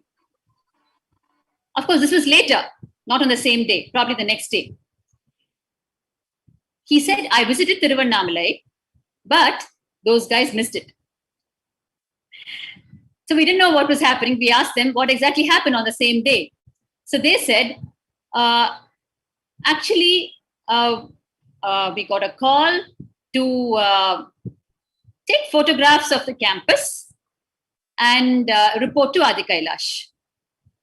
Actually, in Trishulam, we had not got any instruction. We took the early morning yoga session like we do every day, right? We had not got any special instructions. We were up and about, and the group was so integrated to the morning yoga. Must mention that here, despite the persecution. But as in Tiruvannamalai, apparently, the small group that was there, they said we received a call, and they said, take photographs of the campus and please report to Adi Kailash. And so we all spread around the campus and we took some photographs. And two of us went to the Banyan Tree area. We all know the Banyan Tree is the energy hub of all Kailasas, which is Paramashiva himself in the Kalpavriksha form. That is the boon-giving Banyan Tree form, right? And all Banyan Tree saplings in all Kailasas are saplings taken from the main Banyan Tree in Adi Kailasa, planted by Paramashiva himself, right? All right, so coming back. So we also went to the Banyan Tree area, but when we went there, these guys were explaining to us from Tiruvannamalai. When we went there, it was still dark and there was a kind of a rustle noise. And we got a little afraid. So it was two of us who went there. Two female sannyasis have gone there. We got a little afraid. So we just thought, okay, let's skip it. Let's photograph the other areas. And then we just took a spot decision and hurried away from the Banyan Tree area. Then we knew what had happened. Had they gone to the Banyan Tree area, they would have had the darshan in Tiruvannamalai also. Because the only word Bhagavan told the team who conveyed this to him was, he laughed and said, okay, so the guys have had darshan in Trishulam, the guys in Tiruvannamalai missed. So when we asked them and we put the jigsaw together, we understood that fear pattern, what to do. They went away and actually missed the darshan. Otherwise, they would have been the first to report and Trishulam would have been the second to report. But Trishulam had the divine blessing to receive the divine name, Pratyaksha Darshana Kshetram. Now you're going to see visuals of what happened in Trishulam. And please be informed. July 5th, 2017 marks as a historical day by yet one another of the countless Leelas, divine plays of the avatar His Holiness Paramahamsa Nithyananda. Paramahamsa Nithyananda appears in two places at once, giving darshan to Nithyananda Peetham, Trishulam Adinam, Chennai. In the early hours of Brahma Muhurta at 4 a.m. on the 5th of July, Nithyananda Peetham in Trishulam Adinam was up and alive, taking part in the spiritual routine of performing Nithyananda Yoga. This picture was taken at around 4:05 a.m. by a sannyasi in Trishulam Adinam to record the attendance for the morning yoga session. Little did she know that in the attendance was none other than Paramahamsa Nithyananda himself. It was after the image was captured that the form of His Holiness was noticed in the picture. It is undeniably his physical form, as evidenced by the shadow appearing in front of him. Also, pictured is an image taken of Paramahamsa Nithyananda at Bengaluru Adinam on the night of about 10:30 p.m. where he was giving darshan to the participants of the 43rd Inner Awakening, and at 6 a.m. on 4th of July during Pratyaksha Pada Puja where he was physically present. This event was broadcasted live on Nithyananda TV and via two-way video conferencing witnessed by thousands worldwide. There are eyewitness records of people around His Holiness as he was getting ready for the Pratyaksha Pada Puja in Bengaluru Adinam on the morning of 4th of July. The city of Bengaluru is about 340 kilometers away from Trishulam, Chennai, thus ruling out even the possibility for a flight taken. The form of His Holiness in the picture has the same attire and form as he had yesterday evening on the 3rd of July as he initiated his disciples into Vishesha Diksha. Srimad Bhagavatam, the Vedic scripture that precisely records and reveals the happening of various avatars of the past, present and future, describes the avatar in its complete form. Having clearly established that His Holiness was present in Bengaluru Adinam, hundreds of miles away from Chennai, the lucky group of devotees in Trishulam saw the same form of Paramahamsa Nithyananda as he was during the state of being in Samadhi yesterday after initiating his disciples in Bengaluru into the ancient Shaivite ritual of Vishesha Diksha. His Holiness Paramahamsa Nithyananda is seen adorning the sacred kavi cloth given to him by his Paramaguru Arunagiri Yogishwara, who is an incarnation of Sadashiva himself in Tiruvannamalai, Arunachala. Swamiji has blessed that huge positive explosion is going to happen in Trishula. Sadashiva has assumed the same form to supervise and bless Nithyananda Peetam Trishulam Adinam.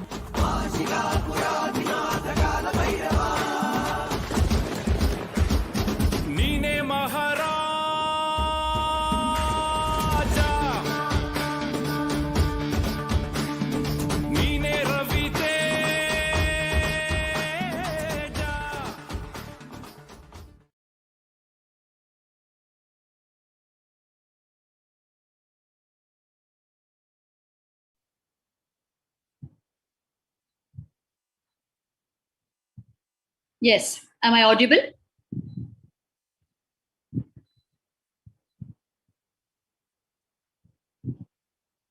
Yes. So what you just saw was the first visual was Swamiji appearing in Trishulam Adinam. Okay. So here what you're seeing now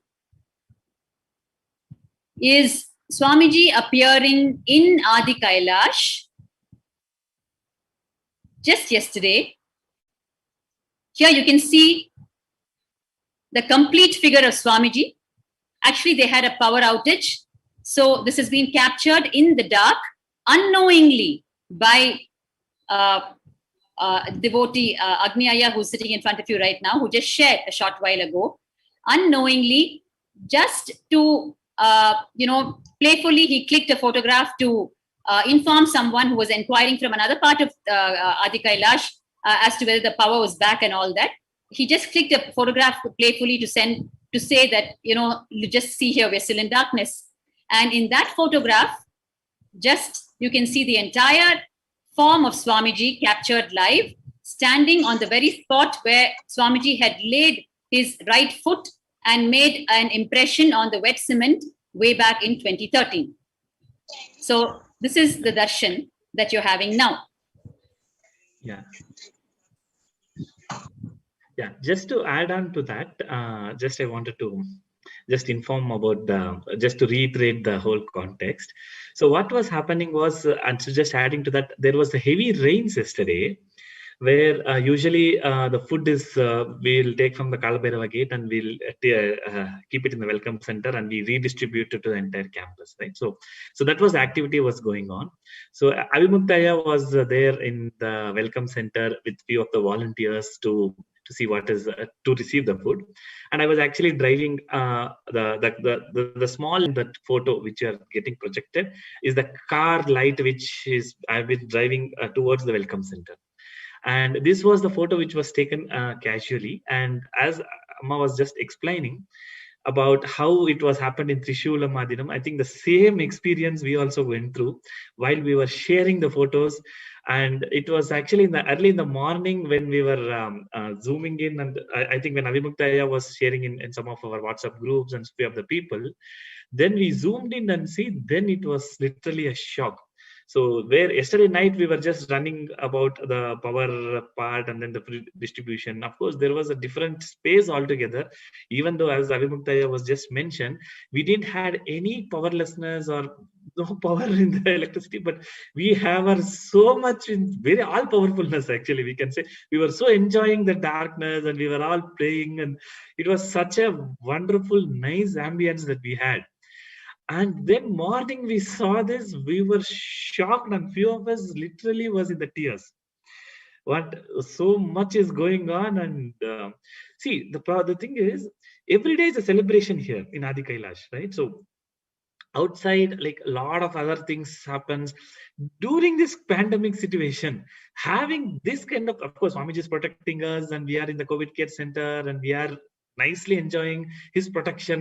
All these things is there, but something like this can also happen during the pandemic time, and it was like amazing breakthrough for us. And the whole day we were sharing each other, and as Amma was mentioning exactly in the Trishula Adinam, how it was actually shared across all the people, and in the next day we were actually sharing, like we were just sharing all the images, and many people were literally shocked. And that was kind of so here we can see a kind of a Divya Sharira, like as Amma was showing in the Trishula Madinam. So here it was a black, and it was kind of it's not in a colorful thing, but it was like more, I'm not sure, like it was like a completely altogether in a different space, especially when the food distribution was happening, and where there is no power. And it was literally like usually in those days we used to do NSP, and where whole night meditation we used to do, that kind of intense darkness was there, and we were all casually also like playing, and then like talking each other, and then taking photographs, and then so the one thing is, yes, there was a lot of joy.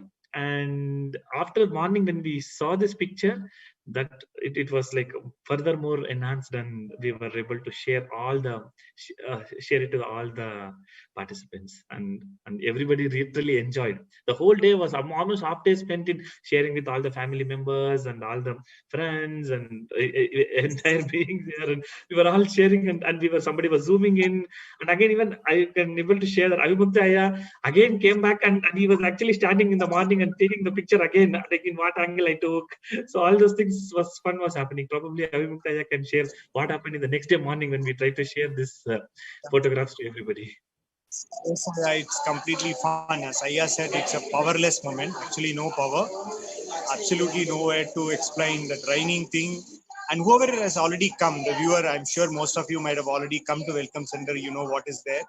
Even as Ma very nicely put it, our logical minds will always post your question to check up. That's why next day we came, we were sitting and just seeing what is that, how this can come. By normal eyes in a light, you know that there is a dawn. But no way in the night, you cannot have a picture like the Durban. I just issue with our viewers that only. If you just zoom out the picture, I'm sure this picture is already there available in our social media. If you take out this picture and try to zoom out and see that near to the dome, perfectly it is Swamiji's picture. And down towards the Pada, Swamiji Pataga is exactly placed in the place what Ma was talking about. You know, I mean, most of you know that when we enter into the Welcome Center, there is a small, foot. We will not touch that. We will, put it, touch it and put it in our head and come inside. You know that's the way. It's a sacred place. So the foot is there, and can we call this as a Vishwarupa Darshana? Welcome Center Vishwarupa Darshana, right? I mean, it's absolutely it is. In around October 2019, when Swamiji started once appearing for the morning Nithyananda satsangs after he had withdrawn from society in 2018. So around October 2019, if you all remember, he mentioned in a satsang, I will start giving Divya Sharira darshans in multiple places all over. You guys will start seeing me to assure you that I'm with you continuously, and it will be 10,000 times more powerful, is what he said. And he said it will be that much powerful so that it can get captured by camera. So, of course, the advantage of having the incarnation of Paramashiva himself, Paramashiva makes everything possible for the human mind to break from its logic and embrace reality, embrace its own enlightenment. And as part of that, as part of Paramashiva's effort, all of this is happening. And so just like how he said, it will be so powerful that it will be captured in camera. Because if you remember, Aya, there is a photograph of Swamiji levitating when he was around the age of 11 and a half, 12. Of course, the photograph is not of him levitating, but it's a photograph taken in the studio where his yoga guru, Raghupati Yogi, had taken him to get a few photographs captured. And at that time, Bhagwan started levitating. And if you've seen the interview of the photographer, right, Sri Radha Krishna Gupta, who is still alive and who shared that he got so afraid when he saw Swamiji levitating, but he clicked. But it was not captured. It was not captured. And Raghupati Yogi said, it will not be captured. Please go check. So you will have to retake, and I will request Swamiji to avoid levitation so that we can go ahead with the photo shoots. That was how the photograph we see on the deerskin is available today, after he had finished the levitation. So at that time, it was not captured. But now Swamiji has decided to bless humanity with captured Divya Sharira Darshans. So that is the highlight of this photograph, where Paramashiva has decided to make everything, to make an all-out effort for all types of minds to break and come to terms with the reality of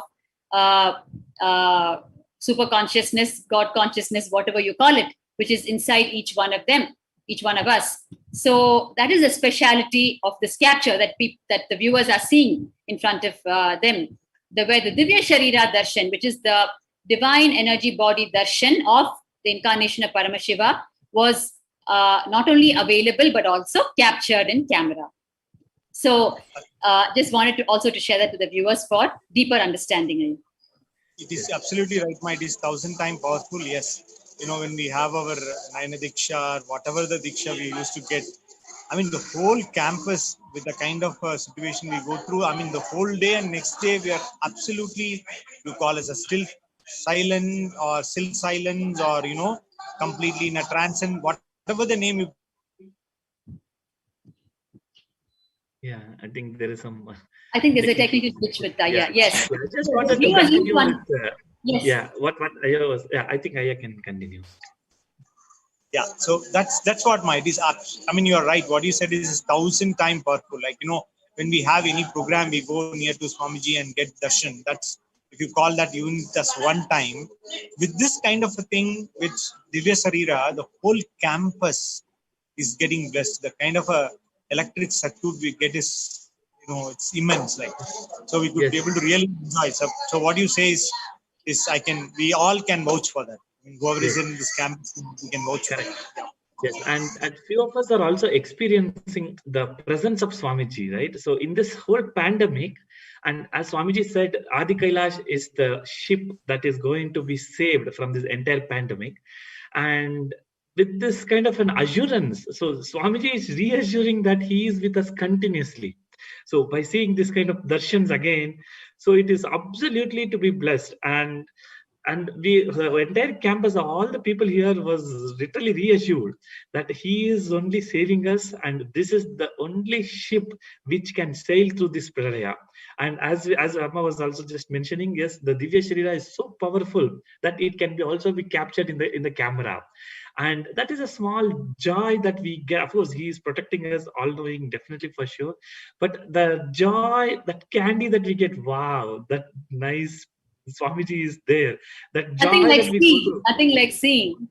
Yeah, let's see. And that too in this pralaya, reassuring that you are being completely protected. This Adi Kailash ship place where to sail towards this pralaya. I think this picture is more than enough to just get that assurance of what will happen. Like everybody was like literally like giving double security, joy, candy, like different experiences actually when we actually share it with them. And many people will. And also, whatever you are describing. Sorry for interrupting, but the viewers just want to explain more to the viewers here. Whatever the two of you are describing, being in Adi Kailash, the celebrative lifestyle of Kailasa, where every moment is a celebration, where Hinduism itself, Hinduism is nothing but the greater science of enlightenment. It is not actually a religion. It is a pure science. It is a greater science of enlightenment. So the way it introduces you to you is, you are sons of the immortal nectar, right? And Therefore, you are hardwired to be in bliss all the time. So everything that happens in the Kailasas or anywhere where the Kailasa lifestyle and teachings are practiced automatically becomes a place of celebration. So when the entire globe existed as Kailasa years ago, which Swamiji is trying to revive now, at that time, everyone lived as a happy, blissful, enlightened civilization, where power manifestation was a lifestyle, where darshan was a lifestyle. So what both of you are sharing now is actually echoing the what ancient Kailasa was, and how successful our beloved Bhagavan is in reviving Kailasa. So that is what the viewers need to understand here, that how the larger picture is evolving and how Swamiji is reviving the ancient Kailasa and making it happen for today's global civilization. Very soon, it will become, just like earlier, a complete, blissful, enlightened global civilization. So the huge revival effort by Paramashiva himself is towards this, and all the sharings that are happening in all these pre-satsang segments are all nothing but telltale signs that it is happening, that the revival initiated, blessed, and executed by Paramashiva himself is happening door to door, home to home, heart to heart, being to being. So the viewers were actually watching also the video that had captured what happened in Trishula Madinam in Chennai. So we were actually explaining to the viewers to help them understand better how both the captures were done on the same day. Swamiji giving the darshan in Trishulam in Chennai, South India, and 500 kilometers away, Swamiji receiving live Pada Puja from devotees in Bangalore. So that was what the video was about. So if I can just explain to you and you see the visuals once again, probably you'll be able to connect better. So the first few shots were of the darshan in Trishulam, where Swamiji appeared live amidst the group that was doing yoga early morning, blessing the group facing the mountain. And at the same time, Swamiji was receiving Pada Puja in Bengaluru Adinam. So those were the next visuals that you saw, where devotees are sitting at his feet and offering puja to his feet, right? And so just to help you understand that both were happening on the same day, so that the logical mind is able to see with all the evidence, and it helps to come to terms with the reality. It is important for each one of us to come to terms with reality, because we have struggled enough with our logical minds, and especially now with the pandemic, globally there is an awareness, there is an awakening that there is a super consciousness, that we need to connect to. Somewhere deep down in all the suffering that has happened, this awakening has happened, and the incarnations happen during that time only to help humanity. It mostly goes hand in hand, because for deep awakening to happen, an incarnation's presence is a must. And only when the deep awakening, the jolting happens, the cerebral layers break, and we wake up to reality, to our own enlightenment. So you can probably see the visuals once again of the Divya Sharira Darshan that happened in Trishula Madinam in Chennai, where we all had darshan of Swamiji in two places at the same time. One in Trishula Madinam and the other in Bengaluru Adinam, 500 kilometers apart. Yes, this is Trishula Madinam.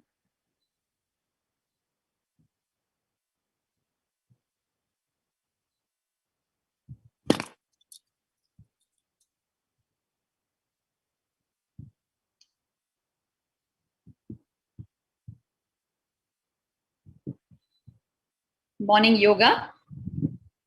It's only 4 o'clock, so it's dark, but there were enough lights. Of course, it's all divine precision engineering. When the divine decides to give darshan, he orchestrates the whole thing. That's what this visual says.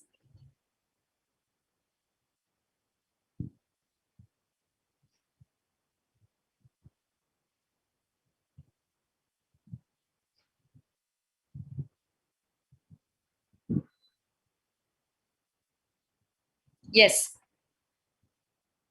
You can move on in the video. So you can see the full form of Bhagavan here, head to foot, with the jatas. And you can see the others blissfully, actually at that moment, doing the yoga. So each one is in the yogic postures. And here you can see Swamiji with the Inner Awakening group, giving them darshan, receiving Pada Puja on that very same day and hour. Here you can see the early morning Pratyaksha Pada Puja. Swamiji is accepting from devotees at the same time where the darshan is happening in Chennai, Trishulamadinam.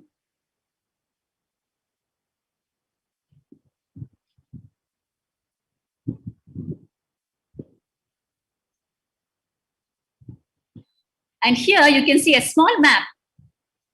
And mind you, in both the places, Swamiji was in the same attire. So he leaves enough evidences for people to understand. And you're also seeing a small, map which gives the distance between the two places. So we understand that it's 500 kilometers apart, right? And just the previous slide, you had seen Lord Krishna's own words about the state of his transcendental body. I can read it for you once. And right now what you're seeing is the very spot in Trishulamadinam where Swamiji was standing during the darshan. So that on that place has been consecrated what is called the Nija Pada, means the live feet, where the live feet of Swamiji fell. So in granite stone, like how all Hindu deities are consecrated, Pada, the feet of Swamiji have been made in granite stone and they have been installed, consecrated on that very spot. And every day Abhisheka, means sacred bath, and puja, worship, is offered to the Nijapada. And every day fresh vastram is offered, means fresh robes are offered. The robe offered on one day is not repeated ever.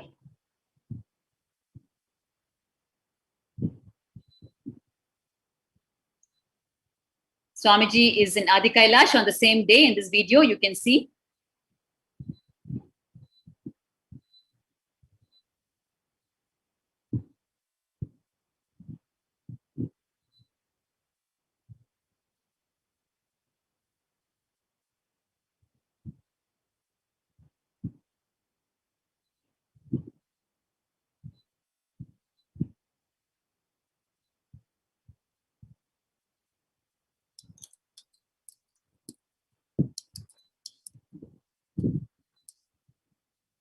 You can see here. And actually on that day, we had 100% attendance. Usually it is, but sometimes one person might be missing here and there. But on that day, morning yoga, all present. You can see 100% attendance mark there.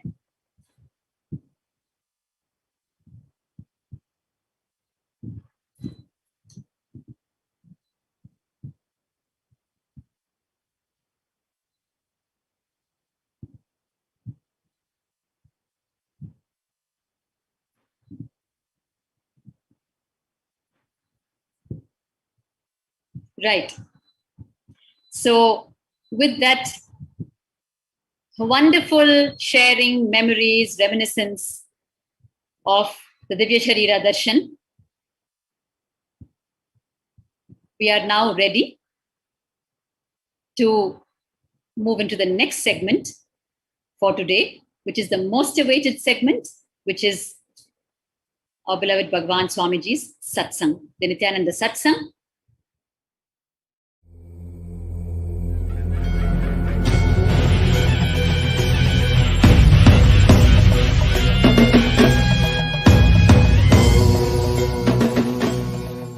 Connecting with the divine with your eyes closed is meditation.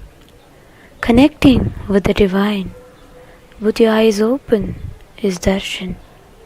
Come, let us all now move from meditation to darshan.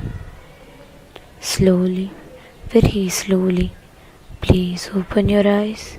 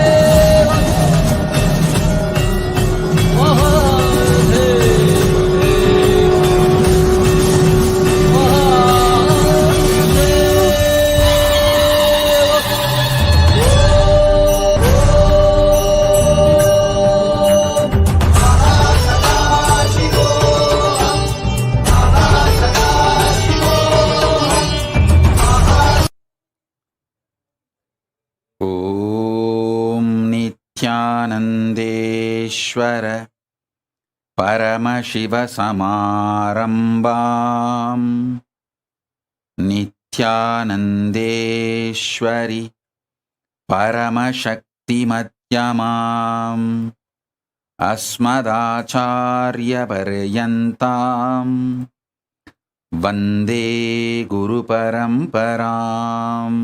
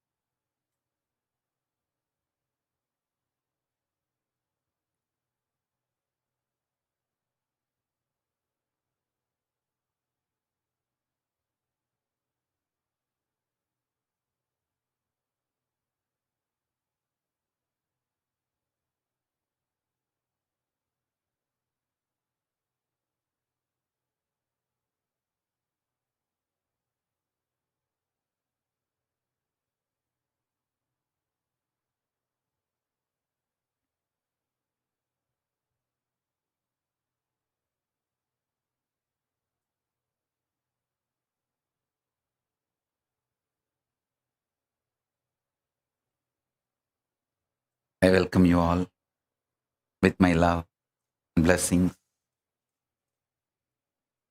I welcome all the Sarvanyapeta Yajaman, Kartas, Shri Mahants, Mahants, Kotari Tanedar, everyone sitting with us all over the world. I welcome all of you with my love and blessings.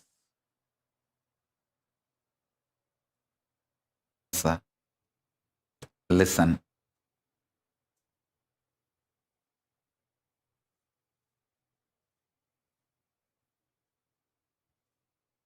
Conscious sovereignty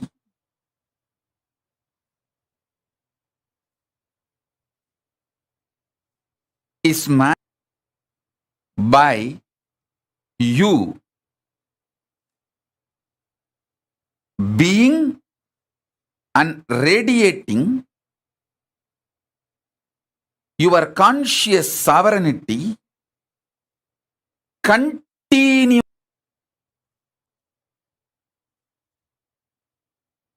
Do this Swarajya Siddhi Samyama.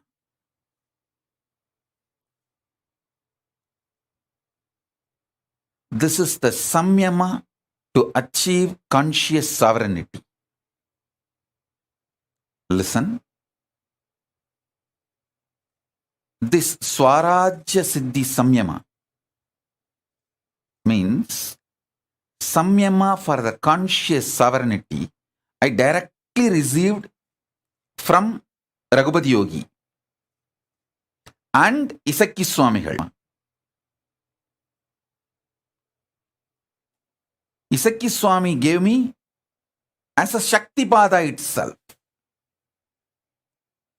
Now, this is the message from Paramashiva. Listen very deeply. I'm going to initiate all of you. Do the Shaktipada and Shaktinipada of this Samyama today. So if you want to call all your friends, family, you can call them for initiation. If you want to get your pets, get them for initiation. Actually, this is the important direct instruction from Paramashiva. That's the reason I came for the satsang today. Otherwise, originally I was planning that I will directly give the Devi Bhava Darshan on Adivelli, which is tomorrow. Tomorrow you are all going to have a darshan, Devi Bhava Samadhi Darshan, as it usually happens in those days, with a sari and all the full Devi manifestation. You are all going to have Devi Bhava Samadhi Darshan tomorrow.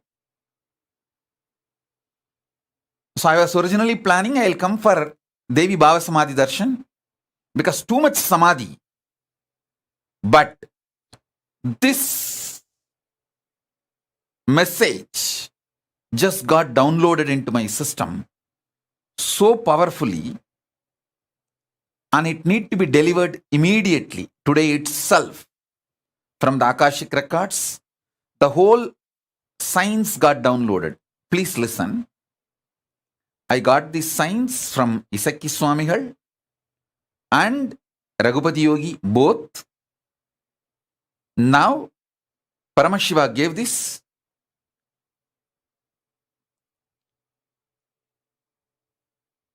Elaborately, directly from the Akashic records. Swarajya Siddhi Samyama. It's a very powerful manifestation.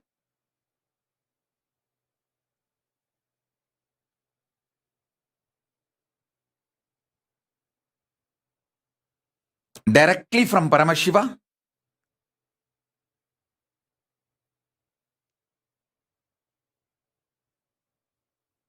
So if you guys want, I'll give few minutes for all of you to gather everyone, your friends, family, pets, for initiation. Then I'll start the initiation. Shrikant, tell Prasanna Ramchandran to join. Tripura, tell Vedaswarupa to join. And tell Bhagavan Reddy also to join. Ramesh Ramani, I think in the car.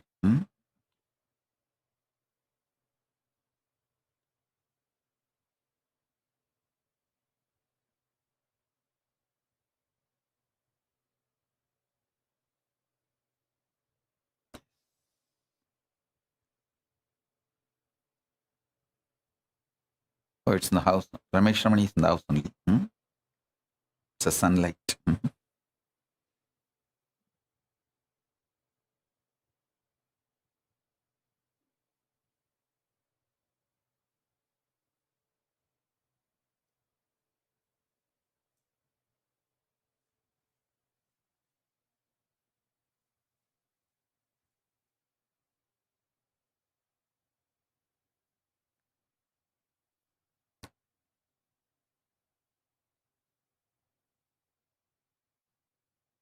So all of you settle down with your Atmalingas. I'm going to initiate step by step. Call all your friends and family and inform them now.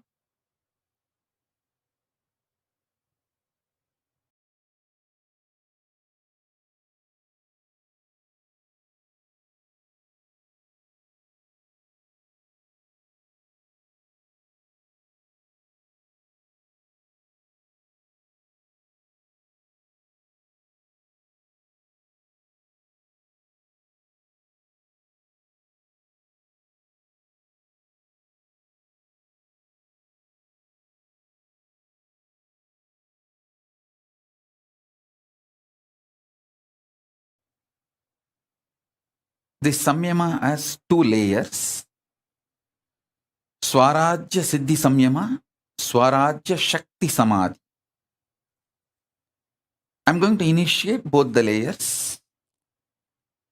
So better all of you settle down. Listen. All of you listen intensely. I'll explain both the levels. Swarajya Siddhi, Swarajya Shakti. Swarajya Siddhi, listen.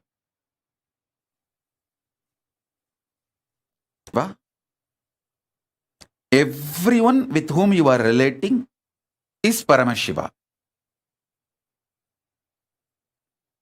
With this cognition, continuously, every thought raising in you should be from this cognition. Understand? Consciousness becoming your emotion,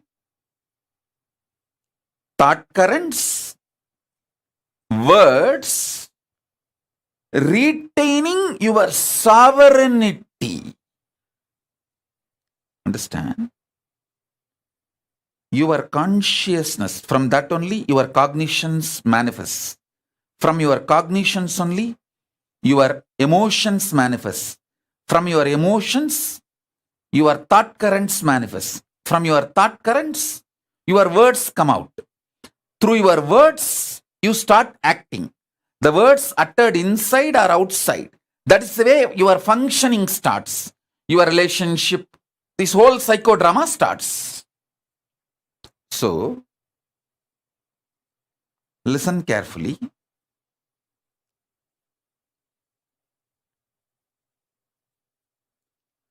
Your consciousness manifesting as your cognition, as your emotion, as your thought current, as your words, without losing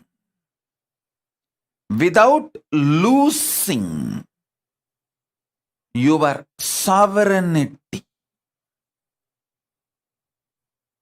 Then you achieve Swarajya Siddhi. Anyone in this world can start practicing it.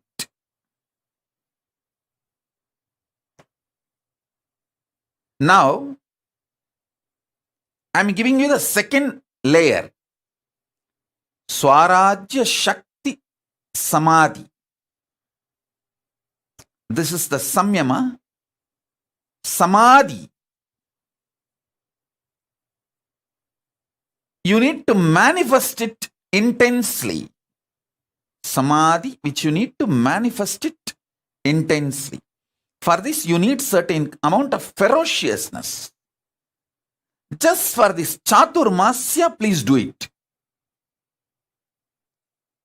Listen carefully. Don't worry. Mala Nadarajan has messaged that Nadarajan is admitted in the hospital. Don't worry. You have taken care of my daughter, so I will take care of you all. But don't worry. Yes, let's come back to satsang. Listen.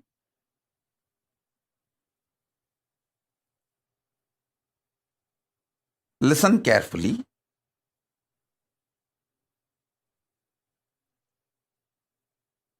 I'll describe elaborately, clearly, how my gurus used to manifest this samadhi and these powers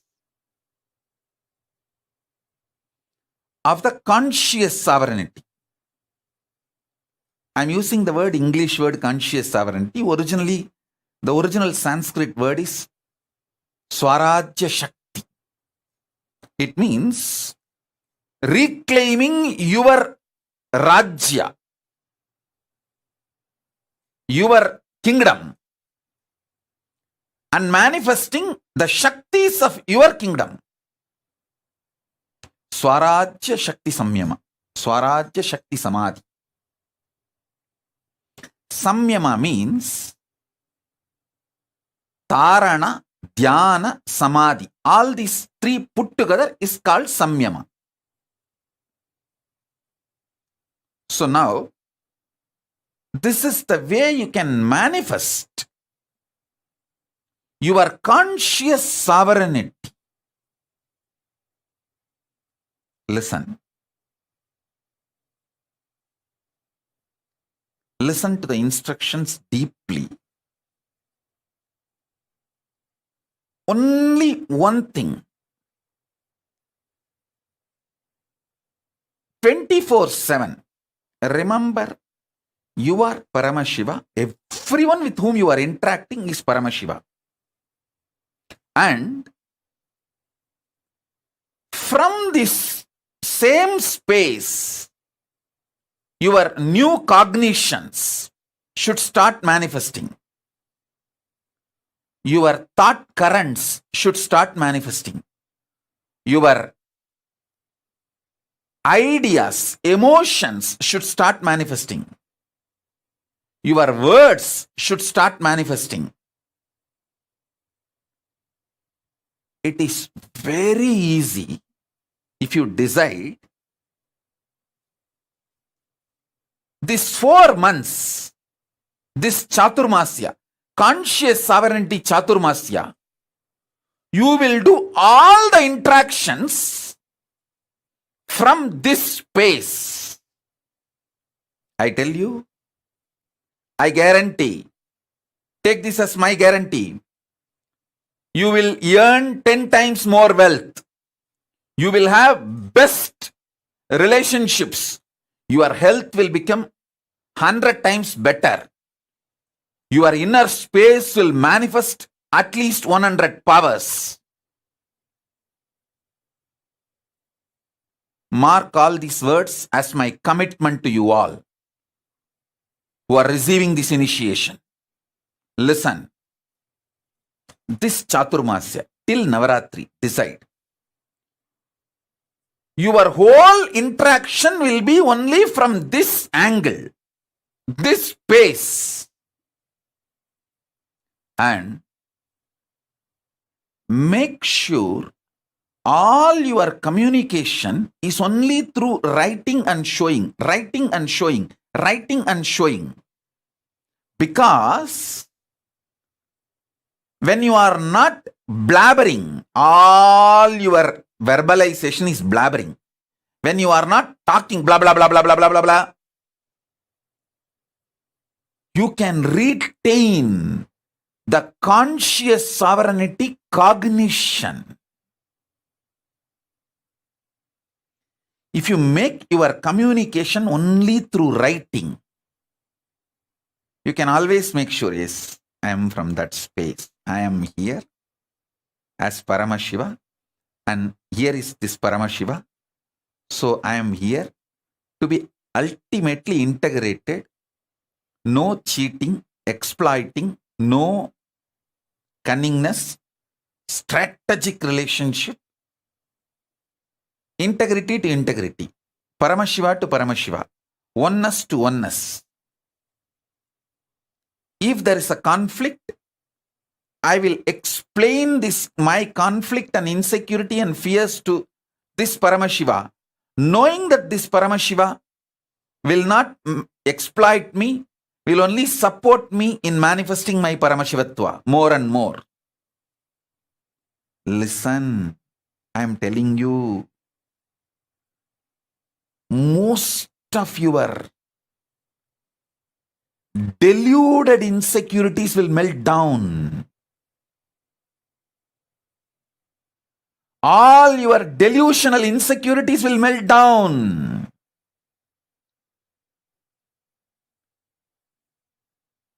You will know only the real problems and you will be able to solve it. I tell you, I know the powerfulness of this samadhi. I have seen my gurus doing and I have done it. Now, I wanted to prove to all the devotees all over the world. There are many people, newcomers, you would have come today and listened to this satsang. You may be thinking, oh, this is absolutely impractical. 4 months he is asking us to be literally in silence. He doesn't know I am a doctor, I am a lawyer, I am an engineer, I am a scientist, I am a CEO. And he is asking me to be in silence. He is impractical. You may think. For all of you, I will prove the power of this samyama, making my Kailasa government. The whole Kailasa government will function. This whole Chaturmasya with this Swarajya Shakti Samadhi means the whole Kailasa government. Biddi, Tiruvannamalai, all countries, the Kailasa government function. Swarajya Shakti Samyama. Samadhi. Swarajya Shakti Samadhi. Listen. Immediately, I know few people will raise, no. They somehow want to break this samyama. They will raise, oh, what to do if we need to attend to some legal things with the outer world, if we need to attend to something. All right, maybe those one or two things, rarely you can speak. As an exemption. Otherwise, let it be writing and showing. Writing and showing. For example, if the ashram from Tiruvannamalai ashram and Bidadi ashram need to communicate, come on Zoom call, both side, write and show, writer of not speaking and writing, because by the time you write, you need to be, you won't lose your cognition. But when you speak, you are so addicted to speaking. I will not say natural, unnaturally natural habit of you. You don't know what you speak. You don't know what you do. Actually, Skandamata does not speak. She is not speaking because she doesn't want to lose the conscious sovereignty. She knows. She wants to speak from conscious sovereignty. That is why she is waiting. She wants to be in my space, so when I initiate her, without losing the conscious sovereignty, samyama, she wants to manifest. Listen. The Kailasa government, all the Kailasavasis, if you guys take it sincerely and do what I am saying, you will prove to the world the power of this samyama. The power of this samyama. Listen. When I am explaining, if you decide it is difficult or not, you will simply you have to do, that's all. Guruvak is neither difficult nor easy. It's a choice. It's a simple decision. That's all.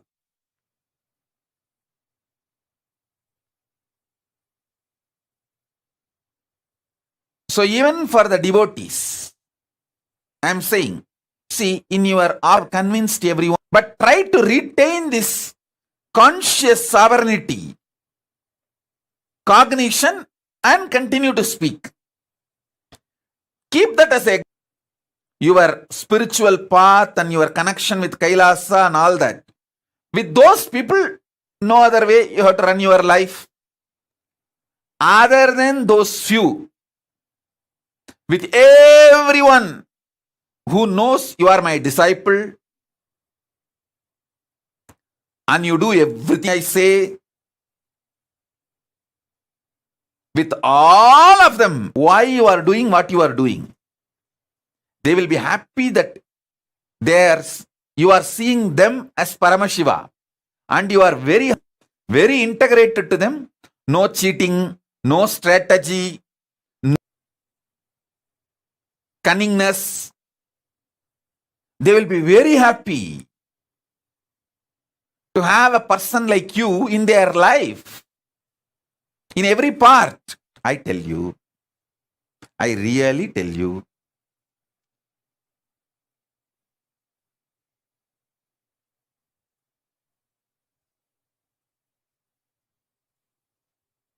exemptions, okay. Like there may be some of you, speaking is your profession, like a teacher or a singer. So those few things exempt, okay. Even in Kailasa government, those few exemptions, okay. Even during that time, try to continuously hold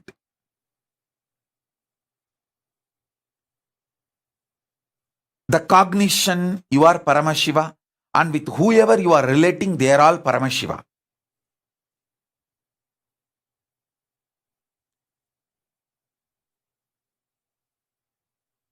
And I tell you, try to shift most of your communication to chatting, make it into typing, writing, that kind of things. Why? You don't know the power of this. With writing, typing, still it has not become unnaturally natural habit. See, breathing is organically natural habit. Good. But talking, even wearing clothes, all these are habit, not natural. Or I can put it in the other way. It has become almost like a natural for you, but which is not your nature.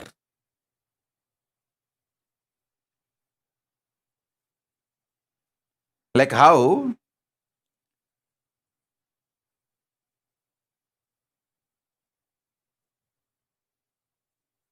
wearing dress is not your nature, but it has become natural now. Breathing is very organically natural habit. But talking is not organically natural habit. It is forced natural habit. Forced and became a natural habit. WhatsApp, Facebook, Messenger, in everything. Typing is okay. Chatting is okay. Drop talking, because while you type, while you chat, I know the delete, how many times you delete and retype, delete and retype, reword before send button. Listen, sometimes even after sending, you wanted to verify if that person has not seen the message, if the double tick is not there, you delete it. You unsend the message. Listen.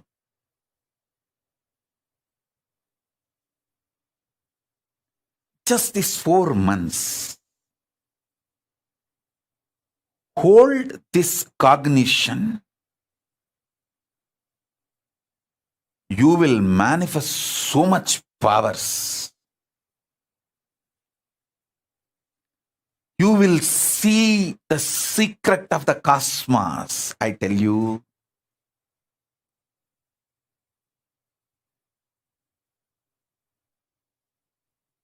Listen, Paramashiva, you decided to enjoy you, so you became many. And enjoying you, anything else, pain, suffering, fear, insecurity, due to the existence of the other, is delusion. You will wake up to this reality. You will manifest that kind of powers, personality, joy, wealth, everything in your life. I am not giving you some technique to get 1 ton gold. I am giving you the methodology to get a planet made out of gold. I am giving you the methodology to get a planet, full planet, hill, everything is gold. That is what is Swarajya Siddhi. Understand? I am not giving you one small power, one small health. I am giving you your own consciousness. As I told you, You are not human being for me. You are a conscious being.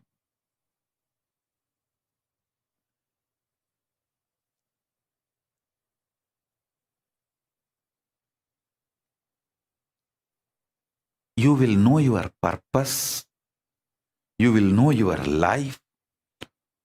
You will feel so fulfilled, peace, joy, fulfillment. It's like you will be so grounded. You will feel so big about you. You will feel so satisfied about you.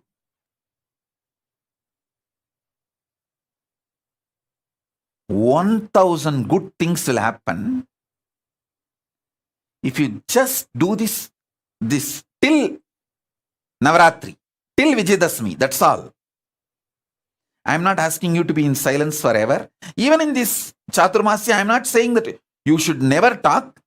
As I gave you the exemption, whoever you are not convinced that you are my disciple and you are doing some spiritual practice, maybe your boss in the office, some of them may not have been convinced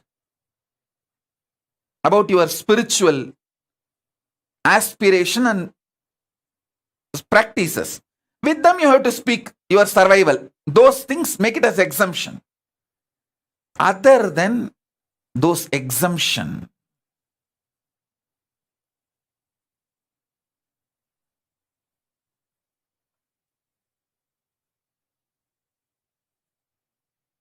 make this as your lifestyle. I tell you,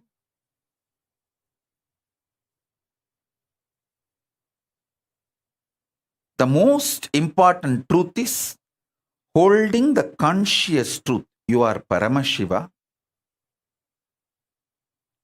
and everyone in your life is Paramashiva.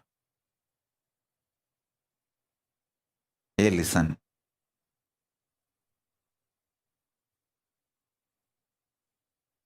See, I am not talking something illogical, irrational, or impractical.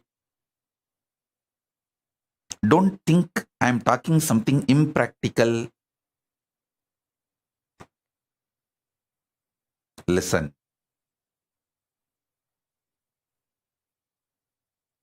By the grace of Paramashiva, by the age of 16, literally I have mastered every thought current and experiences of enlightenment sciences. Different branches of enlightenment sciences. Shaiva, Vaishnava, Shakta, Vaidika, Vedanta, Siddhanta. That is the way Paramashiva has supported. Of course, he himself manifested and he has made the whole ambience available for me in every way.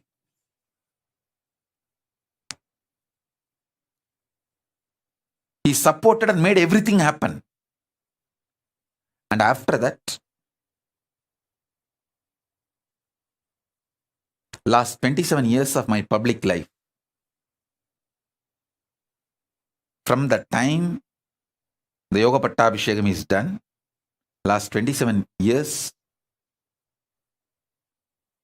with millions of people I have worked, directly, personally, initiated, guided, made them experience powers, manifest all the best things in the life.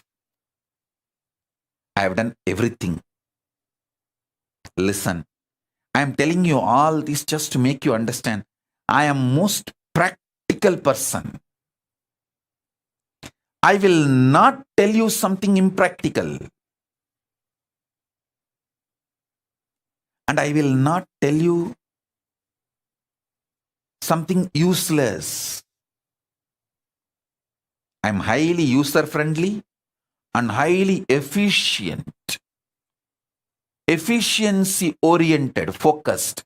If I ask you to do some spiritual practice for 10 minutes, I will make sure you get the result of at least 10 years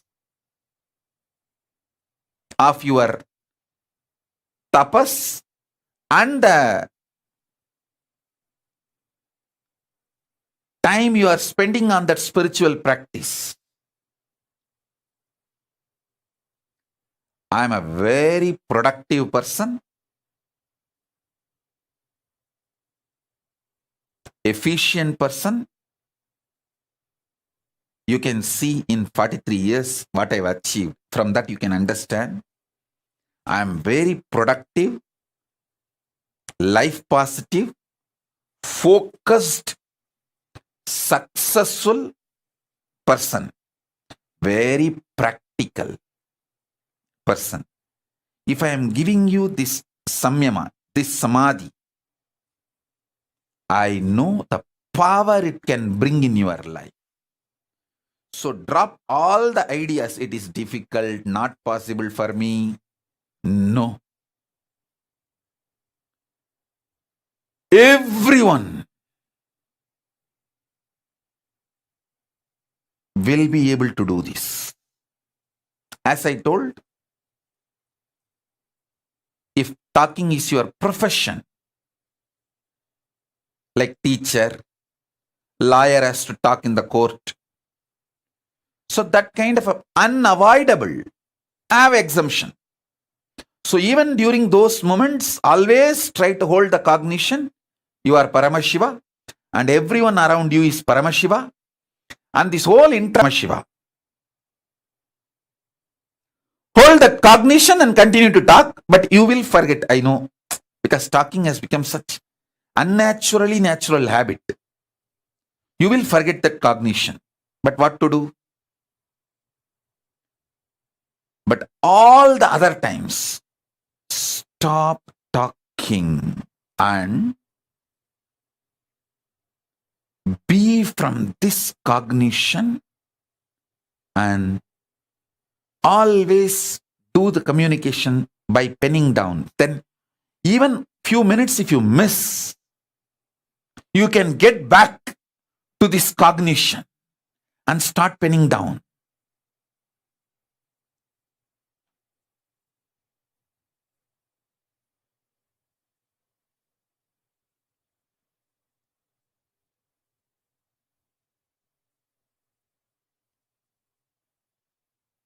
Kailasa government should take up this samyama.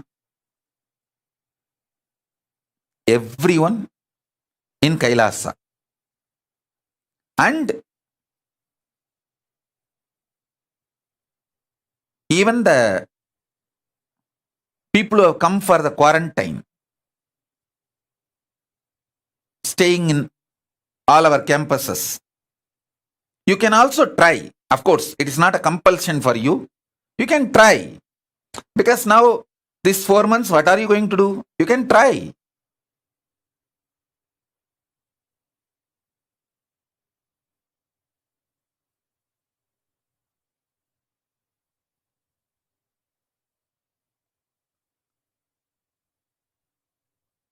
Listen.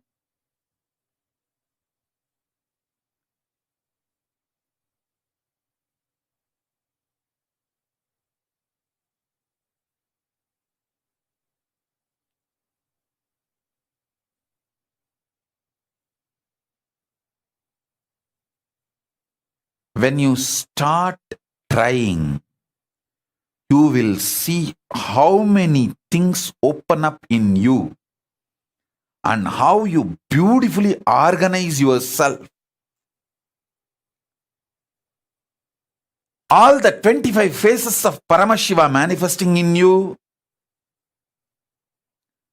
all the 25 states of consciousness manifesting in you,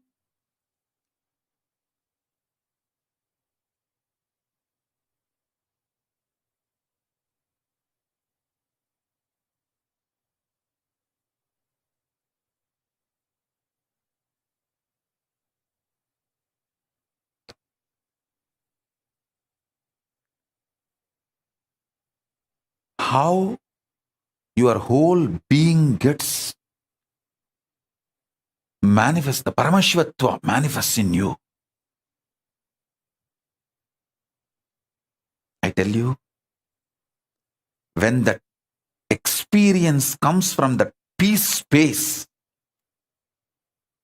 of Paramashiva, that samadhi starts manifesting, then you will understand, oh God, wow.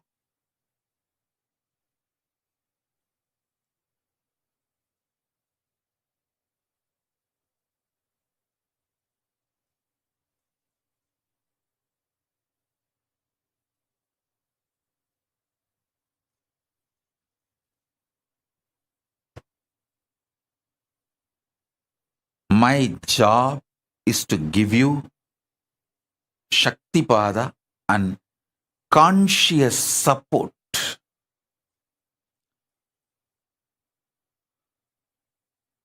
as a living Purnavatara of Paramashiva. I bless you all and I commit with you all. I will surround you all as a conscious layer inside and out. Inside and outside, both. Like a conscious blanket. Conscious energy field. Support all of you in every possible way to manifest this great truth.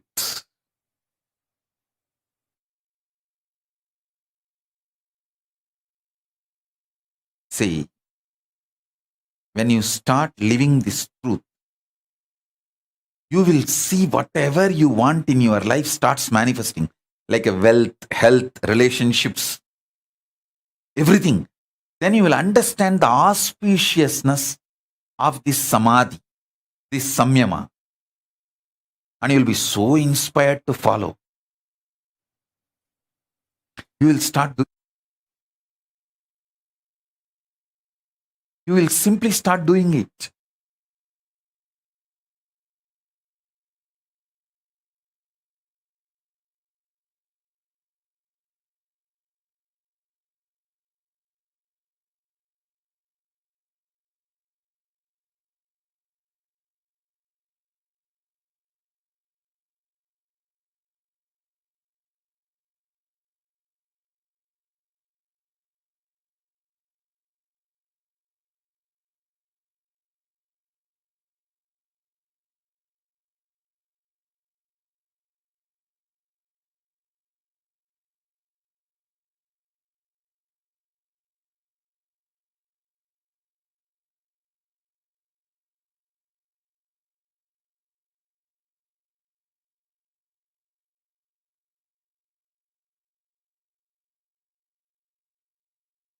I have seen Isaki Swami constantly manifesting this samadhi.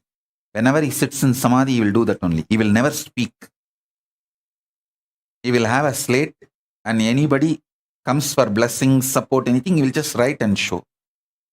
And clean. Write and show. And clean. Write and show. That's all.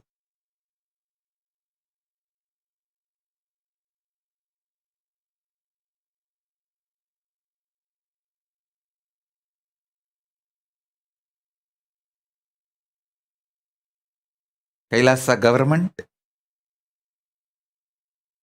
all over the world, start practicing this and give confidence to people that it is possible to do this and be successful in all our activities.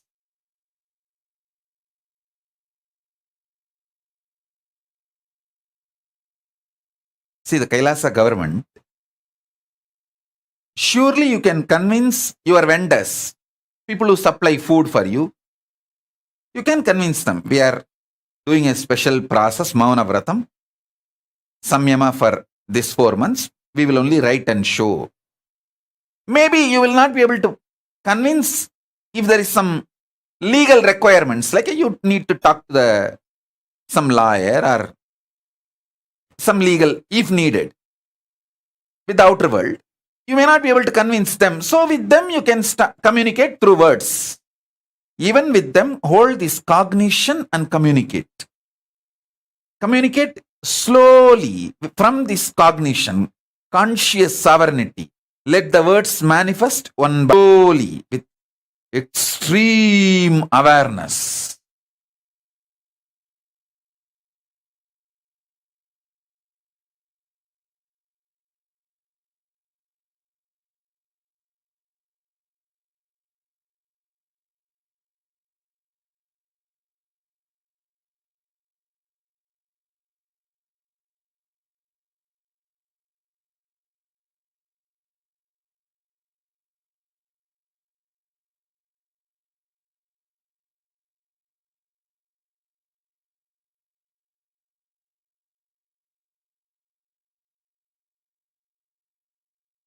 All the people who are sincere, want to manifest conscious sovereignty, powers of Paramashiva, should take up this samyama. Actually, Papa Skandamata is doing this samyama already. That is why she's not talking. It's not that she doesn't know the language. You can write and show her. She knows the language. I can prove it to her. She knows the language. I can prove it to the whole world. You can write and show. She will respond. She knows the language. She is doing this samyama. That's why she's not talking. She's doing this samadhi. She wants to talk from conscious sovereignty in my space.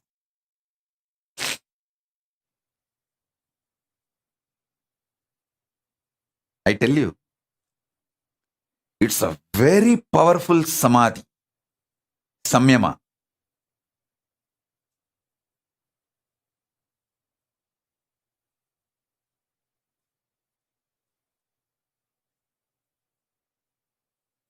Try this. See, even the people still now you have not convinced that you are my devotee, you are spiritual seeker and you are practicing, you are initiated disciple. You can take next 1 or 2 days and convince them.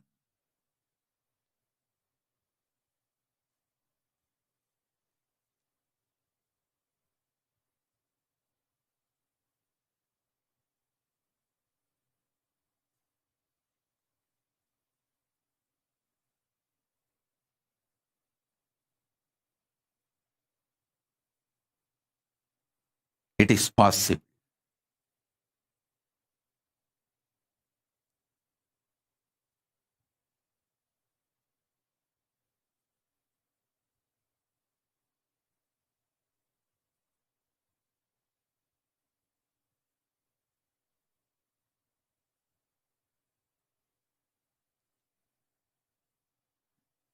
Kailasa, everyone listen, everyone in the Kailasa, all the Adinavasis, Gurukul Balasans,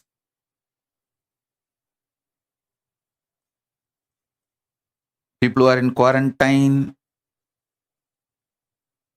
in Biddi, in Hyderabad, all the sannyasis, all of you listen.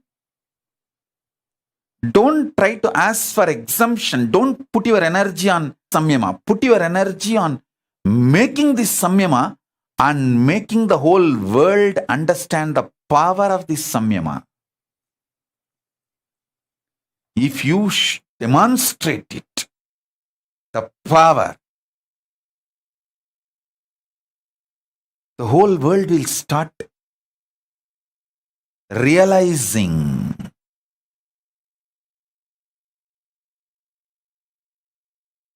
the power of Paramashiva's words. That is the best enriching you will do.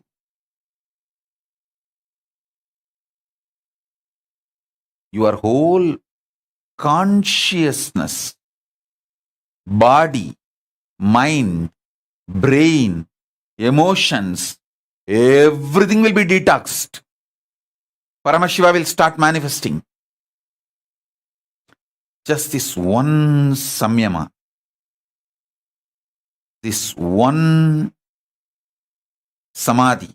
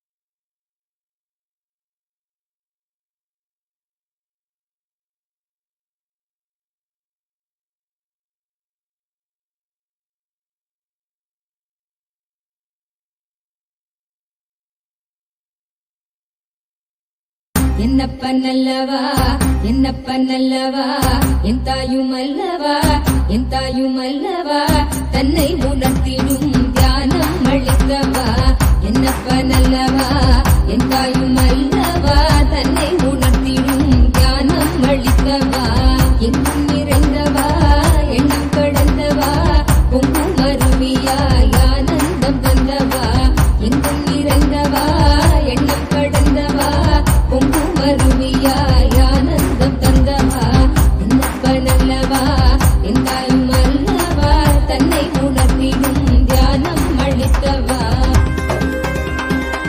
ஏழாம் உடல்கள் தாண்டி நித்திய வாழ்வும் கண்டிட கேடான காலம் தன்னை வென்று நீலை நின்றிட ஏழாம் உடல்கள் தாண்டி நித்திய வாழ்வும் கண்டிட கேடான காலம் தன்னை வென்று நீலை நின்றிட சீரான பாவம் பழி நீங்கி பெறும் வாழ்வினை கொண்டாட நித்யானந்த ஸ்புரணம் தன்னை நெய்தவா சீரான பாவம் பழி நீங்கி பெறும் வாழ்வினை கொண்டாட நித்யானந்த ஸ்புரணம் தன்னை நெய்தவா என்னப்பன் என்னப்பன் என்னப்பன் அல்லவா என் தாயும் அல்லவா தன்னை உணர்த்திடும் தியானம் அளித்தவா என்னப்பன் அல்லவா என் தாயும் அல்லவா தன்னை உணர்த்திடும் தியானம் அளித்தவா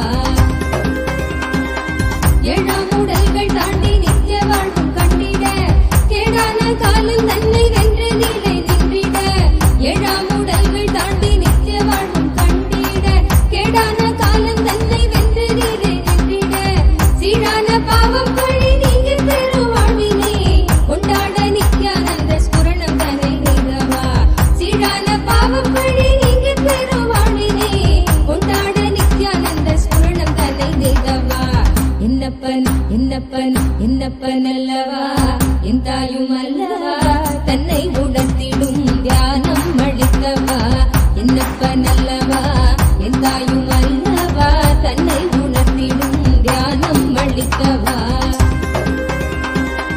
ஏழாம் உடல்கள் தாண்டி நித்திய வாழ்வும் கண்டிட கேடான காலம் தன்னை வென்று நீலை நின்றிட ஏழாம் உடல்கள் தாண்டி நித்திய வாழ்வும் கண்டிட கேடான காலம் தன்னை வென்று நீலை நின்றிட சீரான பாவம் பழி நீங்கி பெறும் வாழ்வினை கொண்டாட நித்யானந்த ஸ்புரணம் தன்னை நெய்தவா சீரான பாவம் பழி நீங்கி பெறும் வாழ்வினை கொண்டாட நித்யானந்த ஸ்புரணம் தன்னை நெய்தவா என்னப்பன் என்னப்பன் என்னப்பன் அல்லவா என் தாயும் அல்லவா தன்னை உணர்த்திடும் தியானம் அளித்தவா என்னப்பன் அல்லவா என் தாயும் அல்லவா தன்னை உணர்த்திடும் தியானம் அளித்தவா